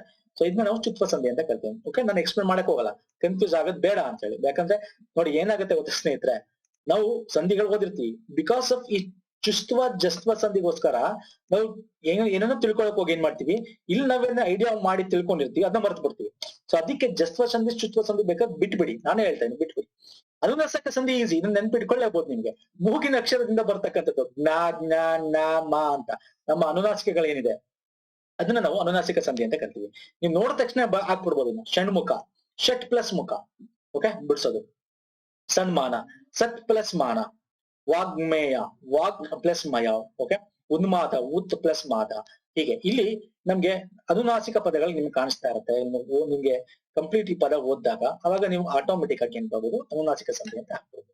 ಅಥವಾ ವರ್ಗ ಪ್ರಥಮ ವರ್ಣಗಳಿಗೆ ಯಾವ ಅನುನಾಸಿಕ ಪರವಾದರೂ ಅವುಗಳಿಗೆ ಅಂದ್ರೆ ಕಚಟ ತಪ ವ್ಯಂಜನಗಳಿಗೆ ಕ್ರಮವಾಗಿ ಈ ಲಾಸ್ಟ್ ಪದಗಳು ಬರಬೇಕಾಗತ್ತೆ. Okay sir, fine. ಇನ್ನು ಸಮಾಸಕ್ಕೆ ಬರ್ತೀನಿ ಸರ್. ಸಮಾಸ ಅಂದ ತಕ್ಷಣ ಸಂಧಿಗಳಿಗಿಂತ ಸ್ವಲ್ಪ ಇದು ಜಾಸ್ತಿ. ಅಂದ್ರೆ ಅಲ್ಲಿ ಸಂಧಿಲಿ ಯಾವುದೇ ಆದ ನಾವು ಗ್ಯಾಪ್ ಕೊಡಲ್ಲ ಅಲ್ವಾ ಸರ್, ಗ್ಯಾಪ್ ಕೊಡಲ್ಲ ಕೂರಿಸ್ಬೇಕಾದ್ರೆ. ಇಲ್ಲಿ ಹಂಗಲ್ಲ, ಇಲ್ಲಿ ಸಮಾಸದ ಅರ್ಥ ಬಿಡಿಸುವ, ಹೇಳುವ ಮತ್ತು ವಿಗ್ರಹ ವಾಕ್ಯ ಅಂತ ಕರಿತೀವಿ. ಈಗ ತಲೆನೋವು, ತಲೆ ಪ್ಲಸ್ ನೋವು ಅಂತ ತಲೆಯಲ್ಲಿ ನೋವು ಅಂತ ಬರಿತೀವಿ, ಅದನ್ನ ತಲೆನೋವು ಅಂತ ಕರಿತೀವಿ. ಓಕೆ, ಎರಡು ಅಥವಾ ಹಲವು ಪದಗಳು. ನಾವು ಸಂಧಿಗಳಲ್ಲಿ ಯೂಶಲಿ ಎರಡು ಪದ ಇರುತ್ತೆ, ಯೂಶಿಯಲಿ. Okay, usually. ಓಕೆ, ಆದ್ರೆ ಸಮಾಸದಲ್ಲಿ ಎರಡಕ್ಕಿಂತ ಅತಿ ಹೆಚ್ಚು ಪದಗಳನ್ನು ನಾವು ಸೇರಿಸಿ ಸಮಾಸ ಮಾಡ್ತೀವಿ. ಓಕೆ, ವಿಗ್ರಹ ವಾಕ್ಯ ಅಂದ್ರೆ ಸಮಾಸ ಅರ್ಥವನ್ನು ಬಿಡಿಸಿ ಹೇಳುವ ಮಾತನ್ನು ವಿಗ್ರಹ ವಾಕ್ಯ ಅಂತ ಕರಿತೀವಿ. ನೀವು ಸಮಾಸದಲ್ಲೂ ಕೂಡ ನಿಮ್ಗೆ ಸಂಸ್ಕೃತ ಸೇರಿ ಆಗದಿದೆ, ಕನ್ನಡ ಶಬ್ದಗಳು ಸೇರಿ ಆಗದಿದೆ, ತದ್ಭವ ಶಬ್ದಗಳು ಸೇರಿ ಆಗದಿದೆ, ಅಚ್ಚಗನ್ನಡ ಶಬ್ದ ತದ್ಭವ ಶಬ್ದಗಳು ಸೇರಿ ಆಗದಿದೆ, ಕನ್ನಡಕ್ಕೆ ಸಂಸ್ಕೃತ ಶಬ್ದ ಸೇರಿ ಸಮಾಸ ಆಗಲಾರದು. ಇದು ವೆರಿ ಇಂಪಾರ್ಟೆಂಟ್. ಕನ್ನಡ ಸಂಸ್ಕೃತ ಶಬ್ದ ಸೇರಿ ಸಮಾಸ ಆಗಲ್ಲ. ಆದ್ರೆ ಒಂದು ಹಳೆ ಕಾಲದ ನಮ್ಮ ಕವಿಗಳು ಮಾಡಿದ್ದಾರೆ ಇದನ್ನ, ಅದನ್ನ ಹರಿ ಸಮಾಸ ಅಂತ ಕರಿತೀವಿ. ಓಕೆ, ಹರಿ ಸಮಾಸ ಅಂತ ಕರಿತೀವಿ. ಹರಿ ಸಮಾಸ ಕನ್ನಡ ಮತ್ತು ಸಂಸ್ಕೃತ ಶಬ್ದಗಳು ಸೇರಿ ಆಗೋದನ್ನ ಹರಿ ಸಮಾಸ ಅಂತ ಕರಿತೀವಿ. ಸೊ ಯೂಶಲಿ ಆತರ ಮಾಡಂಗಿಲ್ಲ, ಆದ್ರೆ ಅದನ್ನ ನೆಗ್ಲೆಕ್ಟ್ ಕೂಡ ಮಾಡಂಗಿಲ್ಲ. ಯಾಕಂದ್ರೆ ಅವಾಗಿನ ಒಂದು ಕವಿಗಳು ನಮ್ಮ ಹಿಂದೆ ಮಾಡಿದ್ದಾರೆ ಅದನ್ನು. ಓಕೆ, ಇನ್ನು ಮುಖ್ಯವಾಗಿ ನಮ್ಮ ಎಕ್ಸಾಮ್ ಪರ್ಸ್ಪೆಕ್ಟಿವ್ ನೋಡೋದಾದ್ರೆ ಸಮಾಸಗಳಲ್ಲಿ ತತ್ಪುರುಷ, ಕರ್ಮಧಾರೆ, ದ್ವಿಗು, ಅಂಶಿ, ದ್ವಂದ್ವ, ಬಹುರ್ವಿಹಿ, ಕ್ರಿಯಾ, ಗಮಕ ಇದಿಷ್ಟು ವೆರಿ ವೆರಿ ಇಂಪಾರ್ಟೆಂಟ್. ಓಕೆ, ಇದು ಈಸಿ ಸಮಾಸ. ಸಮಾಸ ಅಂತ ತುಂಬಾ ಈಸಿ. ನಾನು ಟ್ರಿಕ್ಸ್ ಕೂಡ ಹೇಳ್ತೀನಿ ನಿಮ್ಗೆ. ಹರಿ ಸಮಾಸ ಬಗ್ಗೆ ನಾನು ಮಾತಾಡಕ್ ಹೋಗಲ್ಲ. ಓಕೆ, ಹರಿ ಸಮಾಸ ಬೇಕಾಗಿಲ್ಲ ನಮ್ಗೆ. ಸಂಸ್ಕೃತ ನಾನು ಹೇಳಿದಲ್ಲ, ಸಂಸ್ಕೃತ ಮತ್ತೆ ಕನ್ನಡ ಪದಗಳು ಸೇರಿ ಆಗಿರ್ತಕ್ಕಂಥ ಹರಿ ಸಮಾಸ. ಹೇಳ್ತಾನೆ ಸಂಸ್ಕೃತ ಕನ್ನಡ ಪದ ಆಗಿರ್ತಕ್ಕಂಥ ಸಮಾಸನ ಏನಂತ ಕರಿತೀವಿ ಅಂತ ಆಪ್ಷನಲ್ ಕೊಟ್ಬಿಟ್ಟು ನಿಮ್ಗೆ ಹರಿ, ತತ್ಪುರುಷ, ಗಮಕ ಮತ್ತೆ ನಿಮ್ಗೆ ಏನಂತ ಕೊಡ್ಬೋದು, ಅಂಶಿ ಈ ತರ ಕೊಡ್ಬೋದು. ಸೊ ಹರಿ ಸಮಾಸ ಅಂತ ತಿಳ್ಕೊಳ್ಳಿ ಅಷ್ಟೇ. ಇನ್ನು ಸಮಾಸಗಳಲ್ಲಿ ಪೂರ್ವ ಪದ ಉತ್ತರ ಪದ ಅಂತ ಏನ್ ಮಾಡ್ತೀವಿ ಸಂಧಿಗಳ ತರನೇ, ಇಲ್ಲಿ ತತ್ಪುರುಷ ಸಮಾಸಕ್ಕೆ ಹೆಂಗ್ ತಿಳ್ಕೋದು ಸರ್? ಇಲ್ಲಿ ಪೂರ್ವ ಪದ ನಾಮಪದ ಆಗಿರುತ್ತೆ, ಉತ್ತರ ಪದ ನಾಮಪದ ಆಗಿರುತ್ತೆ, ಎರಡು ನಾಮಪದ ಇರುತ್ತೆ. ಓಕೆ, ಆದ್ರೆ ಉತ್ತರ ಪದನ ಪ್ರಧಾನವಾಗಿರುತ್ತೆ. ಈಗ ಬೆಟ್ಟದ ತಾವರೆ, ಬೆಟ್ಟದಾವರೆ. ಓಕೆ, ಬೆಟ್ಟದ ತಾವರೆ, ಬೆಟ್ಟದ ತಾವರೆ ಅಂದ್ರೆ ಇಲ್ಲಿ ಬೆಟ್ಟ ಅಂತ ಕುದ್ದು ನಮ್ಗೆ ನಾಮಪದ, ತಾವರೆ ನಾಮಪದ. ಆದ್ರೆ ಈ ತಾವರೆ ಅತ್ಯಂತ ಪ್ರಧಾನ ಬೆಟ್ಟಕ್ಕಿಂತ. ಯಾಕಂದ್ರೆ ಈ ತಾವರೆ ಬೆಟ್ಟದಲ್ಲಿ ಸಿಗುತ್ತೆ, ತಾವರೆ ಎಲ್ಲಾ ಕಡೆನೂ ಸಿಗುತ್ತೆ. ಅಂದ್ರೆ ನದಿಗಳ ನಮ್ಮ ಕೊಳೆ ಇದ್ರಲ್ಲೂ ಸಿಗುತ್ತೆ, ಇಲ್ಲೂ ಸಿಗುತ್ತೆ. ಅದಕ್ಕೆ ಈ ತಾವರೆ ಅಂತಕ್ಕಂಥದ್ದು ವೆರಿ ಇಂಪಾರ್ಟೆಂಟ್, ಇದು ಪ್ರಧಾನ. ಇದು ತತ್ಪುರುಷ. ಕರ್ಮಧಾರೆ ಅಂತಂದ್ರೆ ಏನು ಇಲ್ಲಿ ಮುಂದೆ ತಗೊಂಡಿನಿ, ಡೋಂಟ್ ವರಿ. ಬಟ್ ಇಲ್ಲಿ ಒಂದ್ಸಲ ತಿಳ್ಕೊಂಬೋಣ. ಕರ್ಮಧಾರ ಸಮಾಸ ಅಂದ್ರೆ ಏನು ಅಂದ್ರೆ ಪೂರ್ವ ಪದ ಗುಣವಾಚಕ ಆಗಿರುತ್ತೆ, ಉತ್ತರ ಪದ ನಾಮಪದ ಆಗಿರುತ್ತೆ. ಗುಣನ ಹೇಳ್ತಾ ಇರುತ್ತೆ ಕರ್ಮಧಾರೆ ಅಂದ್ರೆ. ನೀವು ಅರ್ಥ ಹಿಂಗ್ ಕರ್ಮ ಅಂದ್ರೆ ಕರ್ಮ ಏನಾದ್ರು ಮಾಡ್ತಾ ಇದ್ದಾನೆ ಅಂತ ಅರ್ಥ. ಅಂದ್ರೆ ಏನಾದ್ರು ಗುಣ ಹೇಳ್ತಾ ಇದ್ದಾನೆ ಅಂತ ಹಿಂಗ ಅರ್ಥ ಮಾಡ್ಕೊತಾ ಹೋಗಿ. ದ್ವಿಗು ಅಂದ್ರೆ ಏನಿಲ್ಲ, ದ್ವಿಗು ಅಂದ್ರೆ ದಿಕ್ಕು ಅನ್ಕೊಂಬಿಡಿ, ಸಿಂಪಲ್. ಅಂದ್ರೆ ದಿಕ್ಕು, ದ್ವಿಗು ಅಂದ್ರೆ ಸಂಖ್ಯೆ ಅಂತ ಅನ್ಕೊಂಬಿಡಿ. ಸಂಖ್ಯೆ ವಾಚಕ ಪೂರ್ವ ಪದ ಅಂದ್ರೆ ಸಂಖ್ಯೆಗಳನ್ನ ಸೃಷ್ಟಿ ಮಾಡ್ತಾ ಇರುತ್ತೆ. ಈ ಕಡೆ ಫಸ್ಟ್ ಅಕ್ಷರ ನಮ್ಗೆ ಪೂರ್ವ ಪದ ಸಂಖ್ಯೆ ಇರುತ್ತೆ, ನಾವು ಉತ್ತರ ಪದ ನಾಮಪದ ಆಗಿರುತ್ತೆ ಬಿಡಿಸಿದಾಗ. ಅಂಶಿ ಸಮಾಸ ಅಂಶಿ ಇರುತ್ತೆ, ಹೇಳ್ತೀನಿ. ಅಂದ್ರೆ ಒಂದು ಯಾವ್ದಾರ ಅಂಗದಲ್ಲಿ ಆ ಅಂಗದಲ್ಲಿ ಸಬ್ ಅಂಗ ನಮ್ಗೆ ಹೇಳ್ತಕ್ಕಂಥದ್ದು, ಅದರ ಒಂದು ಸಬ್ ಅಂಗ. ಓಕೆ, ನಾನು ಮುಂದೆ ತಿಳಿಸ್ತಾ ಹೋಗ್ತೀನಿ ಉದಾಹರಣೆ ತಗೊಂಡು. ದ್ವಂದ್ವ ಸಮಾಸ ಎಲ್ಲಾ ಪದಗಳ ಅರ್ಥ ಪ್ರಧಾನ ಆಗಿದ್ರೆ ದ್ವಂದ್ವ ಸಮಾಸ. ಓಕೆ, ಕ್ರಿಯಾ ಅಂದ್ರೆ ನಾಮಪದ ಇರುತ್ತೆ, ಉತ್ತರ ಪದ ಕ್ರಿಯಾಪದ ಆಗಿರುತ್ತೆ. ಸೊ ಅದನ್ನ ಕ್ರಿಯಾ ಸಮಾಸ ಅಂತ ಕರಿತೀವಿ. ವೆರಿ ಇಂಪಾರ್ಟೆಂಟ್ ಇದು. ನೆಕ್ಸ್ಟ್ ಬಹುರ್ವಿಹಿ ಅಂದ್ರೆ ಅನ್ಯ ಪದ ಪ್ರಧಾನ ಆಗಿರುತ್ತೆ. ಯಾವ್ದಾದ್ರು ಎರಡು ಪದಗಳು ನಾವು ಬಿಡಿಸ್ತೀವಲ್ಲ ವಿಗ್ರಹ ವಾಕ್ಯ, ಅದಾದಾಗ ಬೇರೆ ಪದ ಬರುತ್ತೆ, ಬಟ್ ಅದು ಅನ್ಯ ಪದ ಆಗಿರುತ್ತೆ, ಅದು ಪ್ರಧಾನವಾಗಿರುತ್ತೆ. ಇನ್ನು ಗಮಕ ಅಂದ್ರೆ ಸರ್ವನಾಮ ಕೃದಂತ ಉತ್ತರ ಪದ ನಾಮಪದ ಆಗಿರುತ್ತೆ. ನೋಡೋಣ ಒಂದೊಂದು ಈಗ ಕೂಡ ನೋಡ್ತಾ ಹೋಗೋಣ. ಈ ಒಂದು ಸ್ಲೈಡ್ ಇಟ್ಕೊಂಡ್ರೆ ನಿಮ್ಗೆ ಆಟೋಮೆಟಿಕ್ ಜ್ಞಾಪಕ ಇಟ್ಕೋಬಹುದು. ಈಗ ಸಿಂಪಲ್ ಆಗಿ ಹೇಳ್ತೇನೆ ನೋಡಿ. ಈಗ ಬೆಟ್ಟದಾವರೆ, ಧನಹರಣ, ತಲೆನೋವು, ತಲೆ ಪ್ಲಸ್ ನೋವು, ಪೂದೋಟ. ಪೂದೋಟ ಅಂದ್ರೆ ಏನು ಸರ್? ಹೂವು ಪ್ಲಸ್ ತೋಟ ಅಂತ ಬರೀಬಹುದಲ್ವಾ ಸರ್? ಅಥವಾ ಹೂವಿನ ಪ್ಲಸ್ ತೋಟ. ಹಿಂಗೆ ನಾವು ಸಮಾಸ ಬಿಡಿಸ್ಬೇಕಾದ್ರೆ ಹಿಂಗೆ ನಾವು ಸಂಧಿ ಬಿಡಿಸ್ಬೇಕಾದ್ರೆ ಹೂ ಪ್ಲಸ್ ತೋಟ ಅಂತ ಬರೀಬಹುದು. ಅದೇ ಇಲ್ಲಿ ಸಮಾಸದಲ್ಲಿ ಹಂಗಲ್ಲ, ಹೂವಿನ ಪ್ಲಸ್ ತೋಟ ಅಂತ ಬರೀಬೇಕಾಗುತ್ತೆ. ಬೆಟ್ಟದ ಪ್ಲಸ್ ತಾವರೆ ಅಂತ ಬರೀಬೇಕಾಗುತ್ತೆ. ಈಗ ಇಲ್ಲಿ ಪೂರ್ವ ಪದ ನಾಮಪದ, ಈಗ ಇಲ್ಲೊಂದಷ್ಟು ಎಕ್ಸಾಂಪಲ್ ಇದೆಲ್ಲ ನೋಡಿ. ಬೆಟ್ಟದ ಪ್ಲಸ್ ತಾವರೆ ಅಂತ ಬರ್ತೀವಿ. ಓಕೆ, ಹೂವಿನ ಪ್ಲಸ್ ತೋಟ ಅಂತ ಬರ್ತೀವಿ. ಸ್ವಾಮಿ ದ್ರೋಹ ಅಂದ್ರೆ ಸ್ವಾಮಿ ದ್ರೋಹ ಅಂತಿದೆ, ಸ್ವಾಮಿಗೆ ಪ್ಲಸ್ ದ್ರೋಹ ಅಂತ ಬರ್ತೀವಿ. ಈ ಎರಡು ನಾಮಪದ, ಆದ್ರೆ ಇದಕ್ಕೆ ಹೆಚ್ಚು ನಮ್ಗೆ ಪ್ರಧಾನ ಆಗಿರುತ್ತೆ. ಕರ್ಮಧಾರೆ ನೋಡಿ ಗುಣವಂತ ತಿಳಿಸ್ತಾ ಇರುತ್ತೆ. ಈಗ ನೋಡಿ, ಹೆಮ್ಮರ, ಹಿರಿದವು ಪ್ಲಸ್ ಮರ ಅಂತ ಬರ್ತೀವಿ. ಓಕೆ, ಹೊಸಗನ್ನಡ, ಹೊಸತು ಪ್ಲಸ್ ಕನ್ನಡ ಅಂತ ಬರ್ತೀವಿ. ಪೆರ್ಮರ, ಪೆರ ಅಂದ್ರೆ ಹಿರಿದಾದ ಪ್ಲಸ್ ಮರ, ಹಿರಿದು ಪ್ಲಸ್ ಮರ ಅಂತ ಬರ್ತೀವಿ. ಅಂದ್ರೆ ಇಲ್ಲಿ ಪೂರ್ವ ಪದ ಗುಣ ತಿಳಿಸ್ತಾ ಇರ್ತದೆ, ಹಿರಿದ, ಚಿಕ್ಕದ, ಹೊಸದ, ಹಳೇದ ಅಂತ. ಇದನ್ನ ನಾವು ಕರ್ಮಧಾರೆ ಸಮಾಸ ಅಂತ ಹೇಳ್ತೀವಿ ಸ್ನೇಹ. ಈ ಚಿಕ್ಕದಾದ್ರೆ ಕಡಿದು ಪ್ಲಸ್ ಏಕಾಂತ ಅಂತ ಬರೀಬಹುದು. ಇಲ್ಲಿ ನೋಡಿ, ಪಿರಿಯ ಮಗ ಅಂದ್ರೆ ಹಿರಿಯ ಮಗನೇ ಪಿರಿಯ ಮಗ, ಪಿರಿಯ ಪ್ಲಸ್ ಮಗ ಅಂತ ಬರೀಬಹುದು. ಹಿಂಗೆ ನೆಕ್ಸ್ಟ್ ದ್ವಿಗು ಸಮಾಸ ಬರೋದಾರೆ ಸ್ನೇಹಿತರೆ, ಪೂರ್ವ ಪದ ಸಂಖ್ಯಾವಾಚಕ ಆಗಿರ್ಬೇಕು. ನಾನು ಹೇಳಿದೆ ಸಂಖ್ಯೆ ಇರಬೇಕು ಅಂತ. ಈಗ ನಿಮಗೆ ಸಪ್ತ ಸ್ವರ, ಸಪ್ತಗಳಾದ ಸ್ವರ ಪ್ಲಸ್ ಸ್ವರ, ಸಪ್ತ ಅಂದ್ರೆ 7 ಅಲ್ವಾ? ಒಕ್ಕಟ್ಟು ಅಂದ್ರೆ ಏಕ ಪ್ಲಸ್ ಕಟ್ಟು ಅಂತ ಬರ್ಬೋದು, ಅಥವಾ ಒಂದು ಪ್ಲಸ್ ಕಟ್ಟು ಅಂತ ಬರೀಬೋದಲ್ವಾ? ಒಂದು ಪ್ಲಸ್ ಕಟ್ಟು ಒಗ್ಗಟ್ಟು. ಇಲ್ಲಿ ಒಂದು ಅಂತಕ್ಕಂಥದ್ದು. ನಾಲ್ಕಾಳು, 4 ಪ್ಲಸ್ ಆಳು. ಇಲ್ಲಿ ಮುಕ್ಕಣ್ಣು, 3 ಪ್ಲಸ್ ಕಣ್ಣು. ಇಲ್ಲಿ ಮುಕ್ಕಣ್ಣಿಗೂ ಓಕೆ ಮುಕ್ಕಣ್ಣಾಗೂ ಡಿಫ್ರೆನ್ಸ್ ಇದೆ. ಮುಕ್ಕಣ್ಣಿಗೂ ಡಿಫ್ರೆನ್ಸ್ ಇದೆ. ಎಕ್ಸಾಂಪಲ್ ಕನ್ಫ್ಯೂಸ್ ಮಾಡ್ಕೊಂಡ್ಬಿಡ್ರಿ. ಮುಕ್ಕಣ್ಣ ಅಂತ ಕೊಟ್ರೆ ಇದು ಬೇರೆ ಸಮಾಸ ಆಗುತ್ತೆ, ಮುಕ್ಕಣ್ಣು ಅಂತ ಕೊಟ್ರೆ ಬೇರೆ ಸಮಾಸ ಆಗುತ್ತೆ. ಇಲ್ಲಿ ಮುಕ್ಕಣ್ಣು ಅಂದ್ರೆ 3 ಪ್ಲಸ್ ಕಣ್ಣು, ಅದಕ್ಕೆ ದ್ವಿಗು ಸಮಾಸ. ಯಾಕಂದ್ರೆ 3 ಅಂತಕ್ಕಂಥ ಸಂಖ್ಯೆ ಹೇಳ್ತಾ ಇದೆ. ಈಗ ಫಾರ್ ಎಕ್ಸಾಂಪಲ್ ನಿಮ್ಗೆ ಇಲ್ಲಿ ತೋರಿಸ್ತೀನಿ. ಯಾವುದು ಬಹುರ್ವಿಹಿ ಸಮಾಸನ? ಬಹುರ್ವಿಹಿ ಸಮಾಸದಲ್ಲಿ ನಿಮ್ಗೆ ಮುಕ್ಕಣ್ಣ ಅಂತ ಬರುತ್ತೆ. ಅಂದ್ರೆ 3 ಕಣ್ಣುಳುವನ್ನು ಯಾರು ಸರ್? ಮುಕ್ಕಣ್ಣ, ಹಣೆಯಲ್ಲಿ ಶಿವ. ಸೊ ಇದು ಬಹುರ್ವಿಹಿ ಸಮಾಸ. ಸೊ ಇಲ್ಲಿ ನಾವೇನ್ ಮಾಡ್ತಿದ್ವಿ? ದ್ವಿಗು ಸಮಾಸ ಮುಕ್ಕಣ್ಣು ಅಂತ ಇರುತ್ತೆ. ಓಕೆ, ಸಂಖ್ಯೆ ಇರುತ್ತೆ. Very important. ಅಂಶ ಇದೇಂಗಿಲ್ಲ ಸರ್, ಎಷ್ಟು ನೋಡಿದ ತಕ್ಷಣ ಹೇಳ್ಬಿಡ್ಬೋದು ಸರ್. ಅಂದ್ರೆ ಒಂದು ಭಾಗದಲ್ಲಿ ಮತ್ತೊಂದು ಭಾಗನ ಇದು ತೋರಿಸ್ತಾ ಇರುತ್ತೆ. ಈಗ ಹಿಂಗಾಲು, ಕಾಲು ಅಂತಕ್ಕಂಥ ಒಂದು ಭಾಗ, ಹಿಂಗಾಲು ಅಂದ್ರೆ ಕಾಲಿನ ಪ್ಲಸ್ ಹಿಂದೆ ಅಂತ ಬರೀಬೇಕಾಗುತ್ತೆ. ಒಂದ್ ಕಾಲಿದೆ, ಕಾಲಿನ ಹಿಂದೆ ಮಾತಾಡ್ತಾ ಇದ್ದಾನೆ ಅಲ್ವಾ? ಈಗ ಅಂಗೈ ಅಂದ್ರೆ ಏನರ್ಥ? ಕೈ ಪ್ಲಸ್ ಮುಂದೆ ಅಲ್ವಾ ಸರ್? ಮುಂಗೈ, ಅಥವಾ ಕೈ ಪ್ಲಸ್ ಅದು ಮುಂಗೈ ಆಯ್ತು ಅಲ್ವಾ ಸರ್? ಓಕೆ, ಇನ್ನು ತಲೆಯ ಪ್ಲಸ್ ಹಿಂದೆ. ಓಕೆ, ನಾವೇನಂತ ಕರಿತೀವಿ? ಹಿಂದಲೆ ಅಂತ ಕರಿತೀವಿ. ತಲೆಯ ಪ್ಲಸ್ ಮುಂದಲೆ ಅಂತ ಕರಿತೀವಿ ಅಲ್ವಾ ಸರ್? ಹಿಂಗೆ ಹೇಳ್ತಾ ಹೋಗ್ತಾ ಇರ್ತೀವಿ.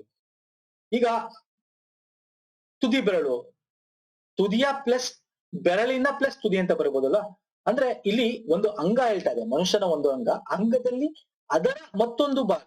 ಓಕೆ, ತಲೆಯ ಅದರ ಹಿಂದೆ, ತಲೆಯ ಮುಂದೆ. ಓಕೆ, ಈ ರೀತಿ ಬರ್ತಕ್ಕಂಥ ತುಟಿ, ತುಟಿಯ ಕೆಳಗೆ, ತುಟಿಯ ಪ್ಲಸ್ ಕೆಳಗೆ. ಓಕೆ, ತುಟಿಯ ಪ್ಲಸ್ ಕೆಳಗೆ. ಸೊ ಹಿಂಗೆ ಬರ್ತಲ್ಲ ಸ್ನೇಹಿತರೆ, ಇದನ್ನ ಅಂಶ ಸಮಾಸ. ಅಂಶ ಅಂದ್ರೆ ಸರ್ ಅಂಶ ಅಂತ ಇರುತ್ತೆ ಅಂತ ಇಟ್ಕೊಳ್ಳಿ. ನಮ್ಮ ಒಂದು ಬಾಡಿಯ ಒಂದು ಅಂಶ ಅಂತ ಅನ್ಕೊಂಬಿಡಿ. ಸಿಂಪಲ್. ಓಕೆ, ಅರ್ಥ ಆಗ್ತಾ ಹೋಗುತ್ತೆ. ಫೈನ್.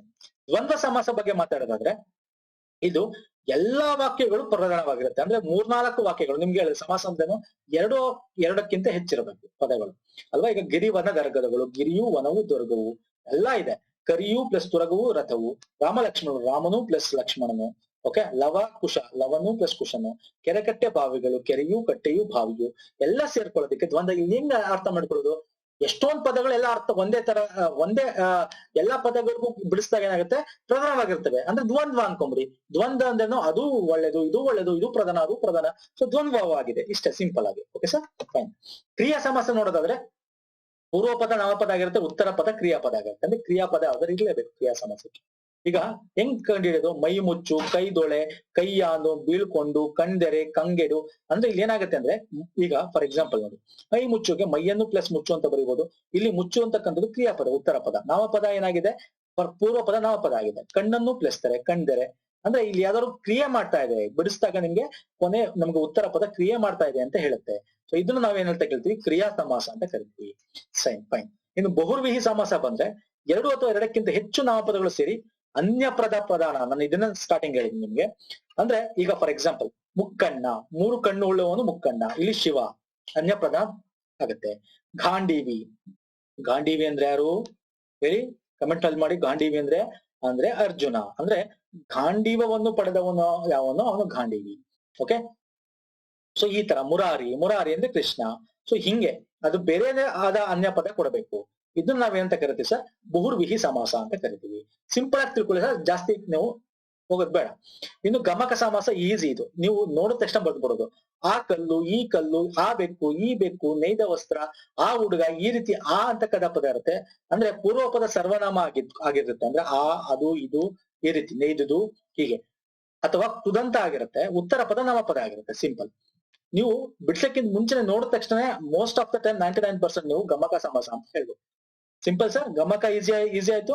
ಇನ್ನೊಂದ್ಸಲ ಹೇಳಿ, ಗಮಕ ಈಸಿ ಆಯ್ತು. ಬಹುರ್ವಿಹಿ ಅಂದ್ರೆ ಗೊತ್ತಾಯ್ತು ನಿಮಗೆ, ಅನ್ಯ ಪದ ಪ್ರಧಾನ ಆಗಿರುತ್ತೆ.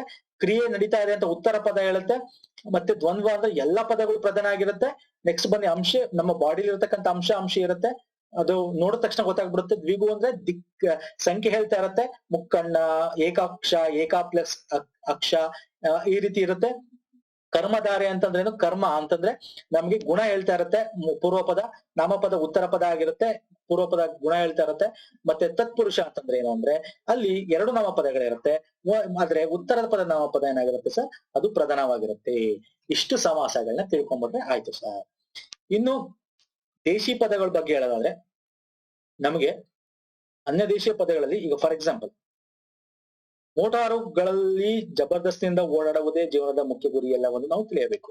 ಇಲ್ಲಿ ಮೋಟಾರು ಅಂತಕ್ಕಂಥದ್ದು ಇಂಗ್ಲಿಷ್ ಪದದಿಂದ ಬಂದ ಭಾಷೆ, ಜಬರ್ದಸ್ತ್ ಹಿಂದಿ, ಜೀವನ ಮುಖ್ಯ ಸಂಸ್ಕೃತ ಭಾಷೆ, ಶಬ್ದಗಳು ಸಂಸ್ಕೃತ ಭಾಷೆಯಿಂದ ಬಂದ ಶಬ್ದಗಳು.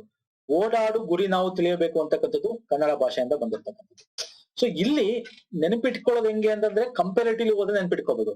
ಇಲ್ಲಿ ಗ್ರೀಕ್ ಮತ್ತು ರೋಮನ್ ಬಂದಿರತಕ್ಕಂಥ ಪದಗಳನ್ನು ಕೊಟ್ಟಿದೀವಿ. ಪರ್ಷಿಯನ್ ಭಾಷೆಯಿಂದ ಬಂದಿರತಕ್ಕಂಥ ಪದಗಳು ಕೂಡ ಇದೆ. ಅರಬಿಯಿಂದ ಇದನ್ನ ನಾವು ಡೀಟೇಲ್ ಆಗಿ ಎಕ್ಸ್ಪ್ಲೇನ್ ಮಾಡೋದಾದ್ರೆ again the video length will go more. Okay, so ಇಲ್ಲಿ ನಾನು ಲಿಸ್ಟ್ ಕೊಟ್ಟಿದ್ದೀನಿ ಸ್ನೇಹಿತರೆ. ಒಂದ್ಸಲ ಕಂಪೇರಿಟಿವ್ಲಿ ಓದಿ.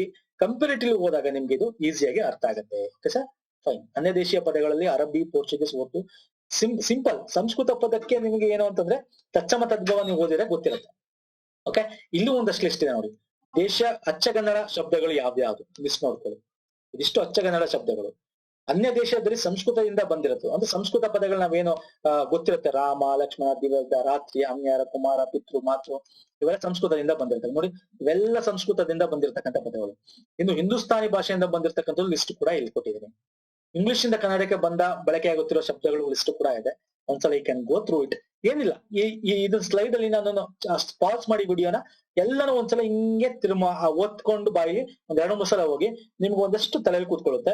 ಎಕ್ಸಾಮ್ ಇಂದು ದಿನ ಇದನ್ನ ಮಾಡ್ಕೊಂಡು ಹೋದ್ರೆ ನಿಮ್ಗೆ ಈಸಿ ಆಗ್ತಾ ಹೋಗುತ್ತೆ. ಓಕೆ, ಮತ್ತೆ ಪೋರ್ಚುಗೀಸ್ ಇಂದ ಬಂದಿರತಕ್ಕಂಥದ್ದು.